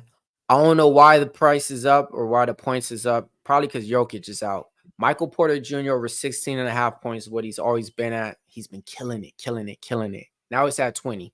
pretty sure he's gonna get it because I'm pretty sure Jamal Murray's probably not even playing. Look that up and see. He's over at 20 points. His rebounds at 7.5. He's usually at 6.5. He usually kills both of those. I would take either of those, or I would take both of those, or just aim at one that you can target. But I guarantee both of those probably been hitting at an 80% clip 4 out of the last 5 times that they played too. So Michael Porter Jr. over his points or over his rebounds. He's a guy that usually, earlier this year he was getting like 13 rebounds in certain games. Trey Ogden, another takedown. 3:57 left in the third round, but 0 time left in the fight because this guy Holloway can't get up off his back, and Trey's gonna win this fight. We just need this to squeak over because I don't know how much Coolabal. I don't know how much Coolabal can defend this because it gets to a point sometimes as a fighter you just get frustrated. I feel like. And when you're fighting a wrestler, like I was watching the anybody watch the Rampage Jackson podcast or no? No, I haven't seen it. I was gonna say Rampage was talking about this the other night. He was saying, you know how much I hate fighting a fucking wrestler. You're just grabbing my legs the whole entire time. He said, take a fucking chance, take a chance, throw some hands. Don't you want to get paid more money? Because I do. And he's like, I'm a wrestler and I don't even like wrestling guys. That shit's whack. And Ben Askren's like, what do you mean? You take a guy down, you pound him out until the ref stops it. How is that boring? And he was like, come on, man. And I was like, yeah, I'm not gonna lie. If you guys have not seen that podcast, watch the podcast.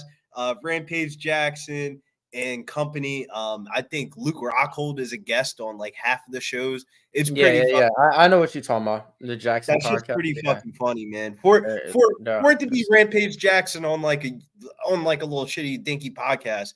Another one I watched was Dana White on Kamaru Usman and Henry Cejudo's podcast. Great insight for what we're possibly could see for the upcoming year for the UFC. And folks, everything that Billy just said is more interesting than what's happening in this fight. So that's why we're not saying the play-by-play. Well, we were talking. Trey Ogden is just on top control, doing nothing right now. Okay, we were talking because we cashed it, baby, over 2.5. There we go. You didn't. All right, because I knew that was on your prop list, but I'm like, you didn't say anything about this or anything before the fight. So I'm like, I said, look, I know it is. So I'm just like, am I nervous? Yes. Like, nah, you was good on that one, though. Like, because think about it. It had not one time of almost finishing, really. No, Trey. If Trey Ogden really wanted to, and Kirk Hulaval was younger, I feel like he could have head and arm choked him pretty easily in part of this 6 minutes of control time. Yeah, Trey Ogden's just laying on top right now. This is the thing, though, man. He's not doing no striking. He's not doing no submission attempts. If I'm the ref, I'm pulling these guys up and I'm saying, you guys are 2 men. Get up and fight. Like, get up and do what you signed up for. He's doing just enough. And you know what? And frankly, at some point, right, if you're the referee and you see Kurt Halabaugh not even get close to getting up at any point, you're like, at some point, you're like, come on, man. Don't look for me to help you. The Kurt's got to do better than this. This is not Khabib Nurmagomedov on top of him. Facts, you know what I'm saying? It's not. But Trey Ogden right now is looking like Khabib because, Kurt just has no ability to get up off his back. So, Kurt needs help. But I don't know if the ref's the man to help him. I mean, like, the ref's the only one that can at this point, I'm just being honest, man. At this point, yeah, I got Ogden to win the fight. The ref is now clapping, saying you got to do something. No, bro, you let this go on for too long. You let this go on for a little bit too long, like, to be in a 15-minute fight and watch when we look at the time control and then know it went like this. It didn't go up here beating him up. It didn't do none of that. It went here hitting him with his shoulder. Like, bro, you're not even going to punch him in the face. No, man, I'm hitting him in the shoulder. Like, come on, man. Like, at the end of the day, yeah, we win the bet, but I want to see a fight. That's what I watch these things for. I want to see violence. I'm in the old school days. I like to see people when they get knocked the fuck out, people when they get choked unconscious. These people nowadays are tapping. Like, what are you doing? Like, go out like a man. Have some respect for yourself in the art. Tapping when the guy is hanging off of you and your head is halfway out of the choke. I mean, like, what? Ricardo Ramos, why? Right. Right. Dude, like these guys, these jiu-jitsu guys, right? I mean, like anybody, yeah, I mean, I'm not like this storied judo player, but I've been choked out so many times because that's just what happens when you're in a gym, right? You get, like you get choked out sometimes, and like Yeah, right. You're not looking for a way to say, hey, stop. You know, you're not looking for a way to say stop. You're looking for a way to, hey, maybe this could work. Maybe I could breathe a little bit more. Maybe I could hold my breath, like something, right? And here's the thing, Mills.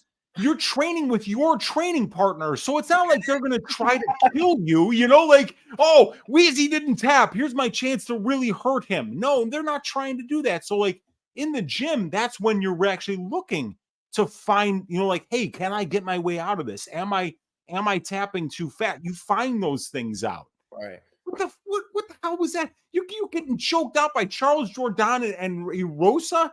I mean, come on, man. You're a black belt. You're supposed to be like this world champion guy. Yeah. I don't know. That's man. facts. I got some breaking news. I don't know how breaking news it is. It depends on if you're a college basketball fan or not. But Dusty May has officially agreed to a deal to become the next head coach of the University of Michigan, the once Boca Raton FAU fucking Owls that had their historical run ended this weekend. Coach is going on to bigger and better things. Go get them paychecks, Dusty May. Oh, man, Boca Raton, they had that shit fucking popping this year. I had never seen celebrities at a FAU collegiate basketball game, and they won't be there next year. They'll be at Michigan. Shouts to Dusty May. Go get paid, young man. There you go.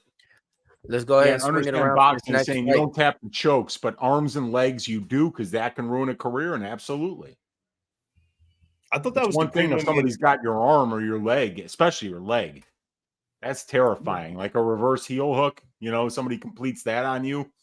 I thought Trey Ogden was. Now that I can speak about this freely after we cashed it, to be honest with you, watching that whole entire fight, I thought Trey Ogden was going to lock up a head and arm choke. It was perfectly there the whole entire time. But yeah, his opponent did a good job of just defending, like not allowing that to happen. And so Trey was never in a place where he had to do anything.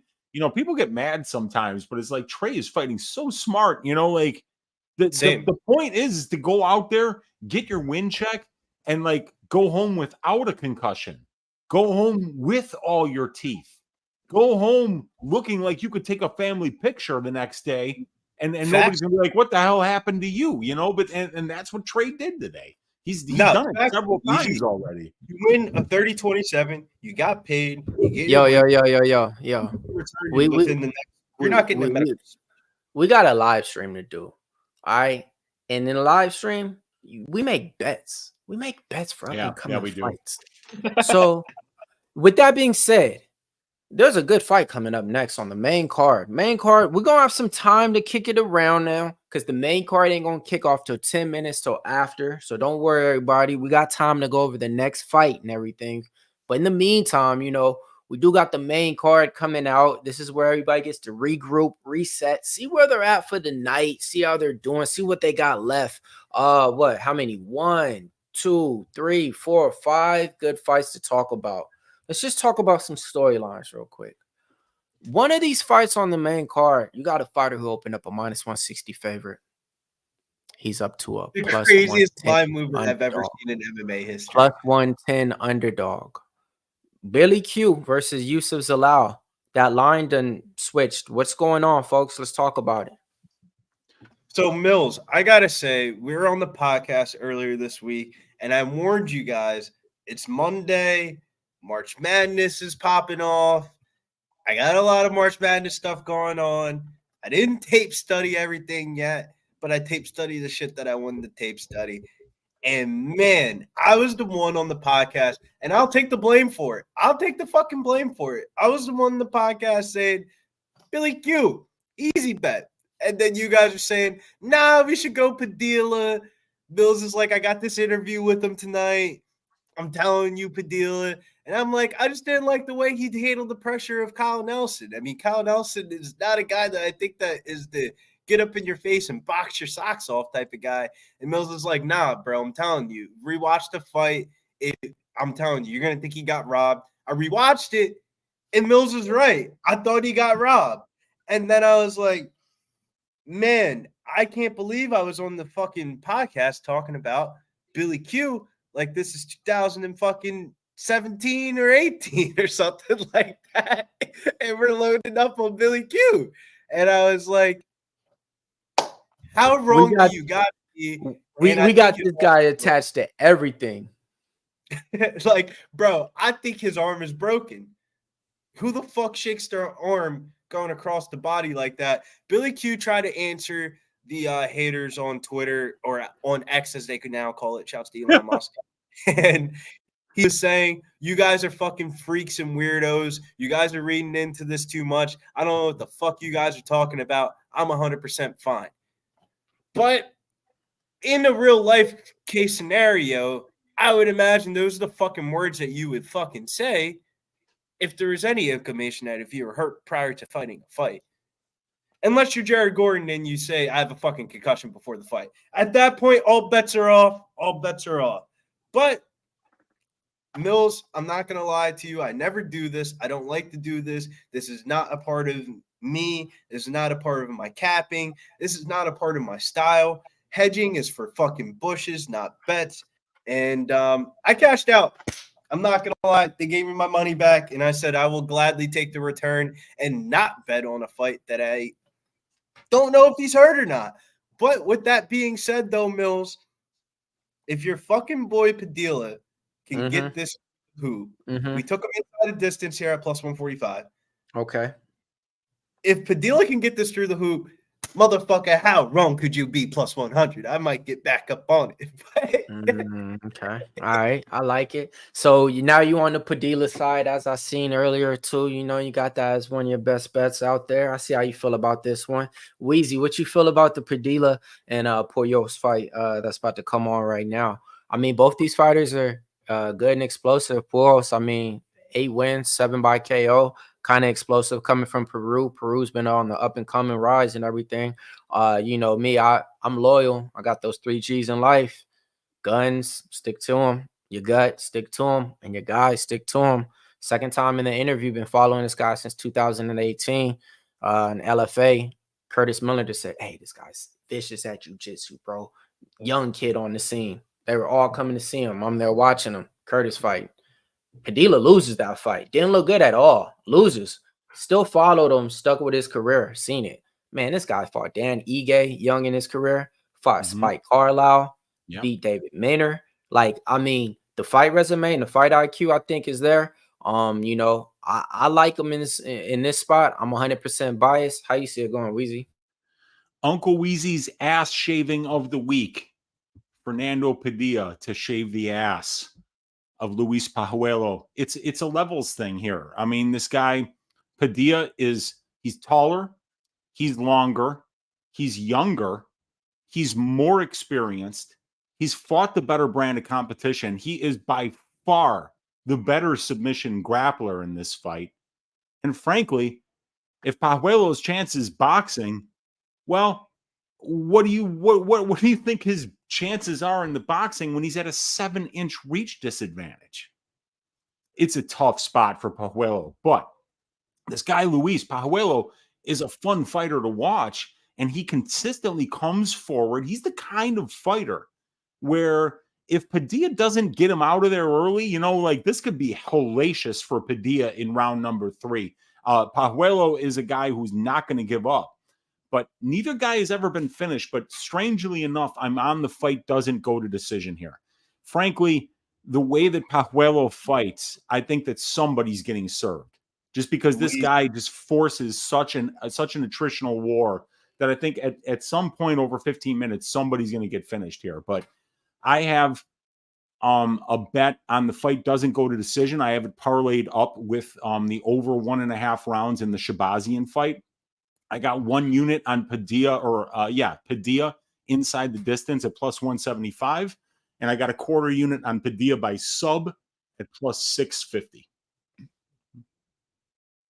Wheezy, you couldn't have broke that down any better. All jokes aside, like, you're speaking to the choir here, because originally how I started off was, say what you want about Padilla. He might not be UFC level, but if there's one thing that he's going to do, he's going to make the fight entertaining for people to watch. He's going to get up right in front of the other person's face, and it's up to the other person if they can handle the pressure. And one of the things I got concerned about Padilla was the way he was handling pressure from Kyle Nelson. And is it betting recency bias? Maybe so. Or is that maybe just him? I don't know. But you're speaking to the choir, man. That no distance is really speaking to me here. I want to see if I can, like, get in on this in some. And here's the thing, Billy, you got to be conscious of this. Neither one of these guys has ever been finished as a professional. You know, so whenever you're betting no distance going into two durable guys, that's a very dangerous bet to make. But the stylistic read means so much. And this guy, Pajuelo, fights like his hair is on fire. So I think that because of how offensive-minded both of these guys are, neither one of them are particularly defensively minded. I think you're going to see a lot of spots where one of these guys gets the other one in trouble. And I think even if it does go to decision, you're going to wind up saying, oh, we were on the right spot there. That could have finished like 5 different times. It just didn't finish. And I think, like, if it does finish, you're going to say, my God, we got that at minus 160. Can you believe, you know, with those two guys, the way and how incredible of finishers they both are, that we got it at that price? My second question is this. You talked about the reach advantage and how you were on the sub prop of Padilla. Mm-hmm. Do you think it's because of the arm length that he could maybe sneak off something that we're not all expecting here? Because you make a very valid statement about it being 550. Where did it open at? Like 700 or something? I think you could have got maybe even plus 800 at some point, you know, like early on, but I think maybe like plus 700 was there. I think I got plus 650, but I'm happy with that. I just put a quarter unit on it, you know. I just think that, and if this fight goes the distance, I'm out 2.25 units, but I'm fine with that. Even though I know that neither one of these guys has ever been finished, I'm fine with that because I think it's a great anchor spot. I think it's a great underpriced spot because of the way that these guys fight. And I think that there's a big levels thing here. This guy Padilla is better everywhere than Pajuelo. Pajuelo's got that dog in him, but he's fighting a guy that's just better at MMA. He's more experienced. He's taller. He's longer. He's a Brazilian Jiu-Jitsu black belt under the 10th Planet system. This guy has got all kinds of submissions from his back, triangles, arm bars, triangle arm bars. You know, he can get guillotines, Darce chokes, anaconda chokes, north-south, any kind of choke this guy is capable of getting.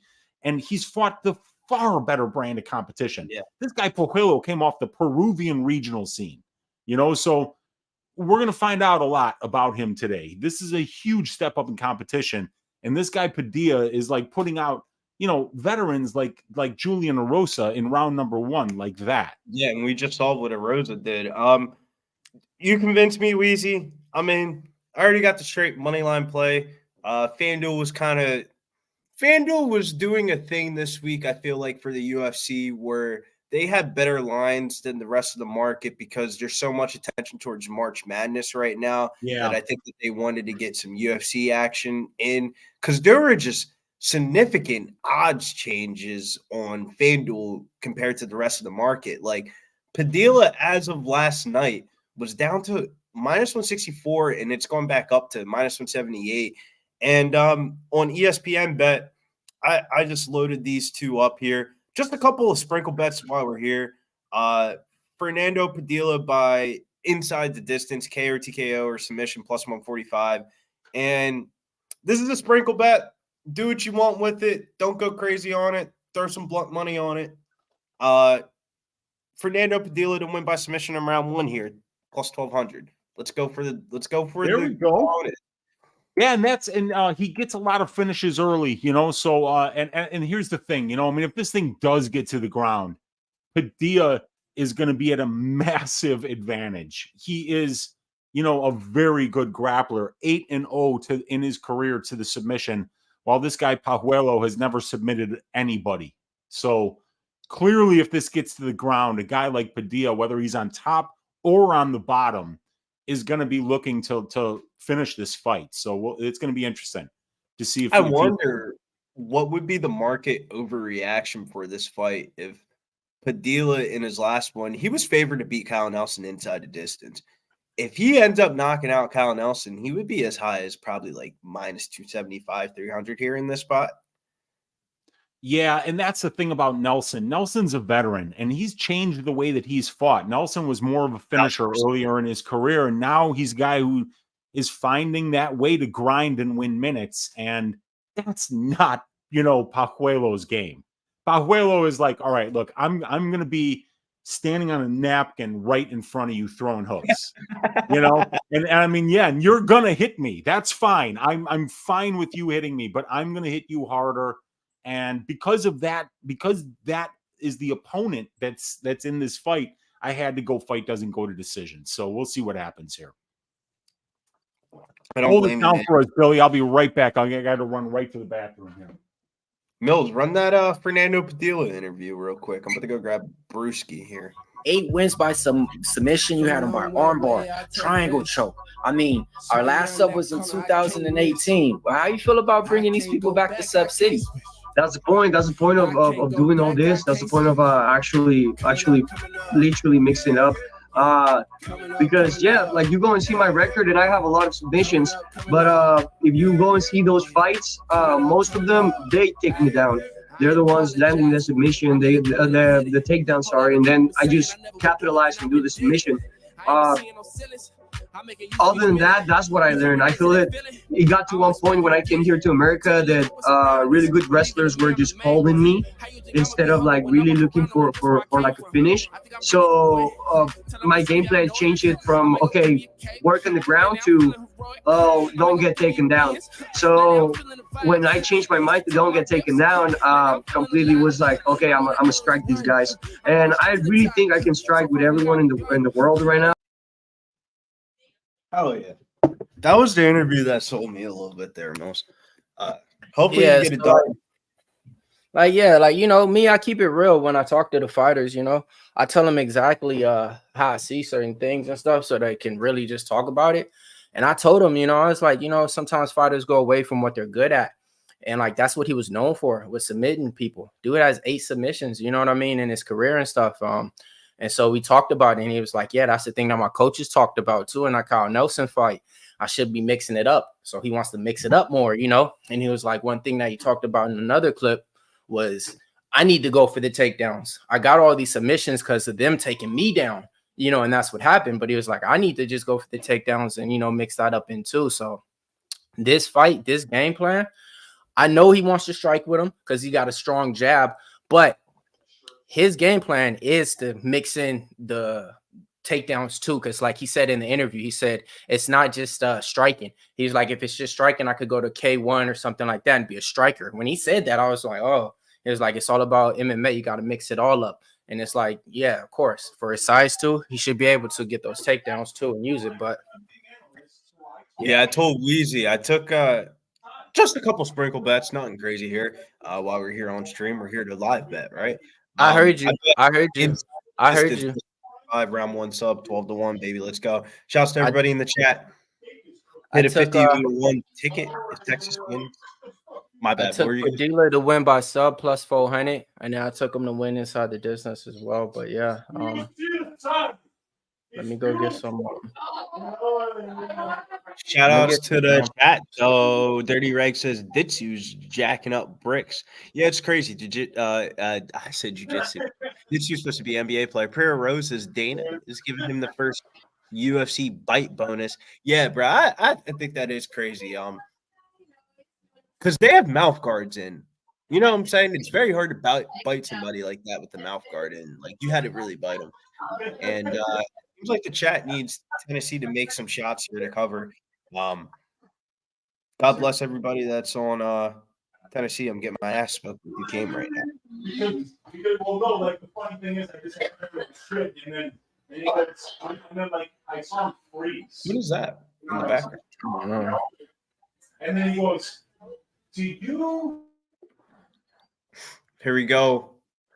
To be honest with you, I think this is a squad ride here. Shouts to Swig. Whew, that's when you know I've been drinking a little bit too much today.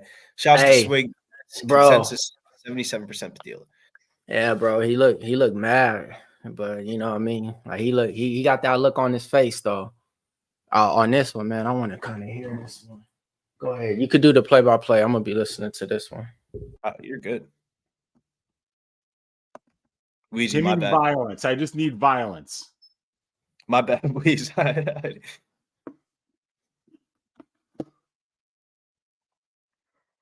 Man, this is a sweat. Yeah, Padilla wins by sub here. It's going to be a fantastic night for your Uncle Weezy. If he wins by sub, stream might end early. Yeah, you got that too. Nah, I took inside I a do distance. have that. Yeah, I've got quarter unit on Padilla sub, full unit on Padilla inside the distance, and I've also got the fight doesn't go to decision. Parlayed up. I think that's a great way to play it, though, Weezy. It's like if you cash, you're double cashing, and if you also have a chance to kind of end your bet and with and honestly, this is one of those to where, yes, we're all on the same person, the sameness. I always hate that, but this isn't even one of those like we're on him because I interviewed him. Weezy don't give a fuck who I interviewed. You know what I mean? Like to bet him and shit. And this ain't a biased thing or anything. I just think we all feel like, all right, man, his skill set, his level should be like way better than this kid. Shout out you know, to just off of that. He's got a But Pajuelo is going to bring the fight, though. That's the thing. That's why True. I bet that fight doesn't go, because if Padilla doesn't get him out of there in the first 8-9 minutes and this dude refuses to fuck off, there's a chance that Pajuelo gets him out of there in the third round because he's that kind of fighter. No, there's not. No, there's not, Weezy. And sometimes when you speak stuff, they come into existence because the words and manifested. But no, I kind of agree with Weezy, though. Yeah. I think a lot of this is predicated in the first 1.5 rounds here. And you look at the pressure that and he just hurt him bad. Big shots! Please, Big shots from Padilla. Big shots. He's got him knocked down. He's grabbing the arm, and he ain't grabbing the arm because he's looking for a fucking arm triangle. He's grabbing the arm to get his ass. Yeah, here we go. Here we go. Just finish him. I don't care if it's a sub or a knockout. Just finish him, nephew. Just finish him, nephew. We're running. Dude, my ESPN Plus just shut down. What the hell? And what's up with the ref? These are all unanswered shots. He dropped down. He's taking too much damage. They gotta call it. They gotta call it. Call it. He is. Let's go. His ass. Is it over, bro? He's beating him. He's not even answering. But Padilla's up to the feet here, and this is kind of what we needed. He's locking in. Hey, let's go. Let's go. Sub. Let's go. Captain it. One by sub. I missed it all. My ESPN Plus shut down on me. Oh my God. Let's go. One sub. Let's go. Just everybody in the chat. If you guys haven't fucking been here, you guys need to tune in. You can look at the fucking spaces, but sometimes the spaces right here on YouTube at Pump Sports Radio. 12-1 sub prop. Cash it. We need my man. It's a squad ride here at Pump Sports Radio. Make sure you like subscribe. Let's go. 12-1. You made my 400 look so small. Let's go. Let's go. I'm so happy for that 12-1. Padilla inside the distance. Padilla by sub. Fight doesn't go to decision. Cash all of it. And cash Uncle Weezy's ass shaving of the week. Wow, First round submission victory for Fernando Padilla. That's phenomenal. We got it. You just did a grand slam because it wasn't a home run. You just hit 4. That's a grand slam. Yeah. Weezy with the grand slam, and Billy hit the triple double of the year. Like, bruh, like 12-1, 12. Hey, We're Once fired again, up though. here on Pump Sports Radio tonight. We might not be in San Antonio, but we got Right money on that to ninja choke, man. You're not getting, dude. That ninja choke is the worst, dude. You get put in that, And you're done for. getting blown up saying Padilla was a lock.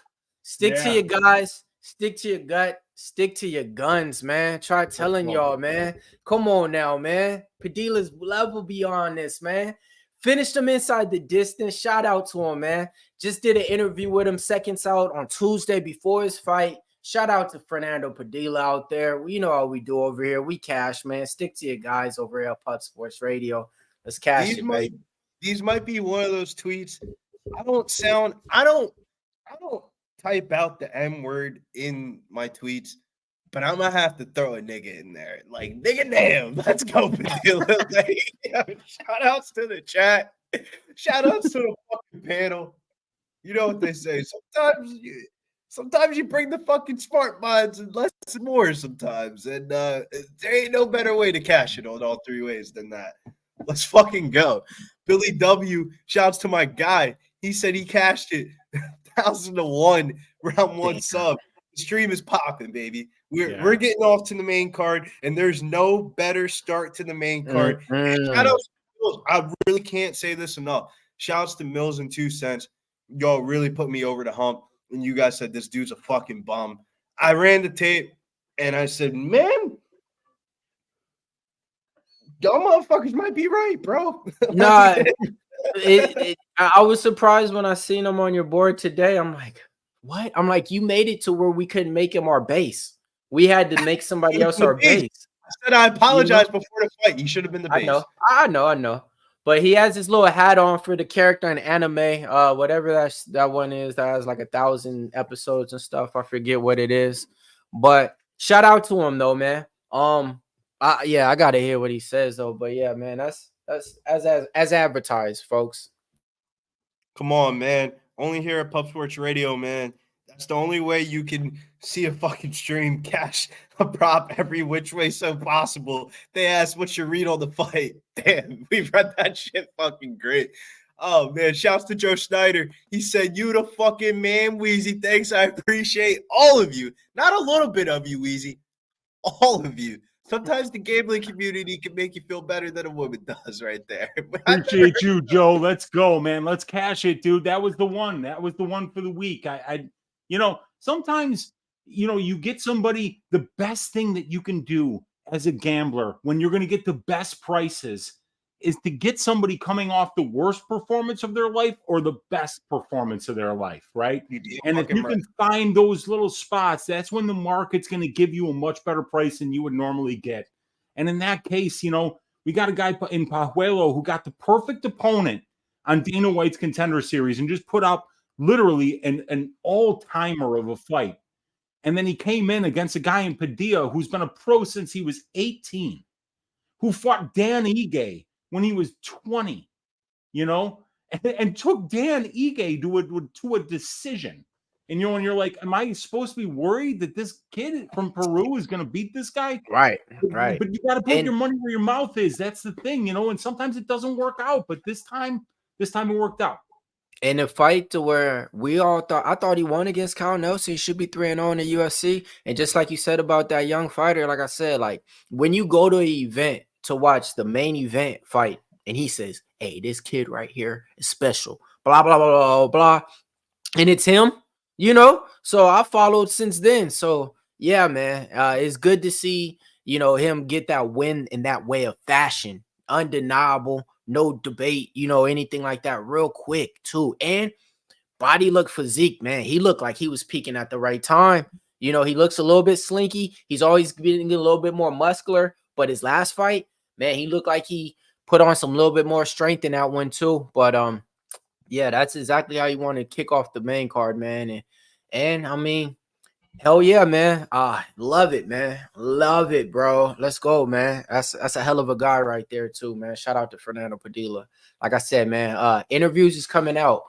I got a big interview coming out that I'm about to do on Monday, man. Somebody that fights on UFC 300, man.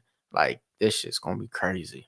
But well, don't ruin it for the people here because we have Billy Quarantillo versus Youssef Zalal. So look, I'll say it like this before we shout. Spear Rose with the $4.99 dono. She said, "Oh my God, Padilla kind of let him up just to get the sub for y'all instead of the TKO in the crowd." Now for real though, Mills did the interview and y'all quote tweeted it today and said, "You must have been convinced on the interview." Mills, cheers to you, my brother. You didn't do all the work, but I will say you fucking locked it down. And that interview was very convincing that this sub prop is fucking live as fuck. Straight up asked him, "Is you gonna wrestle?" Like it was basically like in layman's terms. "Is you gonna wrestle, nigga?" I was baiting them to get to the. I was baiting them like so. Me, I got a thing when I'm betting on fighters. I like to try to coach them into the direction. Sometimes sometimes it never works, but I feel like they do because they see my story. But this one was different because I was talking to him and he gave me the straight up answer, and I gave him the straight up like, "Hey, bro, how I know about you is this." Blah, blah, blah, blah. And I said it straight. You haven't did a sub since 2018. Like, let's go ahead and bring him back to Sub City, blah, blah. And he looked at me as I did a little, And I was like, yeah, that's the plan, man. Got to mix it up. Got to mix it up. Just on the post interview, he's like, yeah, I did a good job. I mixed it up. I went high. I went low. I went knees. I went submissions. I did everything. And so it's like, yeah, like, me talking to him, I feel like, I kind of baited him in the right way. I did post a clip with him by sub and everything too. So like, yeah, man, Sub City is what we called it. I put a little fucking banner on the interview. He reposted on his IG or on his Instagram. We got over like 3,000 views and shit on it. Shout out to him for that. But yeah, that's what we doing. We taking people back to Sub City, man. But yeah, Billy, I'm glad I convinced you because the way that you were going against him when me and Tucson was just like, bruh, what are you doing? Like, all right, girl. I'm like, I'm not even tripping. I'm like, I'm not here to try to convince you on that I said one. to you guys before the episode started, I said, this is the smack dab of March Madness.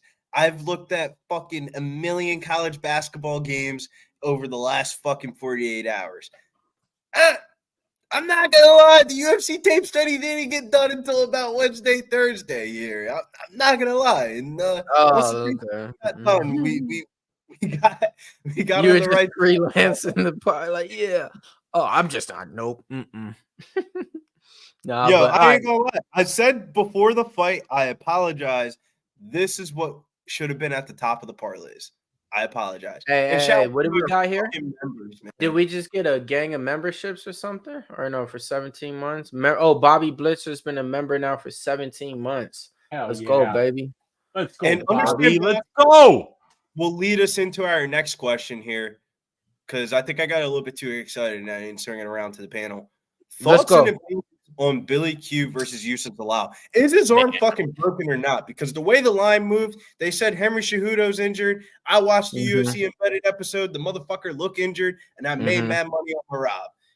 I watched the weigh-ins, and I looked at the Instagram video, and if you're going up to a fucking grown man and you're shaking with your other hand, that means the left arm might be a little bit fucked up here. I'm rooting for my guy, Billy Q. I might get a live bet on Billy Q because when the fuck does Billy Q win a round one? And this is one of those ones. If you got Youssef Zalal plus money, God bless you. Because if you're doing your tape study in a week in advance on the week of March Madness, cheers to you.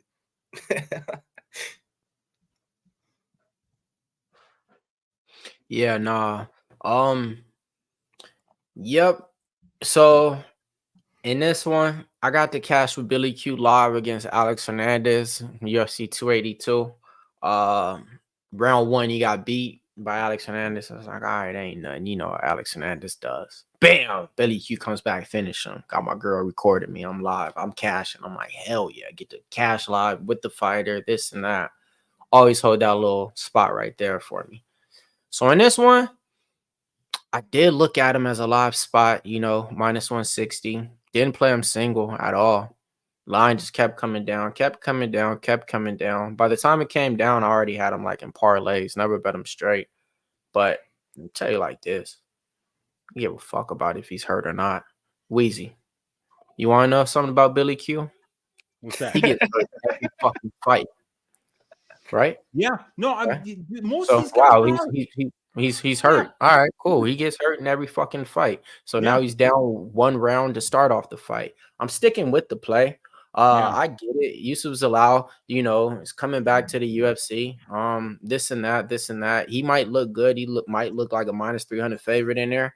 Billy Q got that dog in him though. One hand down. Shit. Let's see how bad it really affects him in there. I could be wrong, but I mean, the shit that I already bet is already there. And to be honest, now I look at it as +115. I could get Billy Q at. I even like that bet more than I like it at -120, So right now with a hurt arm, am I about to bet Youssef Zalal because the storyline and the narrative? I'm not. I'm about to look at Billy Q again at +115. So that's what I'm doing on this one. And I'm taking him to win by the decision. And I'm parlaying that with Payton Talbott by decision. And I'm getting like +800 on it. Mills, I will say, though, you don't think we get a better live line after round 1? I'm not saying that. I'm just saying I don't bet live like that. Only on pay-per-views. I feel like with the odds that it is right now, you just got to bet it live here. By the end of the first 5 minutes, I think we'll know if he's hurt or not. Weezy, what are your thoughts and opinions on this one?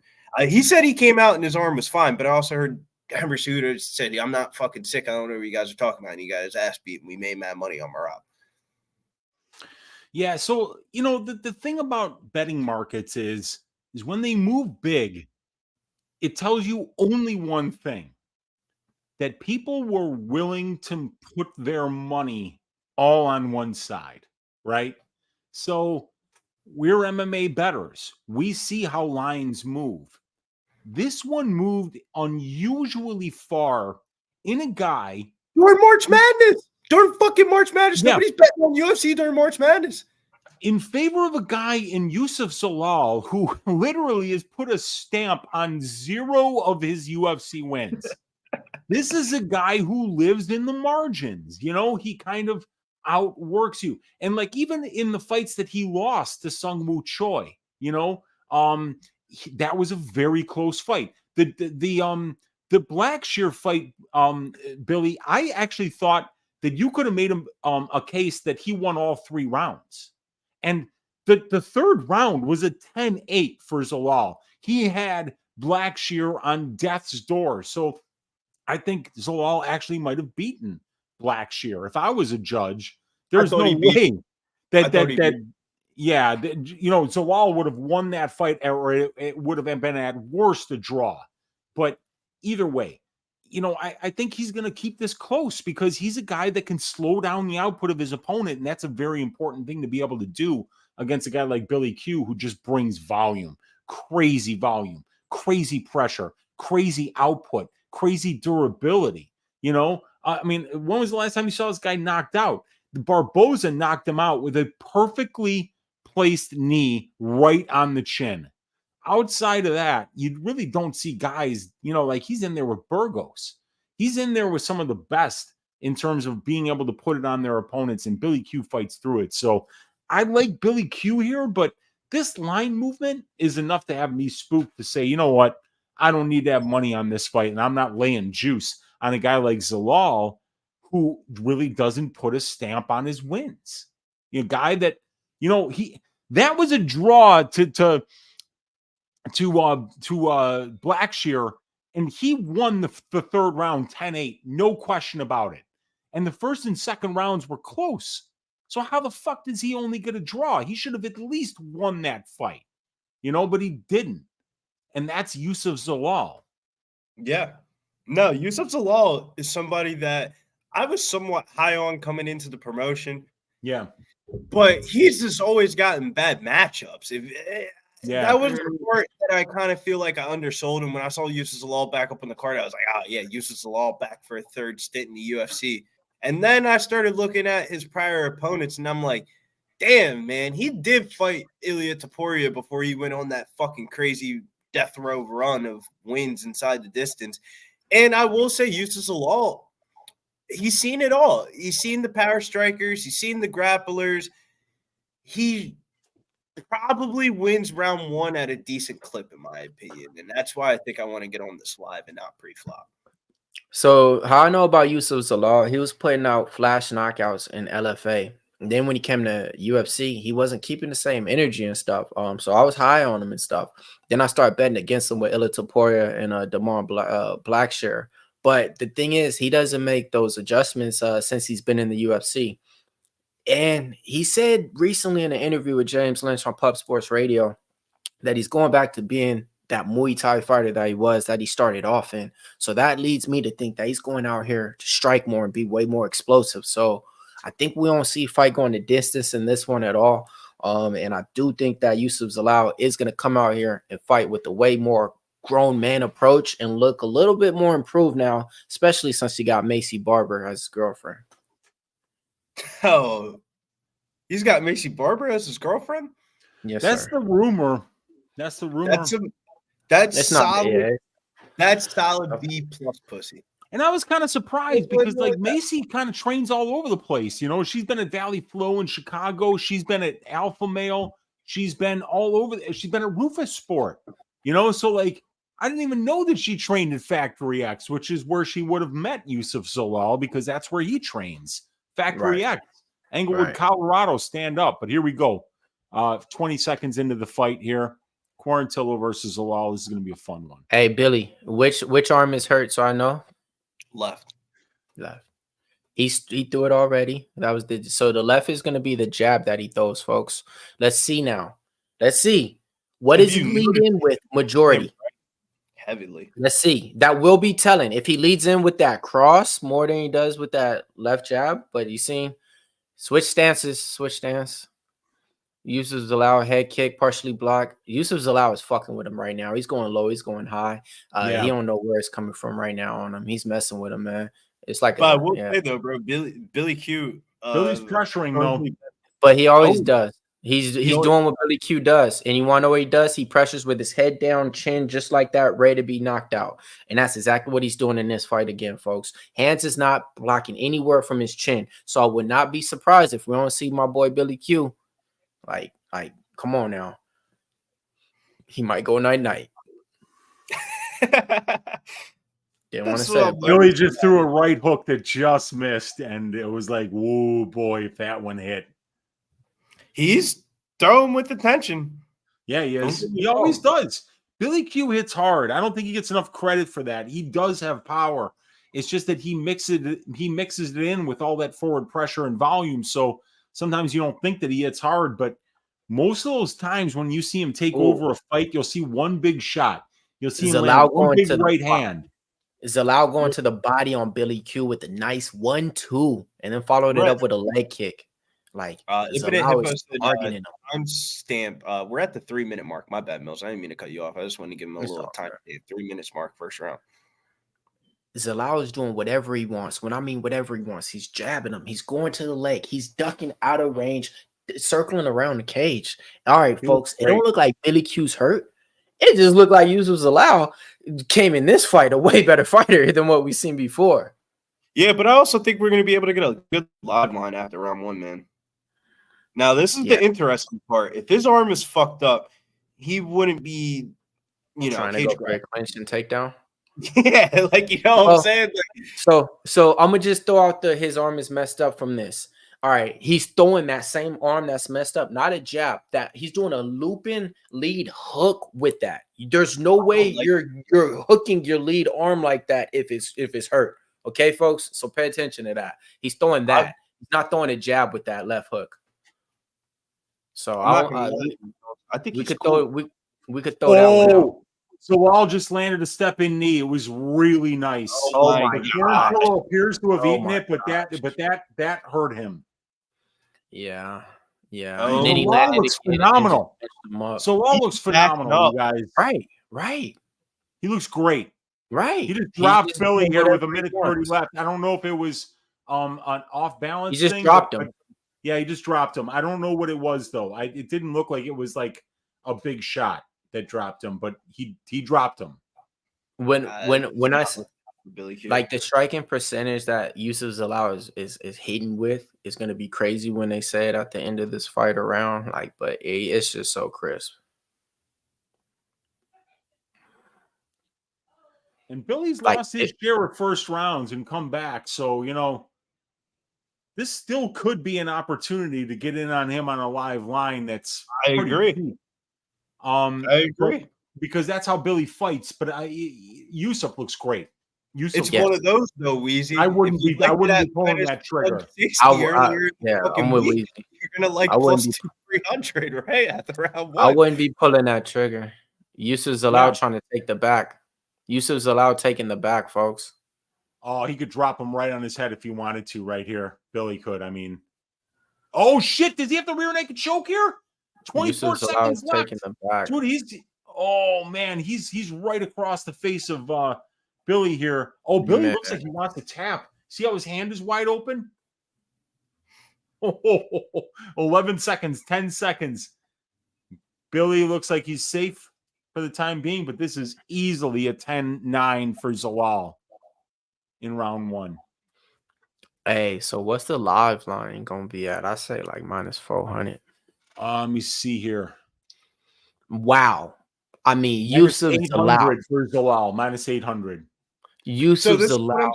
This could be a great spot to take a little shot on Quarantillo, knowing that how he fights. You know, I mean, the guy. I'm about to take it, Weez. I mean, fuck. I wanted to bet on the fucking guy at minus 160 and was talking this, that, and the third. Ended up not betting it.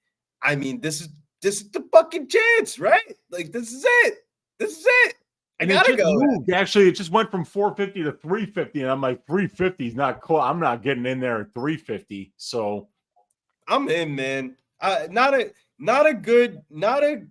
crazy. This is like what we just made, and just, you know, before I hit the withdrawal button on ESPN bet, shouts to you motherfuckers. Don't give me no fucking odds boosted prop on Padilla to win in rounds 1 or 2, and then the next odds boosted prop is Pajuelo rounds 1 or 2, and don't give me Padilla round 1 sub. I won't smack you for it, but we're on it, man. Billy Q live line plus 400. How wrong could you fucking be? Yeah, you smacked that round 1 sub by Padilla, bro. 12 to 1. The night, no bullshit though, Mills. Off of that fight alone, bro, the night's over. I'm good. Like, see y'all March Madness tomorrow.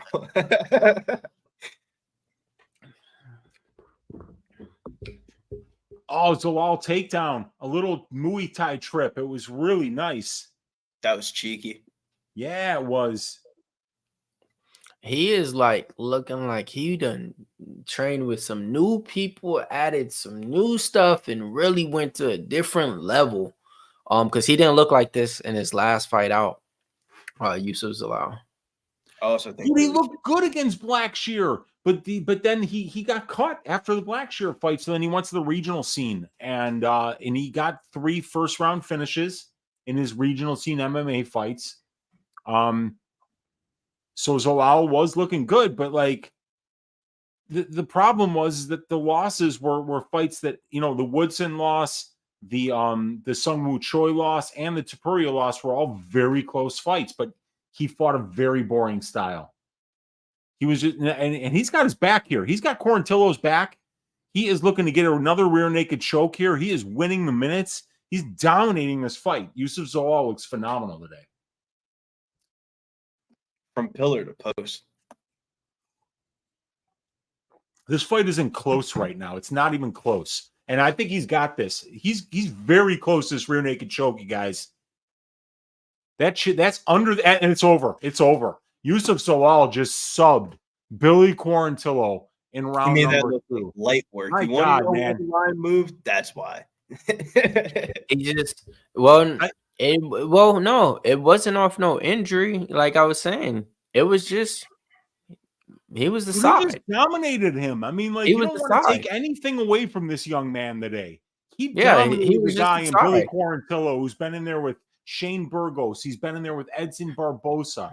You know, he's been in there with some of the best names in the division. He cleanly won that fight easily. But Wow. he did just tap though. He didn't even like really like. I'm not try gonna to bullshit do you. anything. Dude, by the way, that fight was like minus 280 to go over 2.5 rounds. Weezy, he had to be hurt though, bro. That was way too easy. That's why I said I'm not touching this. Whenever I see line movement like that, it leads me to believe that somebody knows something. But yeah, I agree. If you bet the Zalal side, which is where all the money's coming towards, and you don't know anything, then you're paying an even worse price than you should be. We should be paying, So it's a really easy type of fight to just stay away from. But Weezy, though, I will say this from a sports better perspective. This is March Madness weekend. This is bigger than the fucking Super Bowl at the sports books. Yeah. Everybody and their fucking mom, their cousins, their uncles, their aunts are all coming into the kiosks in the sports books or on their app, on their phone and betting it. When you see a line flip during the opening weekend of March Madness where nobody and their fucking mom is betting on the UFC, and it goes from minus 160 to plus 110, Yep. Tells you everything you need to know. Somebody knows something in the fucking water here, bro. Yep. March Madness. If this is the regular Joe Schmo weekend and there's a bunch of events going on, I'll let it slide. All right, line flip. But, dude, it's fucking March Madness, bro. If the UFC nerds, yeah, I said it. If the UFC nerds are slamming fucking Youssef Zalal to plus the minus money and Billy Q goes to plus money, that tells you everything I need to know. The motherfuckers know more than I do on this fight. I got 11 other ones to pick between. You know what Brady just sent me on the Discord? He goes, 3 words, Zalal sub 2 ? Who picked that? Let's go to the Pub Sports Radio contest. I want to find out who had Zalal sub 2. I'd like to know. Because if somebody had that, big ups, no, huge ups, right? Because you're the only one. That was wild. Badass, though. That was next fight, though. I don't know what to do. Says understand boxing. And shouts to the people that bet Youssef Zalal plus money. Once I saw that line move, that's all I needed to fucking hear. I don't need to be betting on this fight. But I did end up betting on it at plus 400. But Twitter fight of the week here. Or I should say X, shouts to Elon Musk. Cameron Saaiman versus Payton Talbott. Whoo, child. This is a fight. I don't know how this isn't on the co-main, but at least it's on the main card, and I'm able to see it here. I'm biased. I think Cameron Saaiman might be able to win this by decision. But am I putting my money where my mouth is? Nah, I think I need to sit on the fucking sidelines. This isn't a 1-800-GAMBLER fight. This is way too much people betting on such a small card. Why is this the most bet on fight of the night? I think the dog's live. We haven't had a doggy dog come through in a little bit here, but stick to your gut. Cameron Saaiman by decision is my pick. I'm going Payton Talbott here, and I've got 2 bets on this fight. I've got a half unit on Payton Talbott to win in round 3 at plus 1,200. Looking to win 6 units there, right? That's Payton Talbott round 3. Love him or hate him is a bet that you absolutely have to make. If you're not making that bet, you don't understand how this young man fights. And I also have a quarter unit bet on Cameron Saaiman to win in round 3 at plus 2,000. So, no matter if this fight ends in round 3, you're going to see your Uncle Weezy extremely happy tonight, okay? No matter who finishes it. But I also have as the second leg of the Greasy 4-leg parlay this week, Talbot to win in round 3 or by decision at plus 140. It's the least likely thing to happen according to the odds on my parlay, but I do think that Payton Talbot's a guy that just puts volume on you. He gets better as the fight goes on. He's got great conditioning, great size, great output, and great durability for the division, and those are very difficult type of fighters to beat. So I think Talbot wins here. I think potentially he wins it late, but if he doesn't, I think that it's going to be a dominant decision where he takes over the second half of the fight. I could definitely see that because Talbot kind of reminds me when we say that he reminds me of Sean O'Malley. That's more of the fact that it's his level of striking. He works his way into fights, reads his opponents down, and then by the time that he has his opponent's shots down, it makes it a little bit harder. Shouts to my guy, Reed. He says Unk is spot on here. And Understand Boxing says, what does Payton Talbott do? Hardly any film on him. He's what I call a There's a ton of film on him. There's a ton of film on him. He's a funky fighter. That's the best way to The thing about Payton is you'll see him lose minutes, right? His very first pro fight against the guy from Uzbekistan, he loses the first round by getting taken down and controlled. His fight against Billy Brand in A1 in the Uriah Faber's A1 combat, he's getting clocked in the first round. What Talbott does is he uses that durability to stay in your face and to frustrate you because you land your biggest shots on him and he walks through them. So as long as Payton Talbott has his durability, he's gonna be a bitch of an opponent because you hit a guy clean and he eats it like a flapjack, he keeps coming forward. There's probably nothing in mixed martial arts that's more frustrating than that. What? I will back up my guy, Cameron Saaiman here. He is a disciple of, or I should say protege of DDP. They come out of the same exact camp. DDP has trained him his whole entire life. And if you talk about identical fucking fighting styles, oh my God. It's like this kid has watched fucking DDP fight his whole entire life and said, let me do this at a lower weight class. Because some of the shit that he does is DDP-esque, but you ain't DDP, though. You know what I'm saying? Some of the shit that DDP gets away with, he gets away with because he's DDP. I don't know if Cameron Saaiman can get away with the same shit, but this is the hardest fight to Karl on the whole entire card. If you're betting this fight, I actually think the time props is the one to bet here. Because, I mean, man, Cameron Saaiman take a fucking ass beating from Christian Rodriguez. They're both durable, Billy. They're both durable.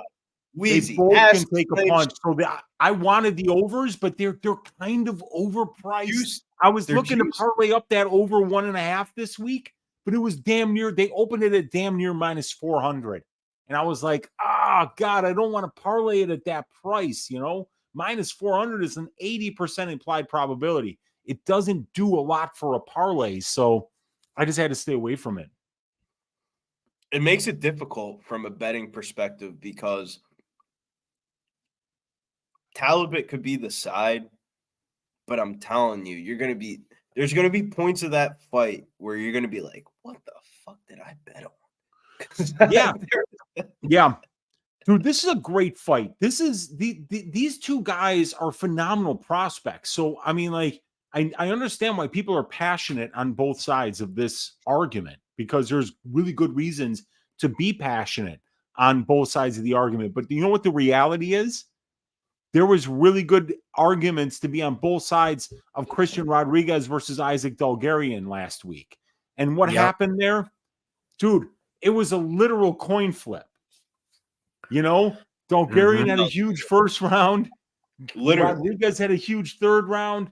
The second round was debatable by damage versus control. And it wound up that everybody was kind of wrong. And this might be the same kind of fight. I don't know, man. I'm just reading. If somebody gets served in round number 3, I'm going to be going ballistic. It's going to be a huge day. I'm glad you guys are still talking about this fight. So, yeah, man, like Cameron Saaiman, I've been riding with him, man. I got to see him cash live for me, too. It was in his UFC debut, I want to say. And I think he was down the first 2 rounds. Then he finished the dude in the 3rd round. I was so glad because if he didn't, he would have lost that fight. I've been riding with him ever since then. Lost with him against when he fought Christian Rodriguez. In this fight, though, ever since it got announced, I didn't bet him. And I just looked at Payton Talbott. And I looked at him, you know, it was minus 115. By the time he came around me, it was minus 120. I bet on him right then. I just left it at that. You know, I didn't go back to it or anything. You know, it's one of those things. You're betting against 2 fighters that you like. But I'll be honest with you, I like Cameron Saaiman more because I seen him fight a little bit more. It's just the mystique that we seen Payton Talbott do in the ring. We haven't seen other fighters fight like that in the cage, and do stuff that he's done. In here though, for him to be a -155 favorite, I don't think that's warranted. I liked it at that -115 pick'em price. That's why I really looked at it and I was like, oh, okay, I could get him this low. Weezy, last fight, he was a big favorite. He dropped down to a -110, -115 live because he was losing the first round or something. And people got on him live at a -115. That was the only time they could. So that's why I kind of looked at it to take him in this spot. But I like Cameron Saaiman, man. The thing is this. He can go for takedowns. If he does that in this fight, he can make it a lot easier. Cameron Saaiman can. I think people are overlooking him. I think he's a live dog. I think that Christian Rodriguez fight just didn't go his way. But he didn't quit in there. Both these guys are gonna give you guys volume throughout the fight. So this is the main event on the fight card that we thought for the main card. The last one was the guy who bit the guy and got cut from the UFC. I think both these guys can strike those, man. Yeah, he fucked us up big time, man. But I like it. I think this one gets the attention that we're talking about it with, because I think both these guys are going to be good, win, lose, or draw. And I wouldn't be surprised if Cameron Saaiman surprises these guys, man. I think he's the older fighter, and I think the fight IQ is a little bit more there to where it's like, all right, if this happens in the fight, or I know how to win. I think Cameron Saaiman knows how to win, in a little bit more fights than I'll say Payton Talbott does. But I got Payton Talbott. I bet him. But it's one of those things, too, to where I'm just sitting back and, hey, man, whoever wins. I'm not mad at it. What I'll be mad at is this, Weezy. If we don't get the fight that we think that we're going to get. If we get two guys kind of hesitant, kind of not doing nothing, then I'll be like, bro. What? I had this play capped wrong. Even if you got it right. If Talbot were to win this fight because he got 5 takedowns and 9 minutes of control time, and you bet Talbot, you should be saying to yourself, wow, I got that wrong. I mean, he won the fight, but that's not how I thought he was going to win the fight, And so those are things you have to be honest with yourself about a gambler. When you're gambling, I bet Daria Železniakova at -175. And here's what I said, Mills. I said, the UFC doesn't seem to be scoring control time anymore. So if that's the case and they don't score control time, Železniakova wins this fight. What happened? She got controlled. The judges didn't score it, and I won the bet. But still, at the end of the day, I'm saying to myself, Mills, damn, dude, she didn't look -175. She might have closed -240, and I might have bet her at -175, but she looked -110 at best. So that was a bad bet. It cashed, but it was a bad bet. And we got to be honest with ourselves about, as gamblers, about when we make good bets and when we make bad bets, because it's not about whether it cashes or not. You know what the good bets are and you know what the bad bets are. And you're going to get some luck sometimes, and sometimes you're going to make a great bet that doesn't cash. But at the end of the day, over the long term, it kind of evens out, and then you find out where you are. Right, man. So the round 3, you're right. That's the way to go. If you guys haven't been following it so far, that's definitely the way you want to bet that one. I did take a little stab on those too. Dude, they're tempting. They're so tempting. But a lot of times, what I do, depending on who the fighters are, but when the main card comes around, I usually take stabs on a lot of the round 3 props, just because they're juicy on both fighters, So it just depends. But in this one, I definitely took it on both, just because I do think that the finish upside can be there. And if Cameron Saaiman can make some of these takedowns, we just never know, man. We just never know. Yeah, absolutely, dude. Absolutely. You just never know what's going to happen, but this is going to be a really fun fight here. These guys are both very offensively gifted, and Talbot is not defensively gifted, but he's so durable that the fact that he's willing to stay in his face and continue to throw the volume is what makes him so dangerous, because it's like, if you don't get this guy's respect, he's just going to drown you. What do you think of the main event coming up? You know, I'm on Rose. She's the last leg of my greasy 4-leg parlay this week. Leg 1 was fight doesn't go to decision for Padilla versus Pajuelo, which cashed in the first round. Leg number 2 is it's Payton Talbott to win in round 3 or by decision at plus 140. So it's a big plus money number, but I think it kind of encompasses most of Payton Talbott's win condition at this level, especially against a durable guy with fantastic conditioning like Saaiman, who isn't going to go away. Yeah. Leg 3, the over 1.5 rounds in the Shahbazyan fight. Leg 4, the Thug Rose money line. So, going to be an interesting one. I can't wait for this fight. This is the people's main event, in my opinion, and they're going to put on a great fight. Saaiman and Talbott. Yep. That's what everybody's been waiting for on this one, man. Yeah, 2 young fighters too. So matching them up this young in their career, I thought the UFC was tripping. I thought they were wasting one of these guys on it, but it's one of those things, man. Like I don't think they're over on Cameron Saaiman. So some people think this is to make him look like the B-side in this one. I mean, who knows? Who knows? I think the UFC wants Talbot. He looks to be the kind of guy that's marketable, that people are going to talk about. Saaiman is a great fighter with great pace, great durability, a really well-rounded skill set, a guy who can finish people late. But let's face it, man, Talbot's the kind of guy that the women are going to tune in for. That people are going to be talking about this dude because, what he's doing. Yeah, he's different. Because he paints his nails and wears crop tops and stuff and like a little different stuff and yeah. Yep. I get it.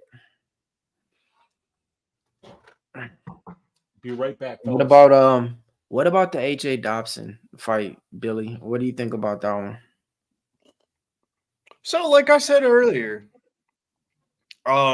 this week I should say, not earlier today. I'm like, bro, we didn't talk about it earlier. I was gonna let it slide though. The style of fighting that AJ Dobson fights. Wait. We got a special man, the myth, the legend. You don't do jujitsu like this man does. You don't bet props like this man does. New York boys know how to fucking wrestle. They've been asking for him, and he's fucking here. The man, the myth, the legend, Liam. I'm back, baby. Let's go. What's up, folks? How we doing? We're doing good. My man.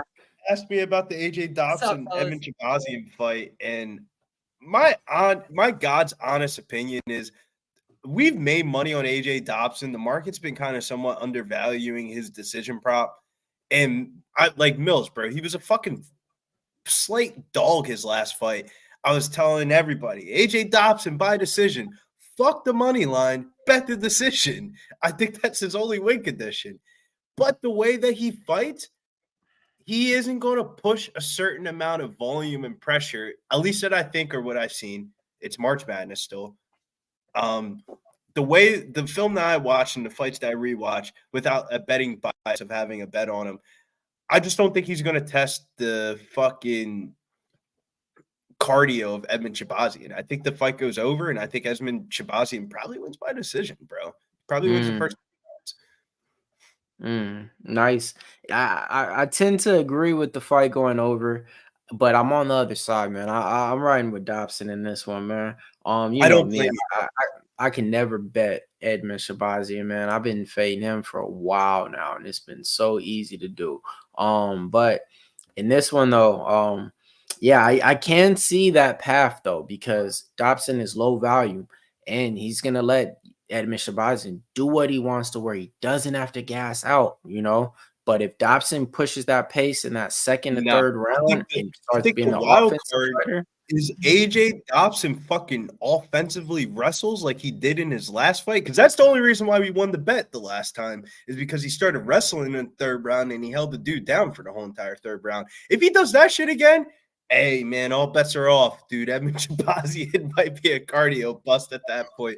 But the chat is excited to see Liam in here. They want to know what the fuck does Liam have on this next fight. The chat, or I should say, understand boxing specifically, is shit. The fight is literally starting right now. I have not a dollar on this fight. I love this fight. Just like the first fight of the night before that fucking guy threw away his whole career. When you look at this matchup, like, I just figure you got two guys like this. The UFC doesn't care who wins. Like, I think that they'd like to see Payton Talbott take a big step forward. But, like, what's the downside of Cameron Saaiman makes a statement, gets a big win? It's like, they've got two great prospects here. They've got two really talented guys. I silenced my phone. That won't happen again. So when you look, I'm just saying, like, I got a guy in Payton Talbott here who I know is probably going to lose the first round because he just always does. Always has. It's what he does. He goes out there, kind of phones it in round one, lets the fight start to develop.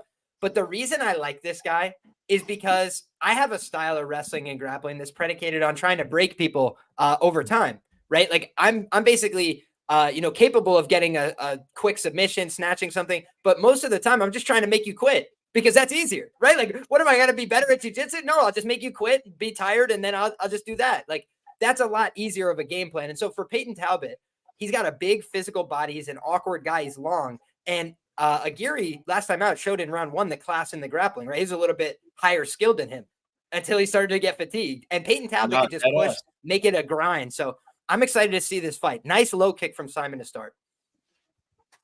You're already ahead of me, Liam. What the fuck? Oh, I'm so sorry about that.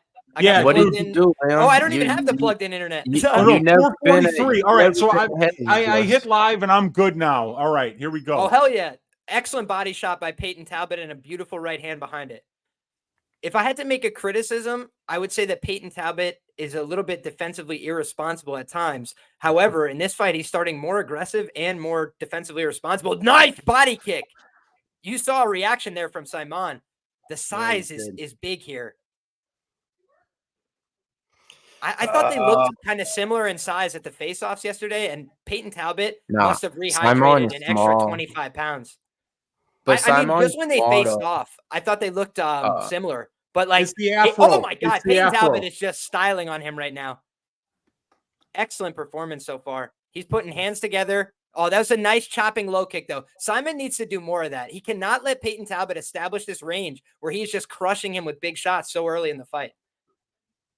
Oh, Payton Talbot's jab is on point tonight, man. Payton Talbot's trying to make a statement. Yeah, and it's going to be, and the pressure is never going to stop, Liam. The pressure is never going to stop. The output's never going to stop. He just dropped him with a left hook. Oh boy. Cam's in a whole heap of trouble here already. Dude, I've got round 3 decision, and it might not even last that long. Payton Talbot is just showing a class difference right now. Nice knee. It's over. It's got to be over. Oh, my God. Saaiman is so tough, dude. I thought he went blank, and he came back. He's so durable, but like he's in so much trouble. This fight is not going to last long. This is a beatdown. Knees to the head. You can't let Payton get off on you early, man. Big elbow. This is a crazy fight. Dude, I swear Saaiman blanked and came back. That is unreal, dude. This guy's fucking crazy tough. Knees to the body, elbow up top. Elbows from Payton. Payton's going to smoke him in round number 1. Payton Talbot is on fire right now. Cameron Saaiman needs to get this pressure off of him. He's shooting for a takedown, and there's nothing there. There's simply nothing there. Payton Talbot is on top. Wow, this was a smart move by Saaiman, though. He needs to do something to slow this fight down. Right now, it is going poorly. Whoo! Dude, this fight is a million miles per hour right now. I need to take a coffee break. What the hell? What this is fuck, dude. Payton's not supposed to be this on point early in fights, man. If he gets on point early, can he do this for 15 minutes if they're fighting like insane savages in round 1? That's my only question. He's supposed to take the first round off. He does push a great pace. Man, this guy is so aggressive right now. He looks so sharp, and he looks so bad. He looks like he knew the secret already. Like, do you guys see the look on his face? He's like smiling, walking up to him like Payton Talbot's like, I already got you figured out, dog. When he threw that head kick, it was crazy. Oh, that step in elbow is a thing of art. It is a piece of art. Wow, good counter left hook from Saaiman. That might have been the only effective shot he's landed in the last 3 minutes. Well, he's trying to use Simon's that jab. durable. Simon's We a knew tough that son of a already. bitch, man. Take nothing away from Cameron Saaiman, no matter what happens in this fight. This guy is ready to play for keeps with a lot of people. But Payton Talbott showed up ready to fight tonight. Oh, my gosh. Right hands. Did you see what he just did there? Oh, my God. He caught the kick, framed it, put it up on his shin so he couldn't drop it, and then turned and spin kicked him off it. What what is going on? Where Is do you Payton learn Talbott the that? GOAT? Like, where the fuck do you even learn that at? Like, 54 Even if you significant land strikes on him, in 4 even if minutes. you land 54 on him, it doesn't significant matter. strikes in 4 minutes. Oh my God. This is Yeah, no, literal Cambridge, right. insanity. Talbot is a little bit different. They keep on comparing him to my guy Sugar Show, and the more and more I watch him fight, the more and more I fucking see it, man. He's fucking good. Like, this is the fastest I've ever seen him start off in a fight that was actually a legit opponent. Dude, you know what's crazy too? I wrote something down in my notes a long time ago before he fought on Contender Series, which is just like, this is not the kind of guy that I want to get in the habit of fading, period. And the reason being is Not what you're at seeing all. right now. The guy just he lives for the fight, I feel. Oh my God, he is just walking him down with impunity, eating the shots and throwing harder shots back. This is a fascinating fight. Reminds me of his Contender With Series. these impunity. Oh, that was a good left hand by Saaiman. I got to give Saaiman a lot of credit, man. So many people would have folded up shop 4 minutes ago. Yeah. This guy is staying in the pocket, still throwing back. Is he getting outlanded? Yes, he is. But he is finding his own left hand from time to time. And I got to just give him credit, man. A lot of people would have just been shelling up, covering, running, moving. He is trying to do some damage, get some respect back. This is crazy, And he just got man. slammed at the end of the round. Oh, my. Payton Talbott just ran away with that. To be honest with you, Man, I'm oh shocked man. into the second round. So, yeah, James Duran in the chat.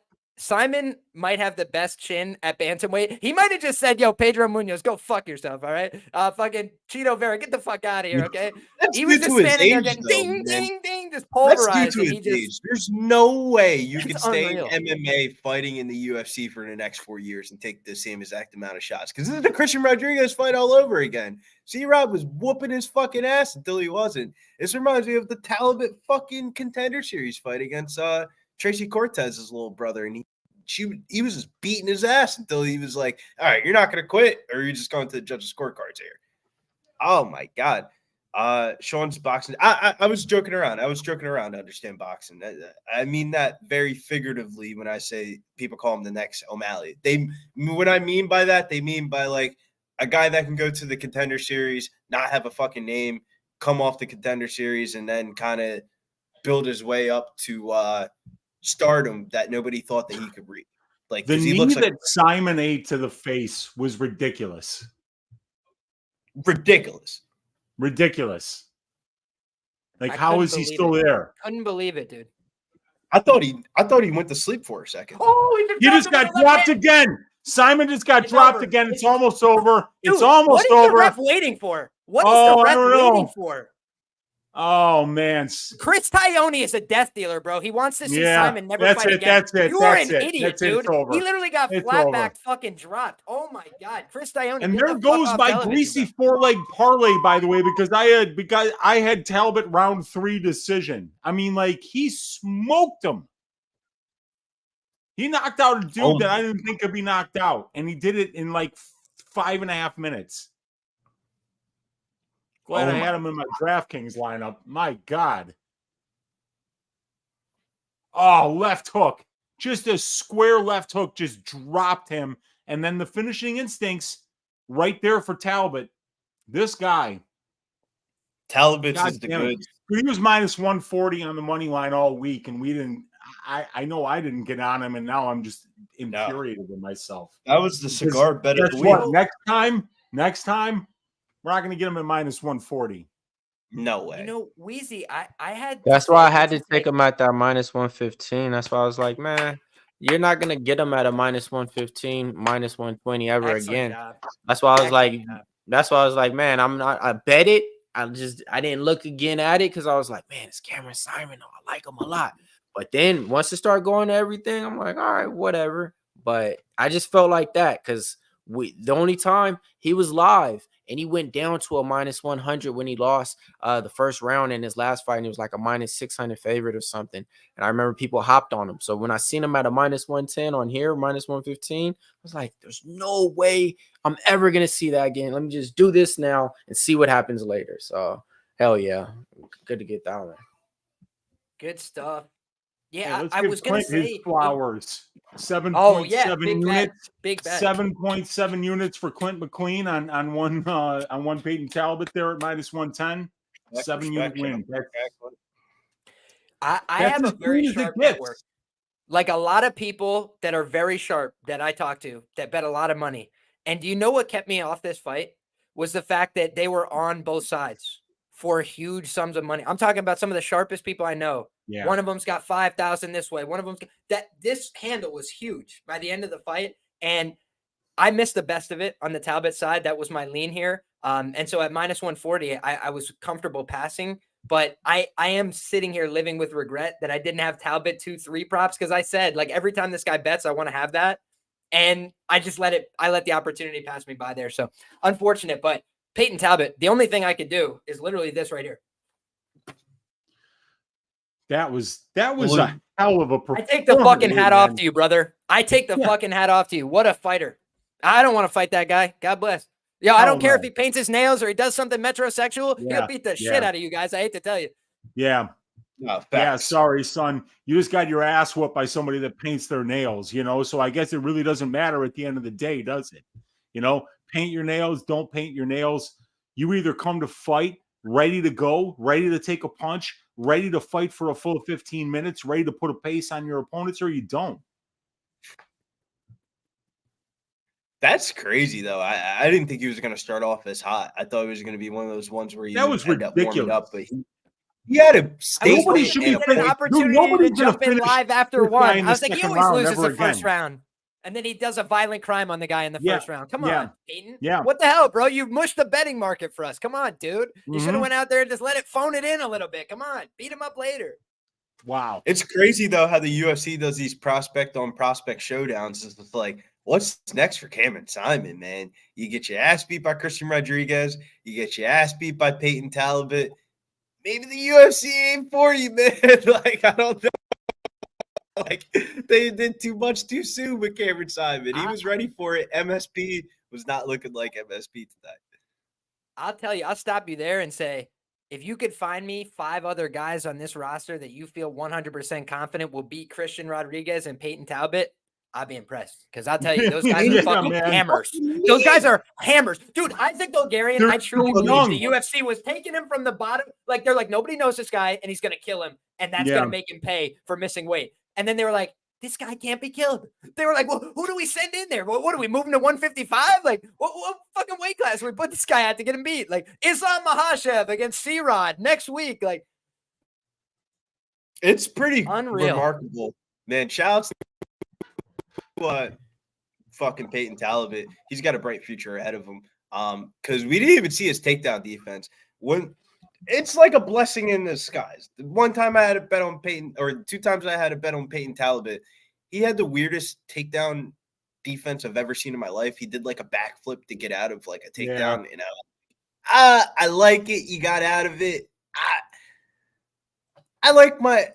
All right, I'm a guy I like to spice it up a little bit, but not in my betting life a little bit. Like I kind of want to bet on what I know and then go off of that. But betting what I know is a bunch of unknowns in this next one. AJ Dobson versus Edmen Shahbazyan. This is the battle of unknowns. If you know, you know. AJ fucking Dobson wins these fights by decision. I don't know how he does it. I don't know why the market prices like it, but my heart of hearts telling me fight to start round 3, and I need to decide which one am I going to take by decision here, because this is going to the judges' scorecards. This is going to be a barn burner. I want to hear what you guys' thoughts and opinions are on it. I want to bet Edmen. I didn't bet Edmen because I went back to my betting history. And this is the perks about having a betting history. You look at all the fucking times that Edmen Shahbazyan has lost for you. And all those times that, there's certain times in betting history, I lose a bet. But you lose a bet, you're in college, and you're like, I don't know what we're doing till next weekend. We're eating fucking ramen noodles and fucking soup. Edmen Shahbazyan has made me eat ramen noodles and fucking soup too many times. I'm not betting on him here. Fight to start round 3 is my pick. Dude, I got the over 1.5 rounds here. Like, not only did like, Billy, when I looked at this fight prior to me taping it, I always look at the, I wiki cap it, and then I look at my stats, right?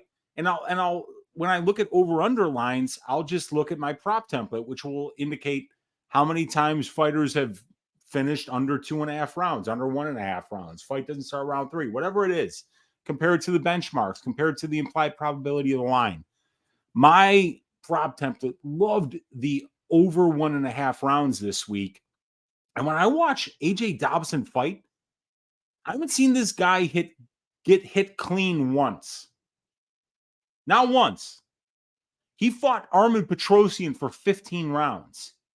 15 rounds, 15 minutes, all right? All right? And then Malkoun is a really difficult matchup for anybody in the division. This guy's wrestling and pace and ability to shoot takedown after takedown after takedown and win minutes on the ground is second to none. But when he fought somebody that wasn't fantastic in either way, he pushed that pace and he won that fight against Stefan Nchukwi. So I think that this fight's going to go. I think it's going to go the full distance. I like Shahbazyan by decision at plus 300 because I think he's going to land the bigger shots on the feet.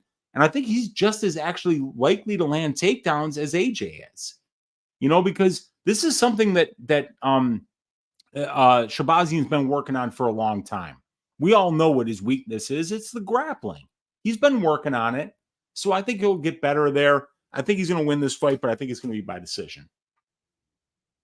The hard part is I think he can offensively grapple here, but I will not deny AJ Dobson. Dude, literally, we had a decision prop. He was like a plus 110 underdog.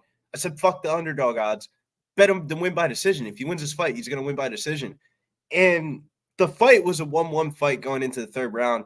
And what did he do? He put the wrestling fucking boots on, and he just took the fucking guy down to the ground where it's like, you make the fucking judges' scorecards. I mean, I just grappled fuck him entire third round. And if Edmen Shahbazyan, if there's one thing I will fucking say about him, it's when he defensively grapples, even though he may get up, it's something with his cardio, with his mental. I don't know what the fuck it is. I'm not a psychologist. I'm just a sports bettor. And when I have to start talking about the psychology of fighters, it's like maybe I shouldn't be betting on this fight, but I did. I took fight to round 3 and Edmen Shahbazyan to win by decision. I agree with you, Weez. If he chin checks him, fuck it. Let it be so. Shouts to fucking Padilla by sub. Yeah. Liam, what is I saw the phone go up and that wasn't a I'm answering you back text message. That's I'm checking my betting account and what kind of do I have some fuck around money on? What's the fuck around bet here on this one? What are you feeling? What are your thoughts? I think I might have to do this just for the culture, and he could get absolutely smoked here. But I've trained at the same gym that AJ Dobson is training at. He trains at Strong Style MMA. I happen to know some of the people over there, right? Some of the people he's posted pictures with have helped me in the past. Wolverine Stevens just saw me working the heavy bag like a moron over at Strong Style MMA, comes over, tries to help me work on my left hook. That's a guy that cares about people, right? I wasn't paying him, right? I owed him. He didn't owe me nothing. And he was just there to help. He was just there to make people better. And I think that AJ Dobson is getting around good people that are trying to help him get better. He was at the Immortal Fight Team for a long time, Hammer House, Matt Brown and the crew. But you just start to see a lot of those guys are aging out a little bit. I don't know that he could grow very much there. Now, is he going to grow into the best fighter in the world at Strong Style? I don't know. But what I do know is that he's going to put himself around some professionals. He's going to put himself around some high-level grapplers and some people that know how to move and know how to fight.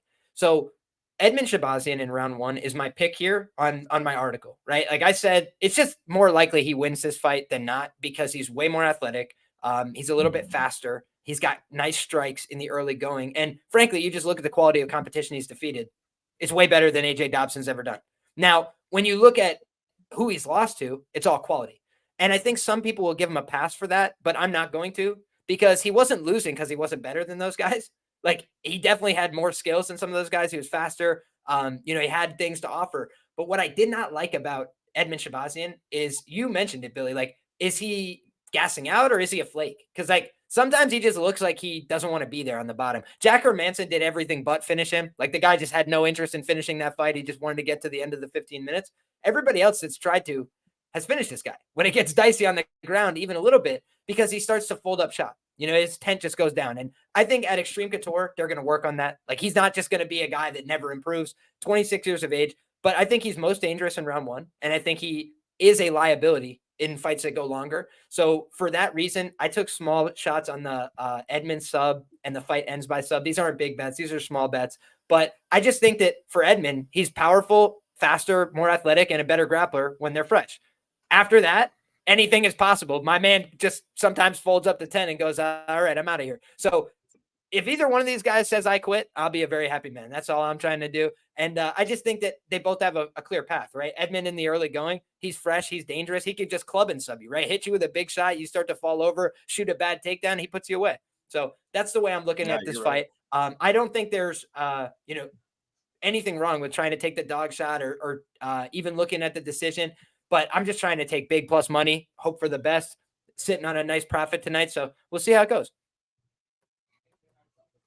This is just such a hard fight to call because I feel like the resume of the fight. So, like, I've been talking all week. It's March Madness week. I mean, the fucking attention goes to fucking March Madness opening weekend. But when I tape study this, I away like, damn, none of the fights on the resume are going to be predictive of how these two gentlemen are going to fight. It's like, if you told me AJ Dobson went in here and just bit down on the fucking mouthpiece, threw a little bit less volume, and he landed a couple more takedowns and he won a fucking 29-28 split, would I be shocked? Fucking no. If Edmen walked out here and made this guy look like a fucking fraud and he's not top 50, Edmen's not top 15, but he's top 20. Like, we're going to find out if AJ Dobson's top 20 or not, because if you're not top 20, Edmen Shahbazyan will walk you down the cage in the first round. It's just that last fight for Edmen Shahbazyan was too indicative of me. We always talk about Edmen Shahbazyan comes out fucking fire and shit like that. He kind of took it down a notch a little bit, and he kind of eased into the fight. And if he eases into this fight, it's going to be such a close fight. And with that being said, with it being a minus 196, I'm the biggest Edmen Shahbazyan fucking fan you'll see. I just couldn't get there to the betting. You are? I had a prop angle. I'm a huge Edmen Shahbazyan fan. He used to train at the same exact gym as Melsik Bagzaryan. Shouts to Melsik Bagzaryan. I would not be here in this position today here at Pub Sports Radio if it wasn't for Melsik Bagzaryan's Contender Series performance. So, yeah, I do have a special place in my heart for Edmen Shahbazyan. But he's a smart man. Let me let you guys feel better about Edmen Shahbazyan, okay? All right. He's 1-4 out of his last 5 fights. But the people he lost to, just hear me out. They fed him to the good ones way too soon. He went from Brad Tavares to Derek Brunson, Jack Hermanson, Nasruddin Imavov, and Anthony Hernandez. Yep. Like, just let those names resonate right now on you. Like, Brad Tavares, Christoph Joko to Brunson, Hermanson, Imavov, and Hernandez. So, I mean, yeah, he has 4 losses out of his last 5 fights, right? But man, I mean, I think a lot of people will lose to those fighters, So, I mean, but the thing is how he quits out in these fights is why I can't trust him. To me, he's like Alonzo Manfield. I lost too much money with him at one time betting him maybe, but with Shahbazyan, it wasn't like that. It was just more, I think, maybe once. I just maybe lost once. And I just seen him keep losing the same way. And I was like, oh, okay, he's losing the same way. I'm not touching him. So in a lot of those fights, I had the other fighter, and he would look good in the first round. And I'd be like, damn. And I'd be like, oh, wait, it's Edmen Shahbazyan, right? Cool. Hell yeah. bam, and my fighter come through and we win. I've been fading them. And so, I mean, it ain't going to change on this one, man. I got AJ Dobson in this one. Can't trust him. But like I said, to give him his credit, like those 4 fighters, there's nothing wrong with, anything of that. Like, but yeah, I just can't. AJ Dobson was supposed to be fighting on the UFC 289 card out here in Anaheim against Trayshawn Gore or somebody, and that fight got canceled. Once it got canceled, they didn't give him another opponent. They didn't give him another opponent because they're already starting to pull fights for this up-and-coming card. They did the same thing with the Marcin Tybura fight against Tai Tuivasa. That was supposed to be on the same exact card. They just canned that shit and made a main event last week for you guys, or the week prior and stuff. So both these guys were supposed to be fighting technically a little bit sooner with AJ Dobson on this one. Not Shahbazyan, that is.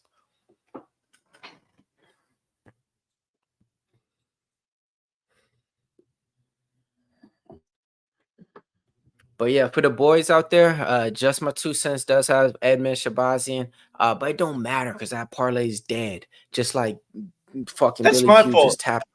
No, that's my fault. Yeah. You let the We would guy have had that's the dealer, bro. We had you the guys dealer are, in that shit. you're so fucking hot. You're so fucking hot. Dude, it's March Madness. The 24 I didn't say that though. Yeah, that was So fucking happy Big Show. guy at the top. You guys were like, pick a guy at the top, and I was like, Yeah, Padilla was the rock, bro. as soon as I tape First studied rock. it, Big Show asked me, he said, why'd you switch? I said, bro, it's fucking March Madness. People are going to the sports book and betting fucking basketball games. When a line flips between minus 160 down to plus 110, that tells me everything I need to know. There's people out there. I am not smarter than anybody. If there's fucking smarter people out there in the world, that's it. You fucking digitape study. You hit up the right people. I ain't the fucking guy. I just know what I know, and I did not know. Once I didn't know, I didn't want to bet it. What's going on in the fight right now, boys? 4:09 left in the first, and these guys are I'm in the lagging. center of the page. There's not much going on, but these guys could both turn your night off with one shot. I've got the over 1.5 rounds here because I've never really seen Dobson get hit clean yet. He's very good defensively. And, we'll see, but there's going to be a fun fight. Both these guys have power for sure. And both of them can wrestle a little bit. 3:35 left in the first. Is a very close fight so far. Uncle Weezy, I just have to ask you, is it any fucking surprise that ESPN is shitting the bed on me right now? What? Yeah, no, it's never a surprise. It's literally Oh my God, a Dobson tradition. just landed big. Dobson just landed big on Shahbazyan. Shahbazyan looks a little bit like he might be a little bit drunk here. 3:07 left in round one. Dobson has landed big a couple of times on Shahbazyan. And Shahbazyan gets a takedown. Inside trip. Shahbazyan gets a takedown, ladies and gentlemen. Can I just tell you guys that was legit the dirt? And he That was needed legit it, man. the He dirt. was in trouble. They went And chest to so chest. Dobson's trying to get back up to the feet here, and he is giving up bad positions, but he gets on top now. Now he's in Shahbazyan's guard. He gets the Good reverse. scramble. Yeah, pretty Oh, good he's by bleeding, AJ though. there. Dobson's And I think that bleeding for Edmen's sure. in trouble. Edmen got hurt there.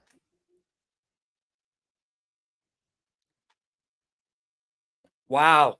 Line flipped. Yeah. I mean, That's that's annoying. everything you need to know. My feel like Edmen plan was Shahbazyan- to bet Dobson live, and I'm not going to get the chance now, but that's Oh. all right. Why That's the all right. I was fuck- literally if you're stopping what Edmen I was doing to Shahbazyan, why text the people, fuck would you take Dobson live. Oh, because he was rocked. I mean, Yeah, exactly. Like I heard you guys say that he got rocked. Like, I mean, shit, you have to resort to other things that you're not used to. So I mean, look, now this is something that Edmen Shahbazyan ain't used to. He ain't used to being dominated or even dropped a little bit in the first round or even getting into like a back and forth like this, maybe. So we'll see how this goes for him. And I don't know. It could be a different path to Shahbazyan victory. trying to get back up here. Minute 36 left in the first. He's trying to stand back up, and he does. So he's back on the feet here, and he's just about to get Dobson off of him.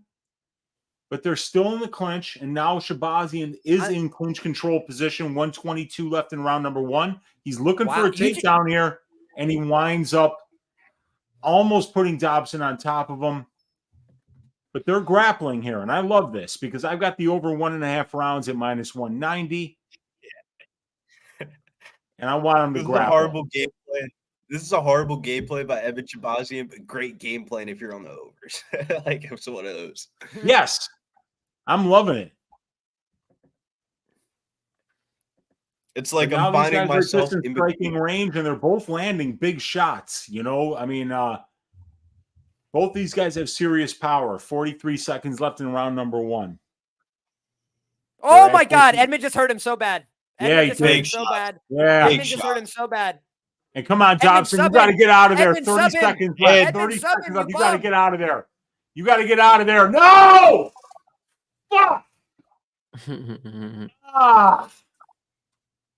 It's Damn, over. just knocked All the him bets out, go bro. down the drain. It's over. He just knocked him out. That was the most likely outcome, though, bro. I'm not gonna lie. Edmen Shahbazyan was gonna play. He's gonna make him look like a fraud if he was a fraud. Just the Shahbazyan cash. I think that's the wrong takeaway, to tell you the truth. Like, if you just watch that fight, there was a lot of real skill on display. Like, you saw Edmen do what he needed to do. He got hurt. He stopped the fight for a second by getting himself recomposed, right? Yeah. When you're on the ground, at least you can take a second to breathe. He got back up to the feet, and he was wrestling into Dobson. The one thing about Dobson, man, most people don't want to get close to him because he hits hard and because he's very well muscled. So you saw, like, Edmen was pushing into him, using the body lock. You saw those hips and that tripod.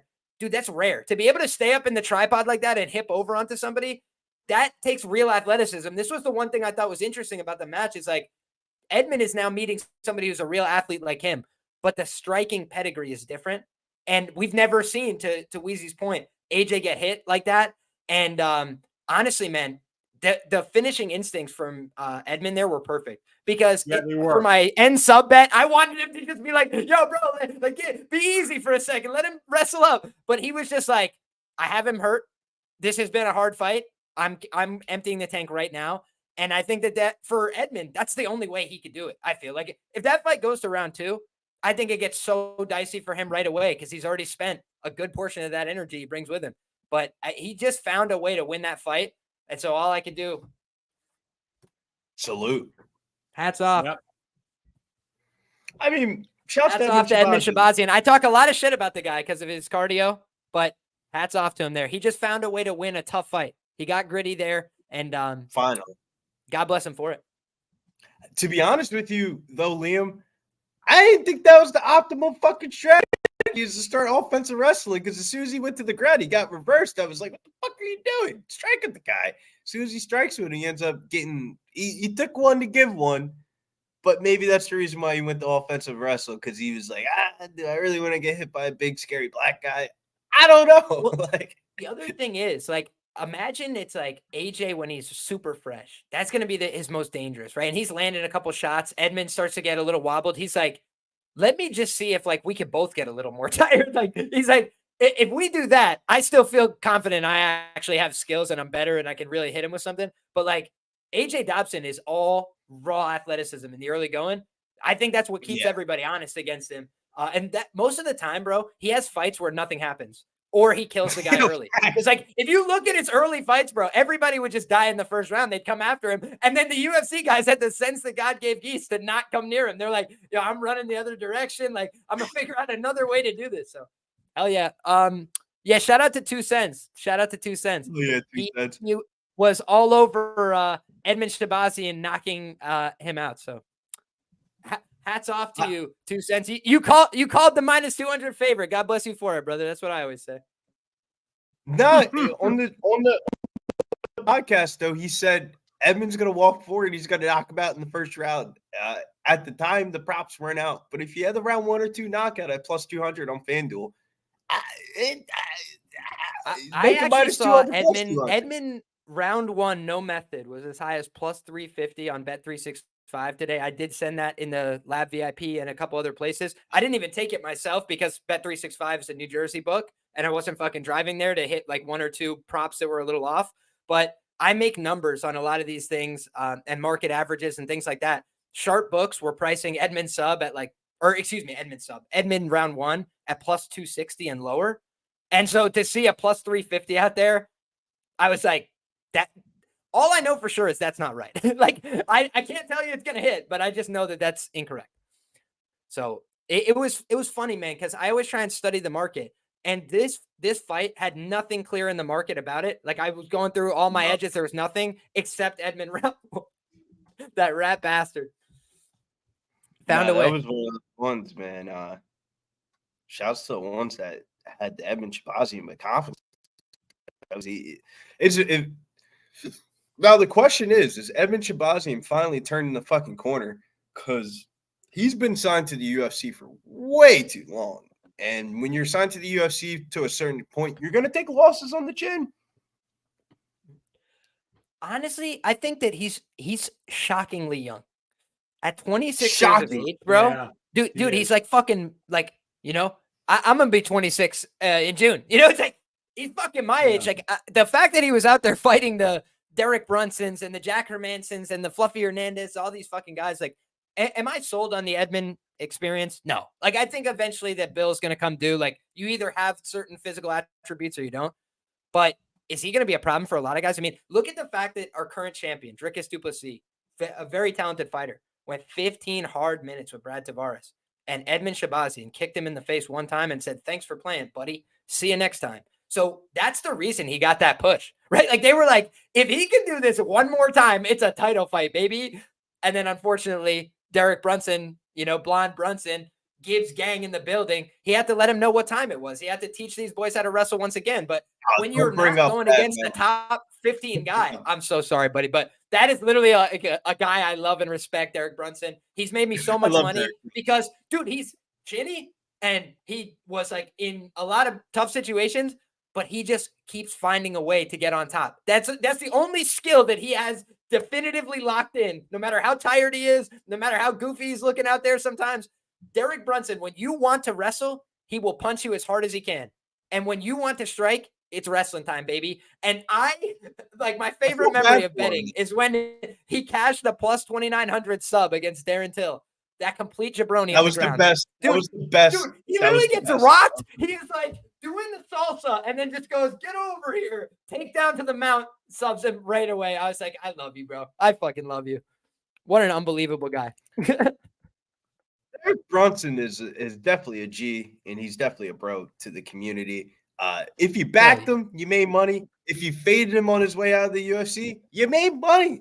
What more do you want from the guy? Be consistent at being really good or be consistent at having a bad shit. You can't blame the guy. But the people want to know, co-main event time. This is my dumb bet of the week. This is I hit some Padilla money, and this is just, I don't want to bet on March Madness isn't until 1 o'clock in the morning tonight. I'm throwing a little bit of cash away here. Oh, I think the knee's fucked up. Is it so? It might be. Justin Tafa, plus 152. One of these main card dogs are gonna come through. No pun intended. Thoughts and opinions panel? I don't know, man. It's the dumb bet of the week. Like, you don't bet this unless you're up money on the weekend. Like,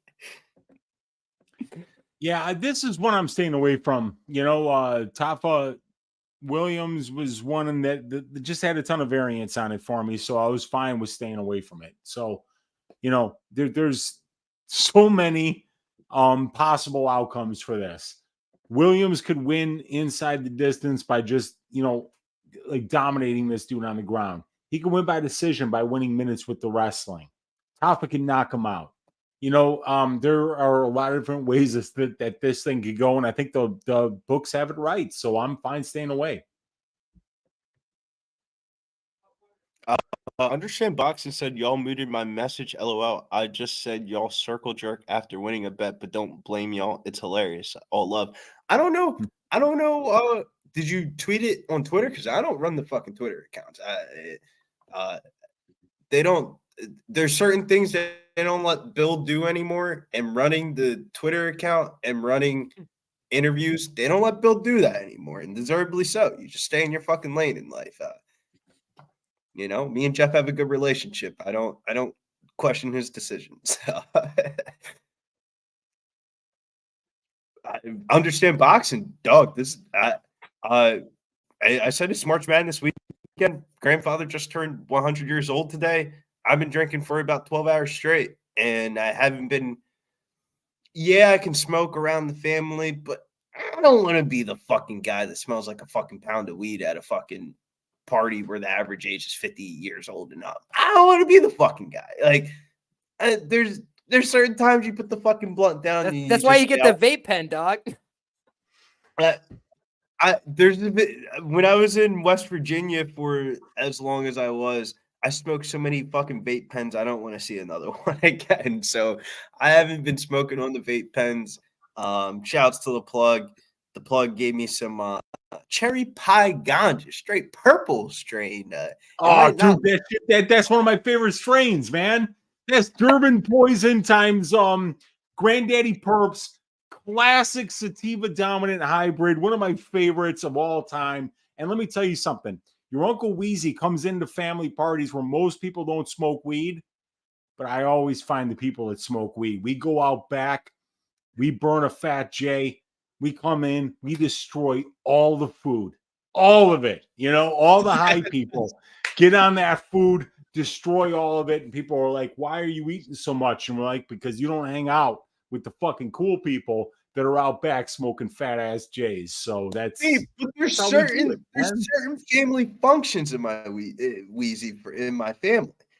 There's when we're hosting it, I'm doing whatever the fuck I want. This is my house. Yeah, I'm smoking in the backyard. We had my Aunt Tracy came down from Atlanta, and you know, people are smokers when they're standing outside in the fucking cold, passing around a fucking joint, and one gets sparked right after. But today was one of those ones where, like, I'm just gonna smoke before we leave and change my clothes, type of thing. I kind of felt high schoolish. When you don't want to walk into class fucking smelling like a pound of weed, and you're like, man, how do I not smell? But as I digress, though, Karl Williams versus Justin Tafa. This is the most interesting fight of the week. Justin Tafa, this is supposed to be Junior Tafa. Junior Tafa ended up filling in for Justin Tafa, who ended up fucking up his knee. And that was about a month ago. And now he's in here on short notice, filling in for his brother, Junior Tafa, against Karl Williams. And what got me to the underdog bet is this is kind of like the similar line if Justin Tafa was fighting Marcus fucking de Lima.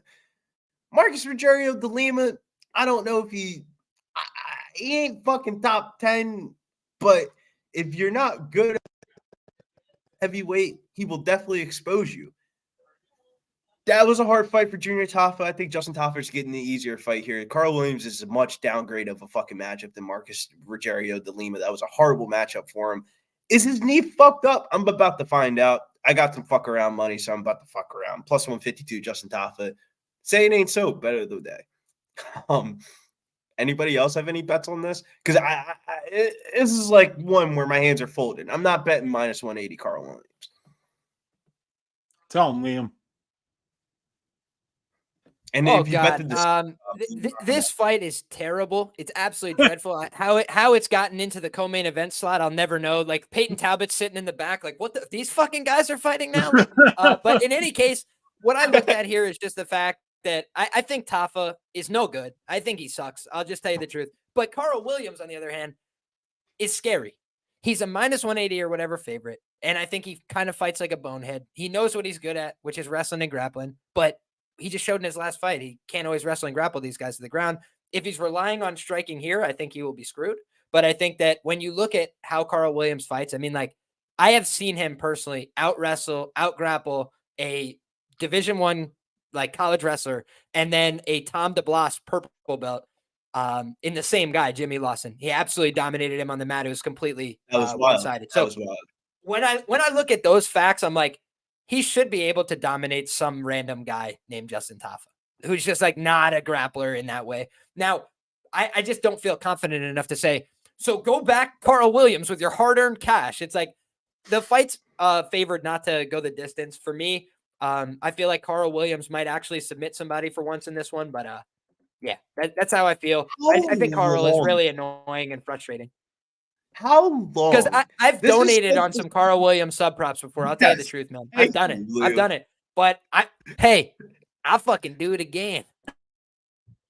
There hasn't been a Karl Williams fight since he beat. I think the dude that you were talking about was the Penn State wrestler guy on the Contender Series. Everybody said he's a fucking All-American from Penn State. And if you know anything about college wrestling, it is Penn State. Like, as of right now in the year 2024, it used to not be like that. Penn State was at the pinnacle of its wrestling when Karl Williams was there. When Karl Williams' opponent was there, and man, did he out wrestle him from fucking pillar to post. And ever since then, I had high hopes on Karl Williams. He cashed for me in the Chase Sherman fight, but man, he falls into Ian Gary bucket for me. How many times am I gonna donate my motherfucking profits to you submitting somebody? I'm not some fucking genius. I'm not some fucking rocket science. But how many times has he gotten advantageous positions and like you feel like, all right, just put the arm, put the leg there, he's not doing it. He's not doing it. He's not doing it. I think that's going to come to bite him in the ass in this one. This is not a confident pick. This is it's the co-main event. Let's throw some money on it type of pick. This is not how you're supposed to sports bet. We do not advocate this type of betting here at Pub Sports Radio. But damn it, it's been a good day, and I want to roll it on. Dog of the night. These dogs are going to cash. And as much as I don't want to bet Doug Rose at minus 210, I think she is the rightful favorite. So this is not the way you're supposed to sports bet. This is not the way you're supposed to sports bet. I will say that again. But one of these dogs are about to cash. And the last two bets on my betting slip on FanDuel tonight. Oregon money line. Every favorite one on the college basketball slate today. Justin Tafa on the money line. Every favorite's one on the main card. Oh, the books have gotten slammed the last 24 hours between March Madness. Mainly March Madness, they've been getting slammed on. I don't think they were just going to be handing out free money to end out the night. So, Johnny Guru, whew, been drinking too much. Johnny Gunn says, can we talk about the line movement? Move down to Tafa doesn't make sense. I think it's confirmation that his knee isn't as fucked up as everybody thinks it is. Yeah, I mean, like Tafa's live. Tafa's absolutely live. He can hit you once and you could be done. So the guy's absolutely live to win this fight. Understand Boxing, can you tell us about the knee injury? So if I'm not to be mistaken, that was the Volkanovski pay-per-view, right? Yeah. Yeah, I mean, Tafa was supposed to fight Marcus Rogerio de Lima. He hurt his knee on weigh-in day at wrestling practice. So that was 1 month ago. And there's a video of him being like, you know, like going in for a takedown, hurting his knee, like rolling back, holding his knee, you know, like he's hurt. The guy's hurt. So yeah, there's an injury there. And the hardest part to decide between the brothers is, I think Junior Tafa, if you did, you know that machine, this is a stupid comparison, but this is the way I break down MMA sometimes. You know that machine that you punch and it tells you like the speed of your punch and how hard you punch? Junior Tafa would beat Justin Tafa at that probably 7 out of 10 times. But I think Justin Tafa has better takedown defense than Junior Tafa. Junior Tafa's takedown is literally non-existent. So it's like, am I betting on the hand speed? Is this line off? Because this is the same exact line damn near that it was against Marcus Rogerio de Lima. Marcus Rogerio de Lima is way better than Karl Williams as of right now, what we know. Could Karl Williams grow into something? We're going to find out in this one, because if the facts that we have are the facts that we have, he should fucking come out here and finally get a fucking submission. This is a submission written all over it. This is Karl Williams written by sub. But I said that about the fucking Chase Sherman fight, man, and he wasn't able to lock it in. He was able to get the win, but it was one of those type of wins where your stock didn't, in my eyes and betting purposes, the stock didn't go up in my eyes in Karl Williams. I just thought he did what he was supposed to do. And this is another fight. If he does what he's supposed to do, he's going to look like the rightful minus 180 favorite. But it's the fucking heavyweight division. When the fuck does it ever go the way that we think it's going to go? It never does. It never does. Whatever you bet on this one, make sure you get plus money on it, is what I'm saying.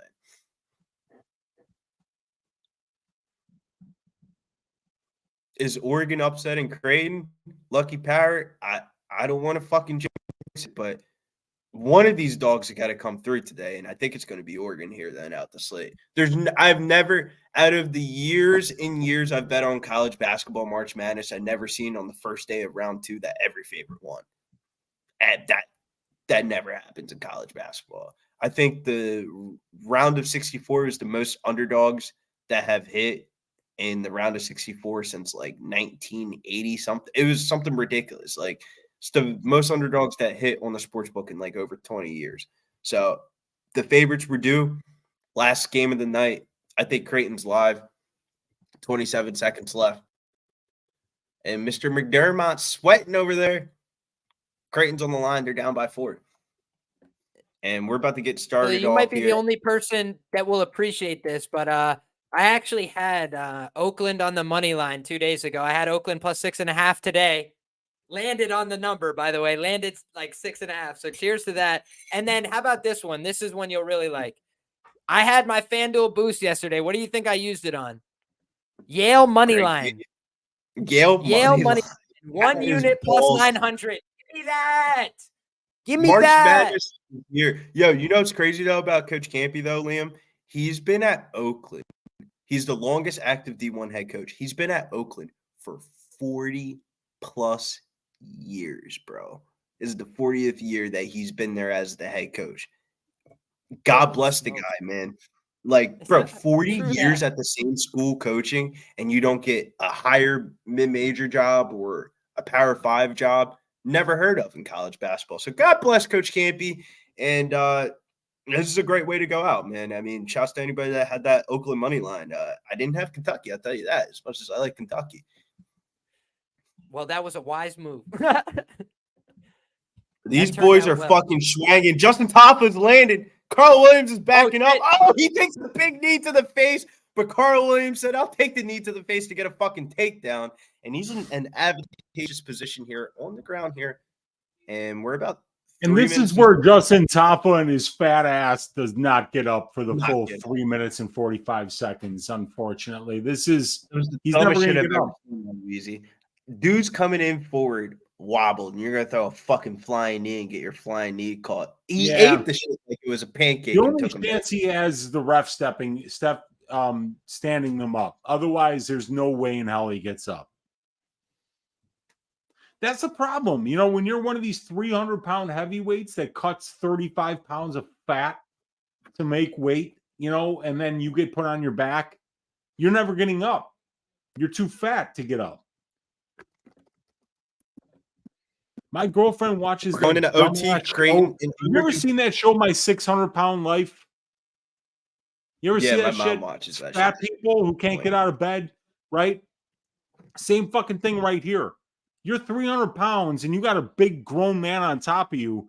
You know, it's going to be really hard to get up, even if you are in shape. But he did get up here, but no, put right back on his ass. Karl was right back on top of him. And the fat man is going to be in trouble here. Bro, I thought Karl Williams was about to pull a Cyril Gane and fall back to a heel hook. Did anybody see what I was looking at there? He was holding that ankle. I was like, brother, please don't. Yeah, right. Just maintain height. Let him carry your weight, you know? I have a out there question. Where the fuck did these tattoos even go to? I see it on his hip. I see it on his thigh. Like, damn, I don't think they have an endpoint, my brother. Yeah. I think they just ride on to wherever the sun don't shine, brother. That's crazy, though, man. I I'm can't taking imagine. Oregon live to ride with my boy Billy. Let's just hope. Throw in hope. Yeah, we're in OT. This is just a little like, I mean, every fucking favorite's going to win today. I normally takedown operate for under the Williams. assumption they need a parlay buster. Williams is just really making Tafa wear his weight right now. He's fighting a really smart fight here. Smart fight, but I also think I sound selfish. He had this beautiful submission opportunity. He had his back like 3 different times. Yeah, but that's not Karl's game. He's not going to submit dudes. That's not his game. Yeah, you're right. Yeah, he will submit you, I feel, if and only if you're exhausted. You know, like, I think that Karl has no interest in trying to take a risk. But, like, I do think if you just fold up the 10, I think he would probably take the finish. But so far, that has not been very effective for him. Understand Boss asked who won the first round. I think it's pretty clearly Karl Williams and his 4 takedowns. Yeah, it's no I mean, Karl Williams is dominating right now. Yeah, also, that was a clear dominating the round. illegal kick from Tafa. Tafa's just fucking cheating now, but yeah. I will give Tafa credit. I mean, when they were on the feet, he was landing, and then he threw a flying knee, and he's been on the ground since. The one thing I just found frustrating about that, though, is, like, if you're going to commit a foul, at least pretend you didn't know you were fouling. Like, he literally kicks him right in the face and goes, my bad, my bad. I'm like, bro, you're telling on yourself, dude. Shut the fuck up. Like, unreal. Yeah, when did the MMA game have any remorse for that type of shit? Big unanswered shots, but just not enough time. Williams is just landing on him right now. Like, he's securing the big-brothering round. him. He's big brothering. Yeah. Yeah, that was I'm even with the Justin Tafa bet, that was a pretty clear Karl Williams round. The tides turned quickly once he threw a fucking flying knee up the middle and got taken down. Minus 300 live betting line will tell you that Karl Williams probably won round 1. How do I like put this on my main screen?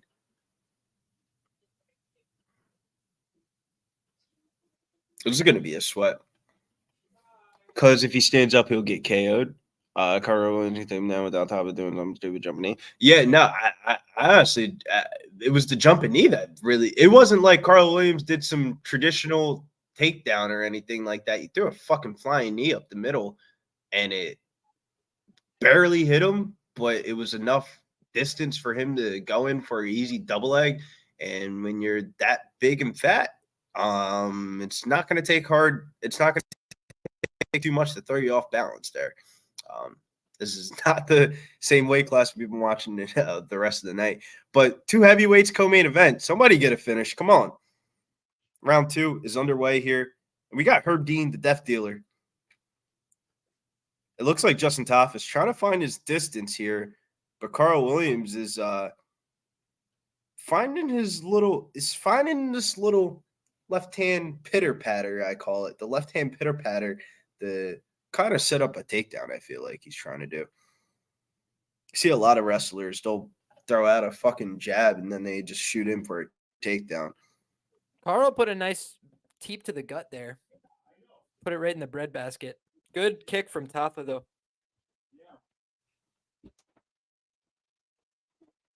I took a tiny sprinkle on what's his name, Tafa live at like plus 2xx, just because if he was the buster, I don't want to have nothing to bet in the main event type of deal. You know what I'm saying? Like, so yeah, like I'm kind of just waiting.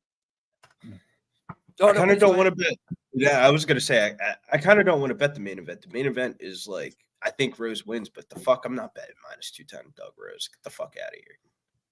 I mean, if I'll just let you guys know if fucking Karl Williams wins this fight, I'm betting Amanda Ribas. That's just my fundamentals. But I mean, I could get fucking barbecued. I'll tell you the truth. But like, it's just for me, I picked Amanda outright, and I have to like just if there hasn't been a big parlay buster, I gotta at least live to find out. Oh shit! I'm right. Talbott just landed a good shot. Karl, where's your takedowns, dog? I'm right there with you. Sometimes in sports betting, when you do this for like so long, you start noticing the patterns, and you just got to throw everything else out and just notice the patterns. You don't need to be a genius. You just got to follow the patterns.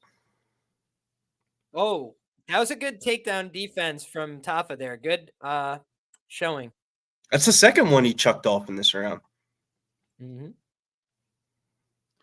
Williams, yeah, but he's got to eventually. He's got to land some shots, you know. And look what he's doing. Got to land some shots. He's not doing shit. And then he just got dropped because he went for a head kick, and it's just dumb. Fucking God. It's the head kick, bro. What the fuck are you 260 pounds throwing a head kick for? You're not fucking Derek Lewis. Yeah. Yo, Karl, if there was ever a time to fucking submit somebody, Karl, please, for the love of all things holy. Guard. He's in half guard. He doesn't have to do shit here. He can just stay right here, lay on top of this dude, and take all the blood out of those arms. Take, like make him wear your weight. Liam, this dude ain't knocking anybody out in round number 3, right? I'd say it's very unlikely, but I would also just say, like, the one thing about Karl that I would like to see him improve upon is his top game. Like, he's not putting all his weight on Tafa right now, which is a mistake. Yeah. Like, if you have somebody, make them wear every pound. He's giving him so much space. But, Tafa's not going to take advantage of any of that. That's the problem, is that his ground game is hot ass. Hot ass, not just ass. Yeah. I mean, because ass is bad. Hot ass, that Tafa's ground game is hot ass, and it's showing up. Oh, there's some good shots from Karl. Yeah. Williams is making it look easy right now, because he's just doing what you would expect somebody of his skill set to do here, which is take the guy down, put him on his back, and win minutes. And that's what he's doing. The thing that I like from Karl is that he's isolating that far arm. That's how you get somebody submitted. Is you trap that arm, you keep it to yourself, and then head and arm choke. He's going for it. He's going for it. This could be it. Karl! Oh, he doesn't have it. He doesn't have it. Oh my God! It was in. Dude, can I just tell you what? That was close, man. He's terrible, bro. This guy's terrible, dude. I mean, you should have finished that, but it's all good. But he just goes my for favorite the move in judo was when I was on that. If I was on your right leg, I was looking to get that arm triangle on the right side, and I just try to push your arm over. I just try to push your arm over your face, and then once you did, I lean in on that, and it works sometimes. It's crazy how it's funny. dumb. People always say you can't finish from across the body, right? Like that's what people always talk about in MMA. Yeah. And then you look at Drew Dober in literally not even a head and arm choke. He's just getting shoulder pressured by Islam Makhachev across the body so hard that he tapped because he was literally like, I can't breathe. And I am all right with the head and arm choke.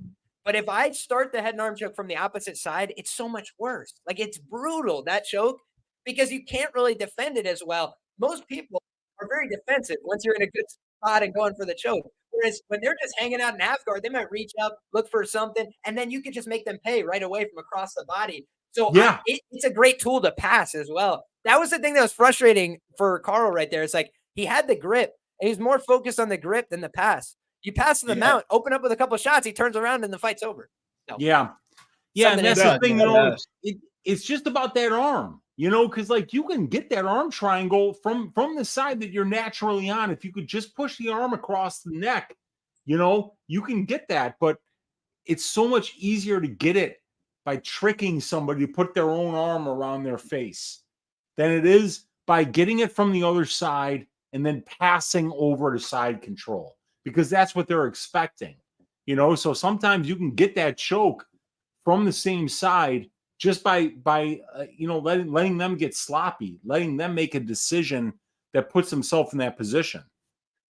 But I think Karl wins this fight I'm probably with Nick 9 out Pepper, of 10 though. times. Carl Williams right wins now. another decision against Tafa. You might not ever get a finish in the UFC. Like, what the fuck? Yeah. Dude? It's been there all fight. Yeah, but like this is what Karl does, dude. He's so good at this. Yeah. You gotta give this dude his I call it the powers, man. boring That's how snore. Oh, we heard him! We heard him! Dude, Tafa might get a 3rd round finish. Williams on a single leg. He's in all kinds of trouble. Leg him. Go, Oh! Tafa, go. Fucking stay out of this takedown, please. For the Oh my love of God. Tafa Jesus. might finish him in round number 3, which I thought was impossible. Dude, Karl Williams is about to take him for a ride, though. Yeah, he is. He's got his hands locked. He's got his hands locked. He's gonna get this takedown, and he does. Yeah, he's gotta get the fucking And takedown. Tafa can't get a guillotine to save his life, so Karl's I think just he gotta might keep use the height guillotine here. to try to get up, though. He's got to get this wrist and keep height. He's got to get his head above Justin's. Nah, Tafa's gassed, Understand bro. You see him boxing. You fucking don't have to breathing? convince us, brother. We all know that Williams sucks. He's just fighting somebody else that sucks. It's heavyweight. Who's good? Show me the 4 there's guys that nobody are good. good. There's nobody good in this division. That's when you learn that, you're going to do so much better when you bet these fights. Because Call me these guys crazy, all bro. suck. Oh no, please go ahead, Billy. No, I was going to say, call me crazy. I think we might see a bookie fake out flip here on the fucking judges' scorecards. No, but like even Tafa, he could still win this round if Williams just kind of stays on top of him like this, because Tafa did all the damage, but he's not winning round 1 or 2. I actually took the smallest bet on what's it called? Finish only?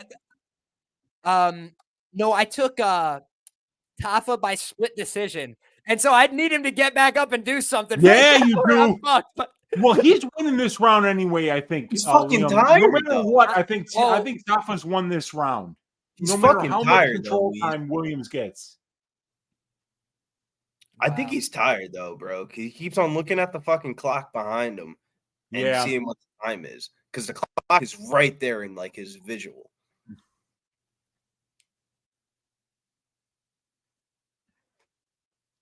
He's just got to explode, and he's not doing that. He could explode the fuck back up Yeah. if he had any type Yeah. of gas tank right now. Yeah, but he knows that he's going to get kneed. He's going to get hurt if he tries to Oh. try to get. The one knee's down. One knee's down. Put the other one up. That's how you get up, kid. But I'm also saying that without a 260-pound man on my back. So Yeah. here at my fucking basement drinking beers. Dude, it feels like he can get the fuck up, man. God damn, man. Like, just stand up. There you go. Stand up, young man. The worst you can do is fucking put an underhook in and get taken down again. It's the worst thing that could happen. This could be one of those ones, though, man. Bookie fake out on the judges' scorecards, because I have no idea. Like, Karl Williams won, but did Yeah, he I don't really know how win? you give Tafa round 1 or 2, though. That's the problem. That's the And problem. And round 3's close, because he won, but he's still getting taken down, and that's a problem. Huge problem. I don't think he really outstruck him that much. He did at the beginning of the round for sure, but here's Karl on a single leg again, and it looks like he's going to complete it. There it is. I think it's another single leg, and it's like Justin's going for a guillotine, like he's going to get that. It's like, come on, who you crapping? You're not guillotining anybody. That's not a Ask me white if I belt. threw $10 that I never wanted to see again on Tafa by sub at like whatever it was, 30-1, 25-1. I did. So every guillotine attempt, Weezy, is at least some EV in my mind. I'm like, you know what? Hey, he tried. He tried. Yeah. Dude, we've all made bad bets, and Tafa by sub is, it's a bad bet, but like, if you're getting 30-1, how bad of a bet could it possibly be? It's really not that The bad worst of a bet I ever placed, and this is a fact. This is a stone cold fact. I bet, and it was a tracked play, a small one, but a tracked play on Jairzinho Rosenstrike by sub plus 3,500. I can't even remember who he was fighting. That guy will never submit my grandmother. Like I have realized at this point, he will rather separate and run away from you than he would rather try and attempt the submission. So, guys, if you ever feel like I'm so bad, how could I place this bet? Just know your boy placed a dumber bet than you did. All right. I had Jairzinho, Biggie Boy, the Surinamese kickboxer by submission one time because I'm willing to risk looking like a fool. Yeah, but I will give you credit though, Liam. When you walk have to be willing to look like a fool every once in a while, because that's where you get the big numbers. I will give you credit though, Liam. You've hit some, throughout the times we've been on stream, you've hit some nutty ass fucking crazy props, like where it's been like we ain't picking up one unit, we're getting dead. Whatever you want to say, whatever you want to do the numbers. I'm up like 7 units on this card off of this fucking 2 bets. Like, remember when the M by subs were just smacking card after card? I think it was like last summer. It was ridiculous. You know, I put in the same amount of work on the ones where it looks like I'm a complete asshole too. Like I just got reverse swept at UFC 299. And bro, I'm telling you, I put in such an insane amount of work that I just sat back afterwards and I'm like, do I just not know anything? Like, is that the problem? But when you're on a good run, you know everything, right? And then you have a bad couple bets and you start to convince yourself, I'm a fool. I never knew anything to begin with. So it's all about just riding the waves. I've met so many great gamblers that have lost 15, 20, 30, 40 bets in a row. And it's like, if you haven't done that, you haven't been playing the game long enough, because it's like, eventually you're going to be there. So it's like bankroll management, keep yourself in the game, and then the good runs will come again, but you've got to just put yourself in a position to succeed. If you have a good process that works and you have a bad result, you don't change the process, so that's just the way that I try and think about it, man. Karl Williams gets the win. You know what that means. I ain't got to say nothing. Say it ain't so. One of these dogs. This seems like one of those nights where I'm just going to keep on betting dogs until something hits. Yeah, Karl Williams got the job done again. And that was the thing. Tafa had like 6 or 7 UFC fights, and he had only seen 2 takedown attempts. So it's absurd, of course, it was reasonable to think that Karl was going to dominate this dude, and that's exactly what he did. Always keep the main thing, says K. Reed. You're damn right. You're damn right. Sometimes, though, March Madness starts coming around. You never know, K. Reed. March Madness starts coming around, and the shooting hoops go on screen. 18 and 19-year-olds become a little bit more liable to start betting on. You're like, we start betting some collegiate wagers. I actually tweeted it out earlier this week. Horrible job by Bellator Fest. You're going to have your biggest Bellator card of the year at the same exact heap time of the biggest sporting event of the fucking weekend of March Madness. This is horrible marketing. When did Bellator start being at 12 o'clock in the afternoon? Bellator used to be penciled in Friday night. Everybody's linking up the smoke, and we're going to watch some Bellator fights, cash on some prelim bets, and go off to the bar and come home and call it a fucking night.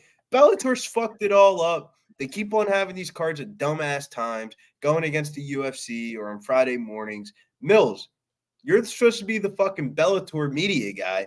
What's up with the marketing? I don't even know what fucking station they're on anymore, bro. It's that bad. No, it's that good. They just signed a deal with HBO Max. So they get streamed on Max now. Shit, they're gonna be on the same shit as NBA then next year. So but yeah, I mean, it's a Dublin. You talking about the last event that just passed? Yeah, bro. What the fuck are you putting that up against the same exact time as the first round of March Madness? Am I betting on 18, 19-year-old amateur basketball players or 25, 28-year-old amateur fighters? Boom. I'll pick the 18, 19-year-old boys. Billy, people in fucking Belfast, Ireland don't give a fuck about college basketball. I mean, the people that watch it don't give a fuck about college basketball. That's why they had it probably at that time. But from a MMA gambler perspective, making me look bad. People are asking me, any Bellator Fest bets? nah, bro, this ain't the one, man. I ain't betting on this shit. I got fucking March Madness bets to sweat. It's just like you're Xing me out. The fucking Bellator versus PFL card, an hour before the UFC stream, bro. You're bugging. Number 1 versus number 2 team the country is playing. Like, have a better marketing idea. Fight on Friday nights. You remember when the PFL was popping, Mills? We were watching that shit on Thursday night. I mean, it wasn't us to watch. They usually, the Ireland cards are usually like that though. I mean, it's the same time, you know. It's like a daytime card for us that kicks off like 11 a.m. my time out here in Cali. So I mean, there's a 5-hour time difference between Ireland and the US. But like the Chicago cards that go on and PFL and stuff like that are regular time. You know, they have one in Chicago coming up. They got one in San Diego again.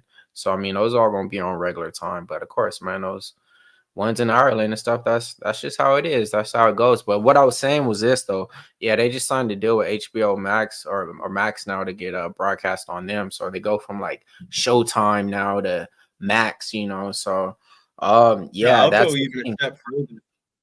I remember when fucking Bellator was on Pluto TV. You had to catch the prelims on Pluto TV.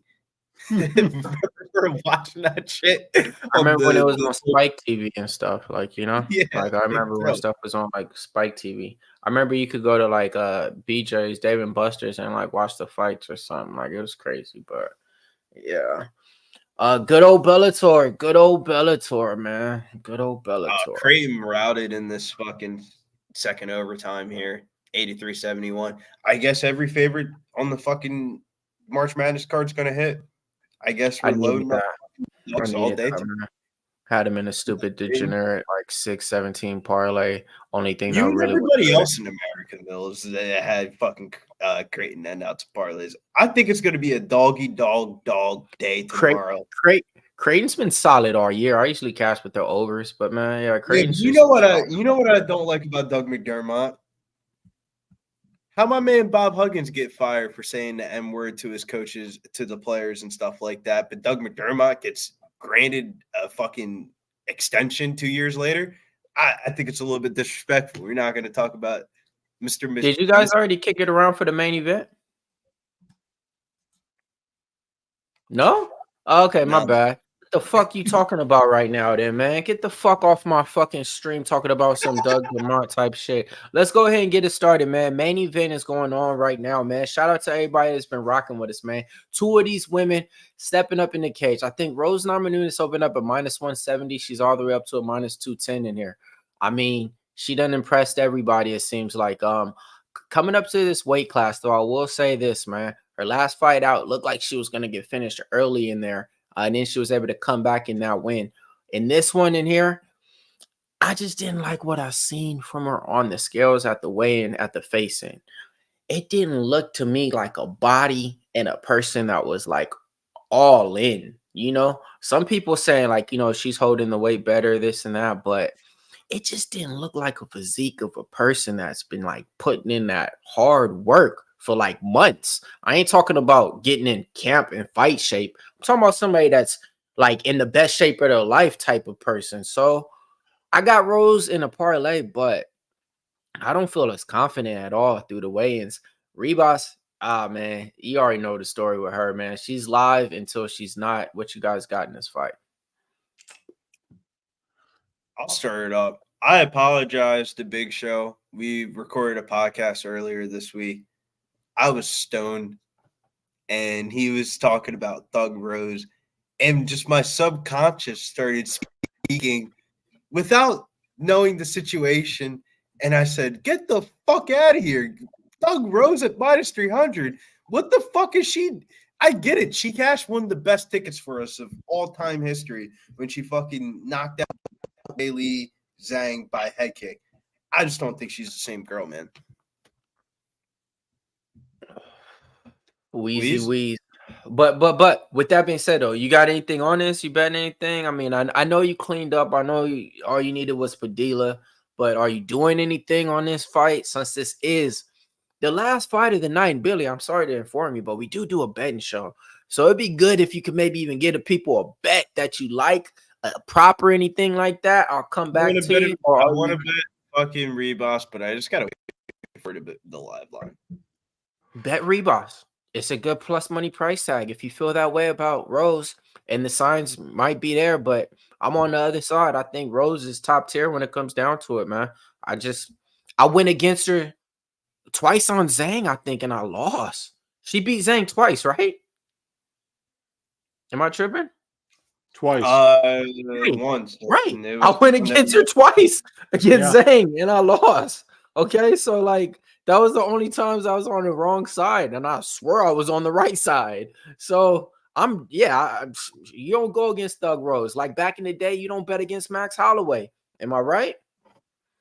I agree with you, Mills. I'm with you on that. I think this is Thug Rose all day, and if Amanda finds a way to win this fight, it's going to be kind of shocking to me, So, I mean, I think Rose gets the job done here. I think she's going to win this fight, but at the same time, am I laying minus 210 on a women's favorite in this day and age, in this economy, in Joe Biden's America?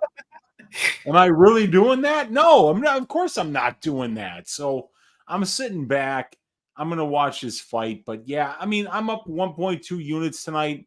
It's a solid night, I guess, but it could have been way better. But in this case, I don't really see Amanda winning the minutes here. I see Rose winning the minutes. Got it. Yeah, I got official round props. I'm going with round 4 and 5 for Rose. So that's plus 1,000 and plus 1,100. And then I'm playing a little bit on Ribas too, man. Plus 2,300, plus 2,700. Little lunch money, you know what I mean? Just on them and stuff. But yeah, since we got Liam on there, I already know how he feels about Ribas. He's usually on there. So let's doing this one. Yeah, man. 2 women I can't get right. Speaking of that head kick, she head kicked my ass into the 3rd row as well because I was on Zhang Wei Li both times. So when you look at those fights, right, I didn't do so good. But when I faded her with Carla Esparza at plus money as opposed to laying the chalk, I actually had a lot of success. I had a 10-unit bet there on Carla Esparza. So we got our money back and then some. But when you talk about the other side here, Amanda Ribas, I dropped a huge bet on her once, 9.5 units against Caitlin Chikagian. You don't hear me talk about 9.5 unit bets all the time. I'm very selective with them. That's one of the few that hasn't come through for me. It was plus 160. I feel like it played out like a minus 110. And I honestly thought that she won the fight personally. But in any case, I'm just going to have to bet Amanda Ribas here at plus 180. I think there's a good chance that she could get clipped. That's the thing that scares me. I think Rose is a very scary fighter in the early going. But I've seen Jessica Andrade walk her down and break her in the 3rd round. And she was lucky that was a 3-round fight as opposed to a 5-round fight. And I think that Amanda Ribas in her last fight showed a willingness to take damage and walk through the fire. I don't know if she's on a new steroid protocol. I don't know what she did, but she was taking massive shots. She had welts. She had freaking, it looked like she was forming a new head. And she just kept pushing forward, throwing, and broke that woman on cardio and pace and aggression and pressure. And I think she's got an underrated ground game, truthfully. I think Rose is excellent on the ground. I think either woman, could win by submission. But for me, I think that Amanda Ribas is a really scary woman to deal with on the ground. I think she was grappling proficiently with Mackenzie Dern. And I think for Rose, if you're getting submitted by Jillian Robertson in grappling competition, I mean, you don't want any part of Amanda Ribas, period, point blank on the ground. So I think Rose could win. I think she's the rightful favorite, but I think the line is too wide. Give me Amanda Ribas. I picked her outright to win this fight by submission. Yep. Oh boy, this fight's. You read me like a book, Mills. You knew what I was on. That's what I said. I knew that. I remember that bet from Caitlin Chokakian. So once you put that big amount on that, I'm like, all right, you got to be going with her. Like from there, it's like, hey, you owe me. Like you owe me, and I'm gonna get my money back slowly but surely. But you owe me. Like so, yeah. That's the way. But the thing I didn't like was this. Like I was saying, like the way Rose body and looked a little bit at the weigh-ins and at the face-ins. Like to me, it's not looking like a athlete or a person who's kind of like in, like, I don't know, taking the best ability of their body. You know what I mean? Like, I don't know. It's kind of like I'm there. Like, yeah, I can compete. I can come to the gym. I'm here. Not like, oh yeah, I added this new thing to my camp now, and now I'm running 6-point miles instead of 3-point miles. Now I'm lifting 58 pounds instead of 38 pounds. Like, oh man, that's crazy. Hey, shout out to Jacob, man, from We Want Fight Picks, bro. This dude flew all the way out from like Texas just to see Amanda Ribas at the UFC Apex. They just showed him on the screen. He's the guy that has a Amanda Ribas shirt, sweater made with him, everything like that. They just literally showed him on the screen, though. Content creator out here, man. Shout out to him. That's crazy. But yeah, that's his favorite fighter, Amanda Ribas. He literally got like a hoodie on with like all their faces painted on it and shit. They just showed him standing up, holding the flag. Oh man. Main event time. Shout out to everybody for rocking with us, man. Started this shit off a little bit earlier. We had some people popping in. I had Andre Ewell pop in for the stream earlier. Shout out to him for that. We was live with the Pub Sports Radio boys out there on Pub Palooza. They was playing their little ping pong games. Jimmy was beating up on people, taking $100. They showed him again right there. Yeah, there you go. That's what's up. That's crazy. Oh man, that's crazy. You gotta love MMA. Craziest sport in the world. Can't beat it. It is, man. Pure Rose, I think if anyone wins a decision, it's Ribas. That's the first person I ever heard say that this week. But let's go, man. But yeah, Billy, man, I'm kind of like really like hating you right now because our parlay would have been locked, bro. Because I said it from the grip. Man, it's fucking March Madness. Madness. I'm mad at 2 Cent too because I love Carl Williams, bro. And when you said that, I was like, yeah, let's go, Carl Williams. I'm like, you're the only one that was like, I don't want to say it. But yo, Carl Williams probably go win, right? Cool, I like that one. Let's go. Because I bet that already. No, I don't want to put no fucking Carl. I'm like, okay, we just gonna do this then. Nice. Oh, hey, Rose is looking sharp though. Rose is attacking the body. Rose is looking pretty sharp. Amanda Ribas is doing the Amanda Ribas, looking like that Ace Ventura when she's out there striking. She's coming out there. Oh wow, she's leaving her chin there though, and you already know that's the same Amanda Ribas though, man. I mean, her chin is just there when she's striking. Catch fucking Macy Barber round 2 knockout in their last fight because of her fucking chin. Trying to clinch up against in the middle of the ring. Rose says, "Nah, girl, I ain't here for that." Leg kick for leg kick. That's what they exchange. Hey, Reed said people forget that or else it's Pat Barry. Pat Barry's the fucking worst fighter I've ever seen fight, man. He fucking sucks. So on this fight, this is Trevor Whitman sitting out for the second one. He didn't join her on this fight, so it's just all Pat Barry in this one. But I mean, I'm just being honest from what I see. Rose looks kind of sharp to me. She's coming in with that jab, head movement, good, going with the footwork, looking good, looking sharp a little bit. That backhand cross is connecting, that jab is connecting, sharp in there. And then when she's connecting, she's moving out of harm's way. She is getting hit. Amanda Ribas, nice spinning body. Takedown by Ribas. But Rose gets right back up. Really? And that's going to be the thing. If Rose can, not let Amanda get takedowns and top control time, she's going to win this fight.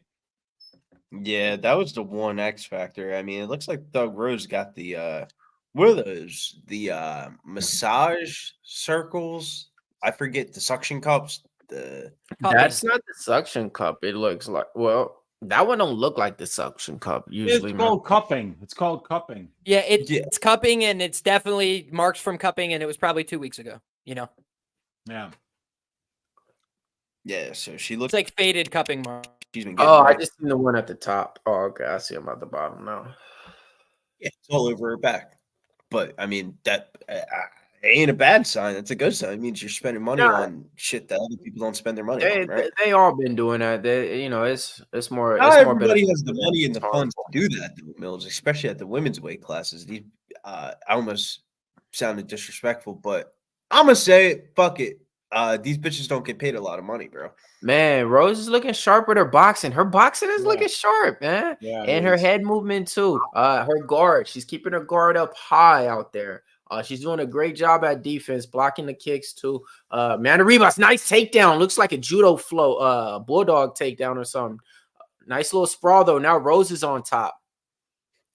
Yeah, that's a judo takedown right there, where you get like that. You get the head, so you just take the head with you. But the problem is that you need your back taken, or you can get rolled through and get put on bottom, and that's what happened. See, judo is the sport too. I remember the people I was growing up with on the block, it was like some Colombians. They were going and doing it, but they were just like kind of like heavy set, but they were good. So it was like one of those things to where you don't got to be in shape or fit to do judo and be good. Because there was a lot of people I knew growing up that was doing it that was like heavy set Colombians and stuff. So that was that you one just have the good martial balance, arts, right? Compared to like jiu-jitsu and stuff like judo. that. Yeah. Yeah, judo is different, like, you know, and I Yeah. was like, oh, okay. So I went a couple of times and I was like, It's yeah, it's a different rule set. It Right. really is, you know. So like, it's not like wrestling. It's not like Brazilian Jiu-Jitsu. It's not like any of those things. It's a completely different rule set. So I remember that. I was like, oh, that's a judo place right there. That's what they do. But you know, Rose is winning the minutes here, in my opinion, in both rounds. Yeah, I mean, it's like 20 in this seconds round to so go. far. I'm sorry.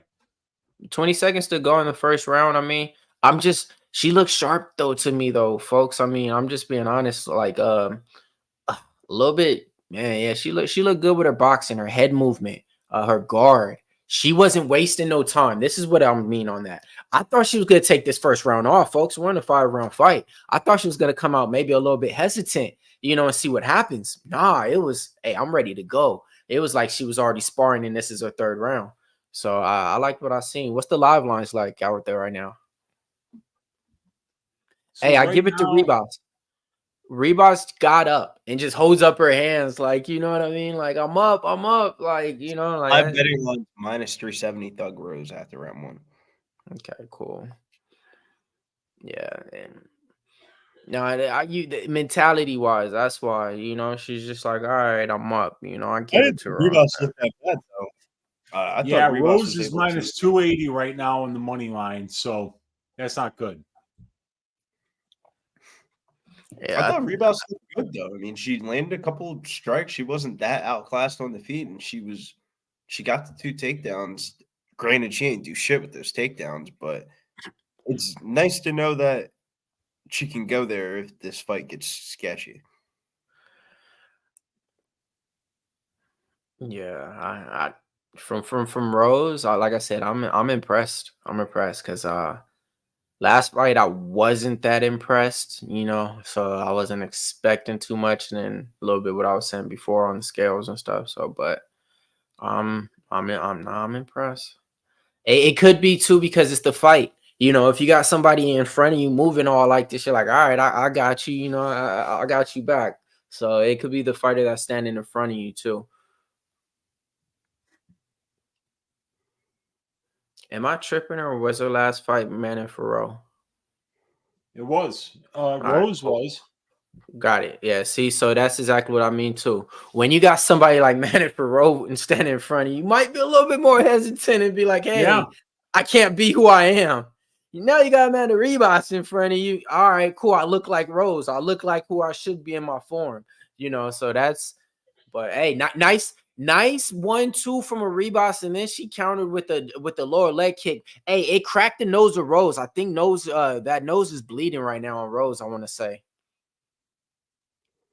Or if it ain't, it's yeah, you know, like I wasn't worried about Rose in this situation because, like, when I worry about Rose, when her opponent won't bring the fight, but Ribas is going to bring the fight, and I think that Rose is the better striker. I think she's the better grappler, to be honest. You know, I mean, even though Ribas is the more credentialed grappler, the level of competition that these two ladies have fought is a mile apart. So Ribas is looking live right now. Like, she's doing what she wants to right now. And she's throwing a bunch of volume. That's what she does well. At this moment, folks, it seems a little bit like Rose when she got hit on that nose that I was talking about. She's a little bit more hesitant, you know. But I'm gonna just sit back and see what happens. But I'm not gonna say she I don't know, but just What do remember, you man, want? it's around like 3 minutes and 58 seconds in that round two. So what were you not going to say though?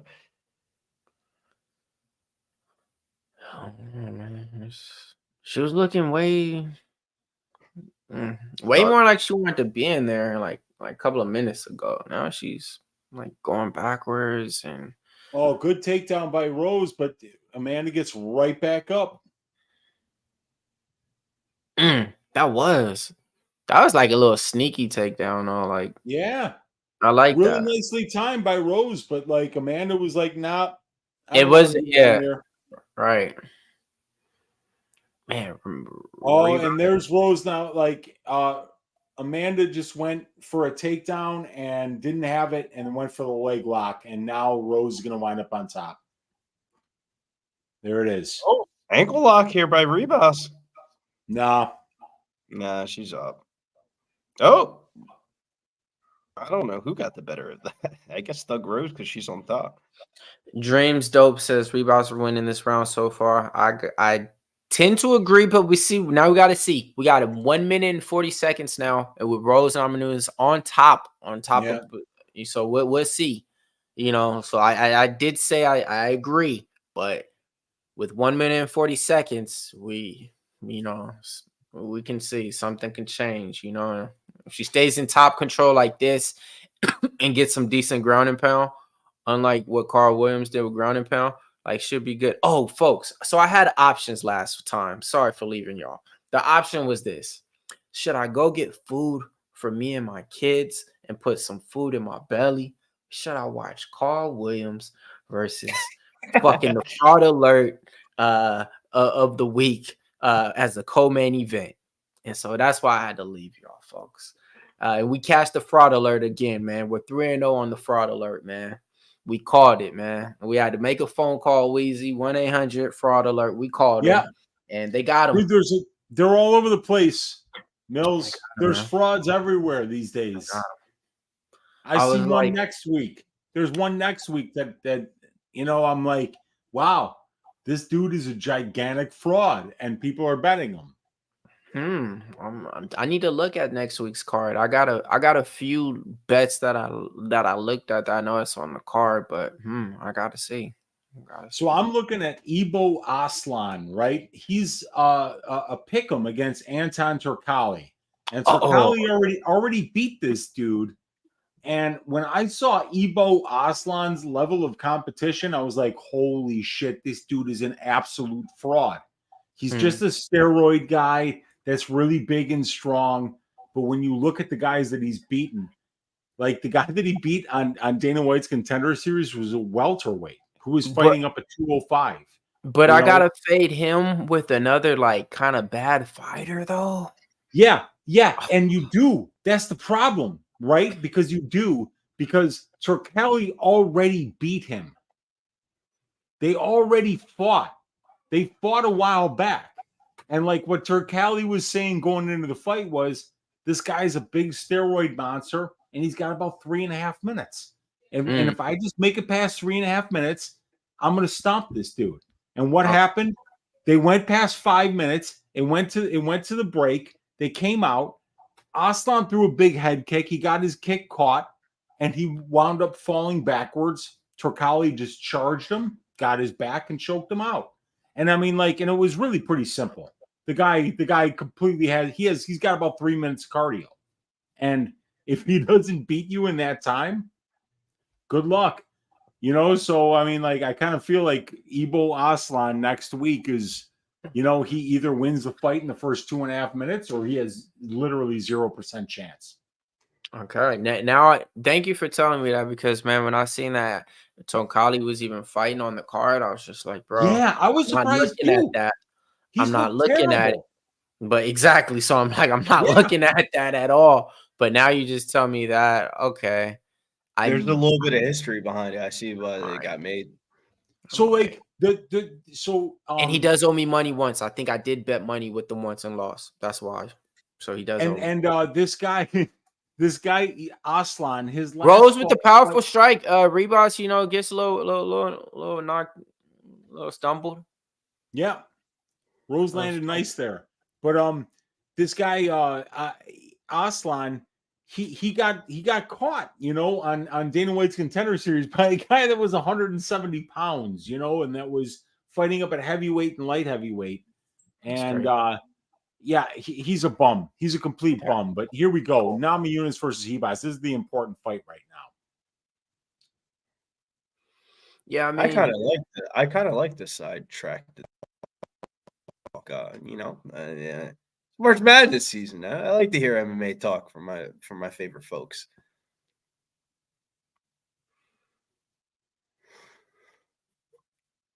I think Rose is winning this round, but man, this fight is she's winning this round. I think she's winning this round. Yeah, we still got though. Still got like 3 minutes, 20 seconds to go, but seemed like she's gaining her wits back a little bit, doing what she needs to do. Moving ahead. But see, for me, I tend to think that I remember from what I know, Rose don't like turn it up as the fight goes. You know what I mean? Really. Like she doesn't turn it up. She has good cardio though. Like I think we were saying she knows how to win minutes and moments. Okay. Like she's more powerful than Amanda, and she's more durable than Amanda. Oh, definite. So over like 5 rounds, Rose is probably the one landing the bigger shot and absorbing the smaller shots, but we'll see. You never know. Yeah, man. So next weekend then shout out my boy SD Dumas, man. I got an interview with him. You won't find too many people with interviews out with him. But he's fighting Nurzan Rosenbov. Man, it's gonna be a good one in there. Rosenbov's like a minus 260 favorite out there. Bad stylistic matchup for him, in my opinion. Dude, Dumas, this guy Ruzaboyev, in my opinion, it could be a complete fraud. I actually like Dumas. Nah, Weezy, he trains at the gym up here by me in Philadelphia, and Ribas with a takedown. Crazy. I'm right here, by the way. Yeah, he waited. So he came over to the Philadelphia gym with Sean Hold Brady. on, Bill. Hey, shout out to Joey Bands. He just cast the over 2.5. 2.5. Shout out to him. Cat shit. So he came over here to America, trained at the gym for over a year, away from his family, friends, wife, and kids, with the hopes, not even a guaranteed, with the hopes of him getting a UFC. It doesn't mean anything. What he's talking about is he's fucking grinding day in, day out. Cedric Dumas. Ribas got no Rose down on the ground right now in the headlock. That's the Kesagatame position for judo players right there. And Ribas knows exactly how to turn into it and control it, and she did exactly that. See, so we thought she was winning round 3. Now you can make a case for Ribas winning round 3. Yep, absolutely you can. So this fight is crazy. Crazy. Winning the fight in general, but that's betting bias. Ribas, nice ground and pound. She's doing some short ground and pound elbows, man. That's the thing about Rose, man. Like, oh man, nice ground and pound from Ribas, man. Oh, Ribas taking her back. Looks like she stole round 3 at the end. Good thing it's only 10 seconds left. She just got on her back like a koala bear, bro. Yeah. Hey, what is the live line? I'm gonna go ahead and say it's probably like a pick 'em or minus 130. It's probably a pick 'em. And this is what I'm saying. Unfortunately for Rose, she's got a complete mental midget in her corner in Pat Barry. Rose is still a minus 152 favorite. Dude, if I was living in a house with Pat Barry, and he was like, "Hey, I'm gonna make coffee," I'd be like, "Nah, man, I got it," you know, because I'd be worried that he'd fuck up a cup of coffee, you know, like that's Pat Barry, you know, like no, I really would. I'd be like, you know what, man, coffee's too important to put Pat Barry in charge of it. So, like, if you're not trusting Pat Barry with a cup of coffee, you know, are you really trusting him with finding 5 minutes, you know, at a time of game plans in order to beat Amanda Ribas? Maybe not, ladies and gentlemen. I don't know. I don't know.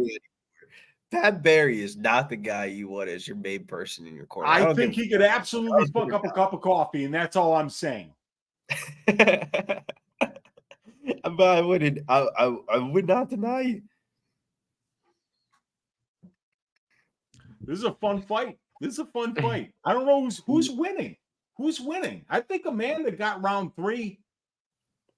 I think Doug Rose is winning by the slightest a bit. It's just how the fuck do you grade round 1? Round 1 was, yeah, maybe Rose won, but maybe she didn't. How many times have we been here on the live stream? Whoever's winning, I think the live odds that they just put on the screen is office is -270 for Rose. I think whoever's winning is going to win this round and next round. Like that's whoever. Like, because this shit's close. Are you sure or are you hoping? Because the way this looks, this shit is close. Like I think this shit is down there. Amanda Ribas down and shit. Rose ends up on top. Like, this fight's razor fucking thin, man. That's what I just said. I think it's close. Yeah, I couldn't tell you who's winning. Neither could I. I hope I think is winning. I really don't know who's winning. And that's kind of scary if you're on that Rose side. You just said that Rose was winning, Billy. I'm just trying to, be optimistic because I know a lot of people have parlays to close out with Rose, but my heart of hearts, I have no idea who's winning.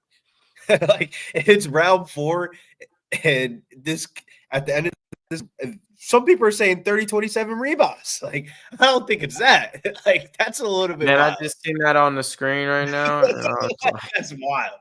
I don't think it's 30-27 Ribas at all. This is the thing. Every single time Ribas is getting up at the end of the round, what is she doing? Holding her hands up as if she won the round. Yeah. I told you that's a good thing that she's doing that. It's kind of like she's, it's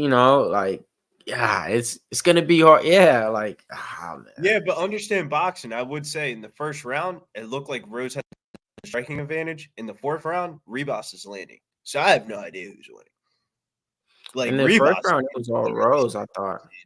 Here's the thing, I kind of figured, Rose should be winning the minutes on the feet. She should be. She's not. She's not winning the minutes on the feet. So I'm beginning to wonder, is she going to be able to win this fight? Yeah, Rose she's just a little got bit top checking position. out. Amanda went for a judo throw and she failed, and now Rose is on top of her. 2:30 left in round number 4.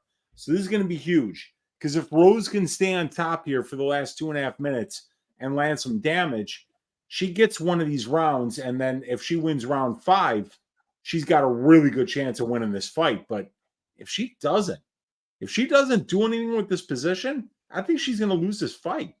Right. And it looks like right now Ribas is trying her hardest. She might not be trying to get up, but she's definitely trying to land the damage, as David said. Agreed.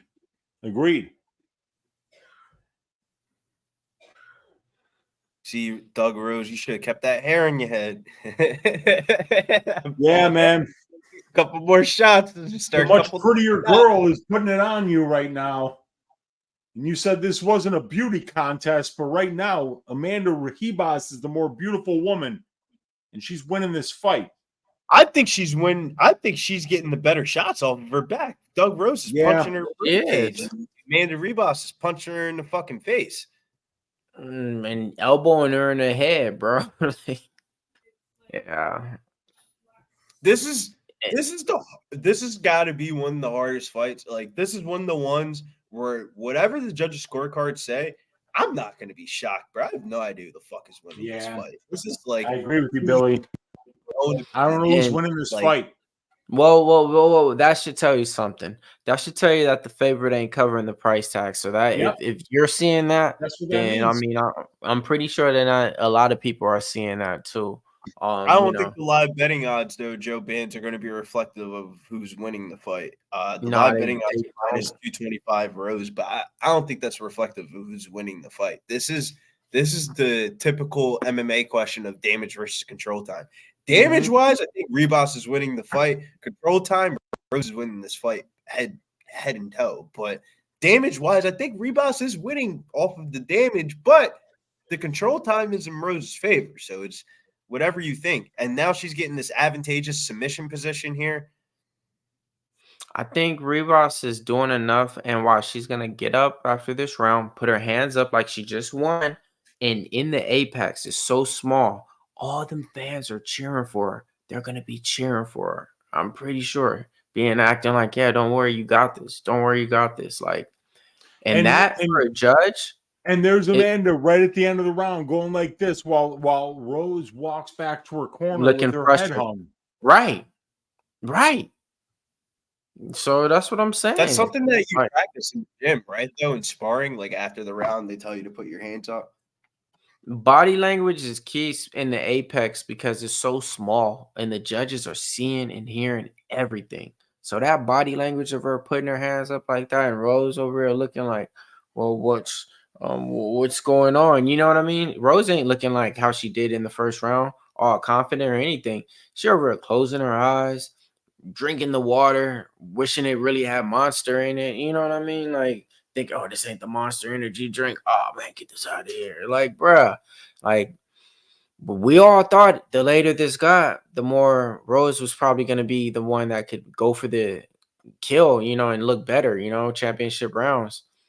She's not looking like that, you know. She's not at all. Close fight, man. Close fight. It's anybody's fight. Pierre Rose has a graded Thug Rose 3-1. And that's what the betting line would say, 3-1 here, minus 320 favor as we enter the 5th round here for Thug Rose. But that betting line is so not accurate, though. I don't think. Because I don't know. Yeah, what do I got here? I got I got it locked. It's locked right now. I mean, so if you ask me, I think I don't know. Shit. I think Rose is winning the fight, you know, because I did give her the earlier rounds. That's why, you know. So that's why I gotta say I think Rose is winning the fight. I think both fighters are fighting like it's 2-2 going into the 5th round. And I do think it is 2-2. That's the other part. I think Ribas won the last round and the 3rd round. And I think Rose won the 1st and the 2nd.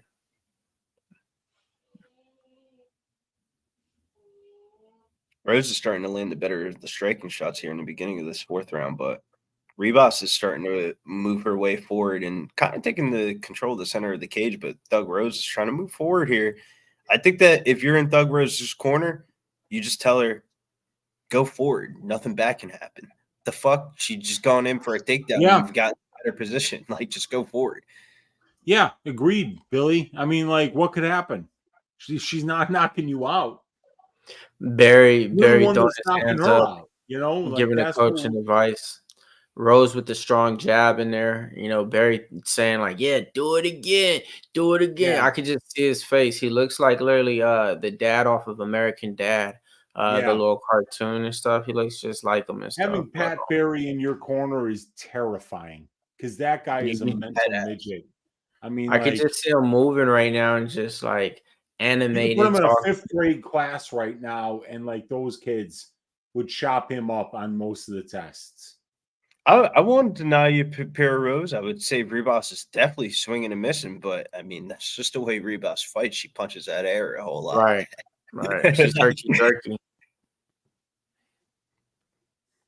But in this round, I'm giving it good. So far, Rose is looking good in this round. You know, looking like she's winning, like the one winning this round.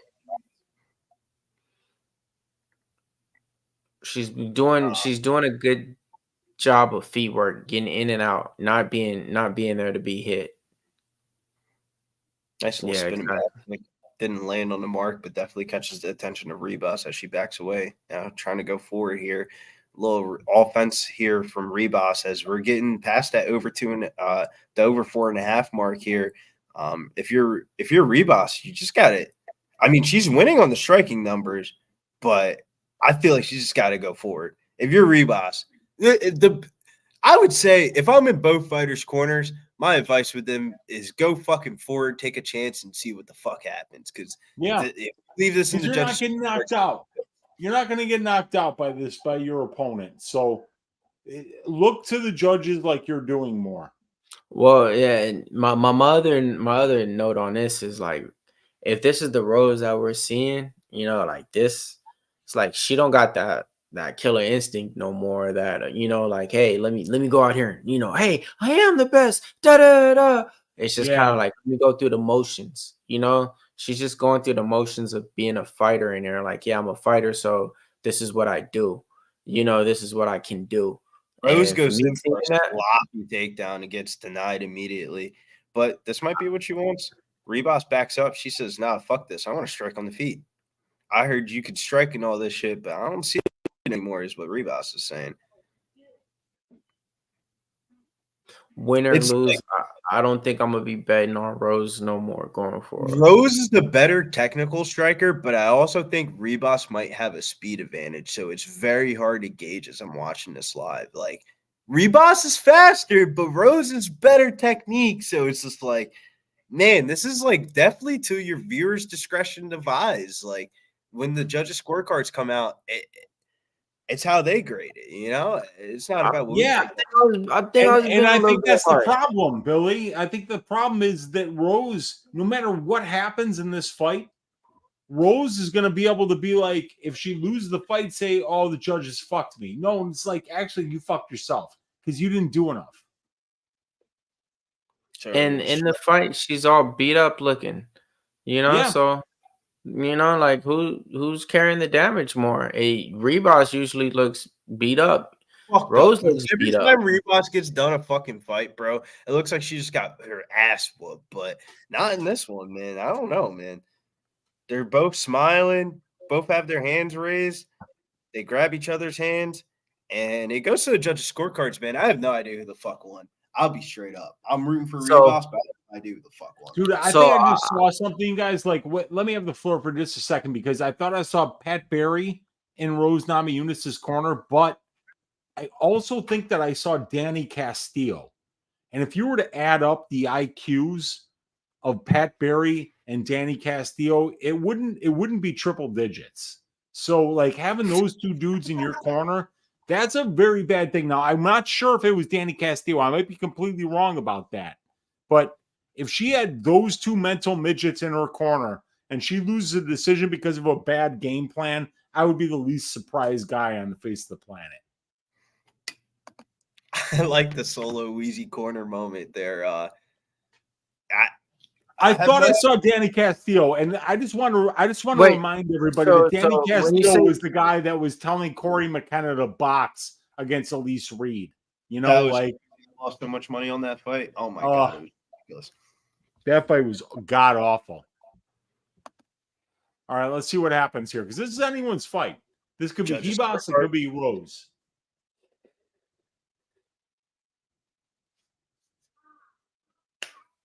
I mean, I thought it was 2-2 going into the round 5, and I thought Rose won round 5. So for me, I think Rose won. I actually thought Ribas won round 5. Okay. So, like, guys, I don't know. I really don't know. I'm just going to see who gets her hand raised. And it was Rose. And I told you guys it was going to be Rose. That's all I'm saying. Rose won the decision. Thank you for telling us, Weezy. Because we picked her. How prophetic was I? Right? Because I had no idea. Hey, we knew it though, Weezy. No, without a doubt. Such a close fight. Not even without a doubt, bro. That's how we do over here. Pub Sports Radio, bro. No, I'm just fucking with y'all. Hey, I was gonna say, man, without a doubt, that could have been anyone's fight. Anyone's fight. All three judges felt the same exact way. It was a unanimous decision, so maybe my eyes fooled me. Shouts to Doug Rose for getting the job done, but I ain't think the bitch won, man. I ain't gonna lie. I ain't think she did. won. I thought it was. I thought it was 2-2, and I thought she won round 3, or however you want to say. I thought she won 3 rounds out of 2 out of the 5. You know what I mean? So like, I thought it was 2 rounds to 2, whoever. And you know, these last rounds was coming up close, but I thought she won round 5. I don't care that it shows that she got outstruck. Them strikes ain't real, man. It says she, but yeah, I thought she actually won round 5. So like for me going into that, I thought she won. I didn't think that she was that minus 320 price tag going into round 5 that you were talking about, though, that was warranted. I didn't think that was right. But overall, though, I think the right fighter won. And it's nothing like a robbery. It's just the right fighter won in this one. Just in my eyes, you know, because I thought she won. I thought it was close, but I thought she won. Well, yeah, that's close fight. This close fight. Don't bet on women's MMA, or I should say, don't be convicted on women's MMA, because hey, you could have read any fucking scorecard and that wouldn't have been surprised. Uncle Easy, though, you've been. I gotta say this with a grain of salt. You've been shaving asses and cashing fucking tickets and left and right. Where can they find you? Dude, right here on Pub Sports Radio. I mean, like every single Sunday, but this Sunday I will not be here. I am going to be on a plane from Chicago to Europe. I'm going to Paris. I'm going to Italy. I'm going to be at some family functions for the next couple of weeks.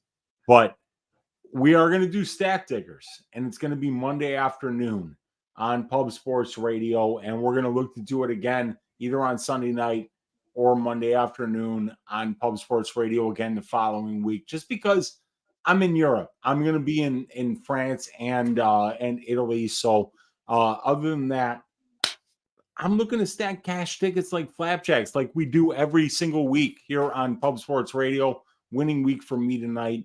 Nothing spectacular, but a good solid winning week, and I'll take it. And I hope you guys had a great week, and that we'll make money again together next week. I think that it kind of worked out in your favor, Weezy, because everyone's going to be watching March Madness tomorrow. So now you don't have to compete with the March Madness people. Exactly, man. And I won't be around. Yes.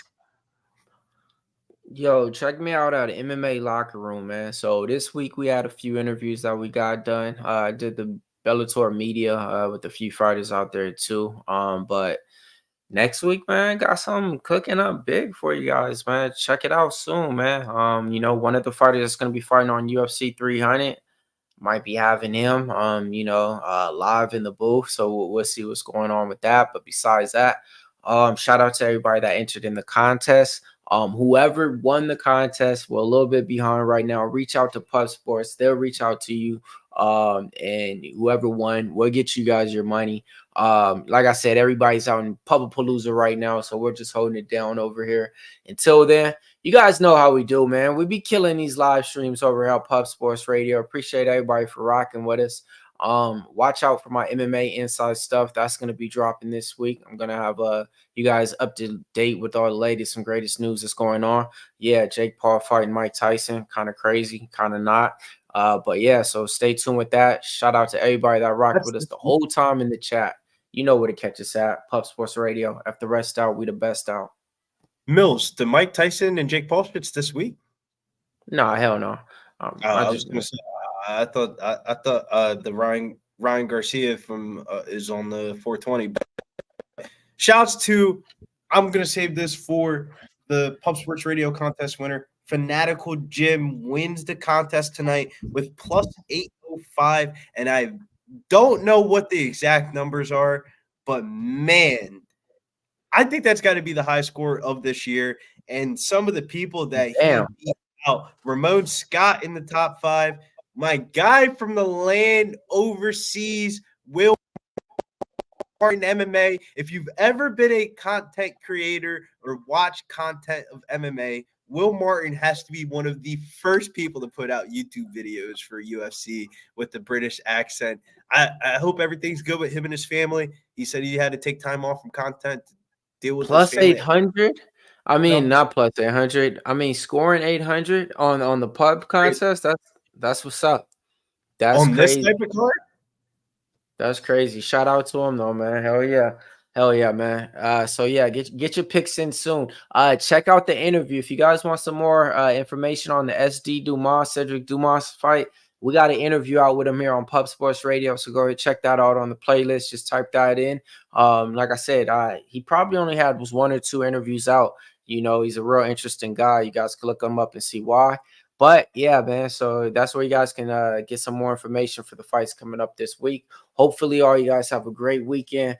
We'll catch you guys out there next time, man. Pub effing sports, rest out, the best out. Let's go, baby. Yay. My bad. I was reading a text message here. Shouts to everybody here at Pub Sports Radio. Make sure you guys hit the like and the subscribe button. Sign up for a little $5 a month. You might catch a couple interviews from my guy, Millie Mills. But join next week's contest if you didn't win this week. Hey, what's going on, y'all? It's Mills here, Pub Sports Radio. Do you guys want to challenge the personalities here at Pub Sports Radio? Do you guys think you're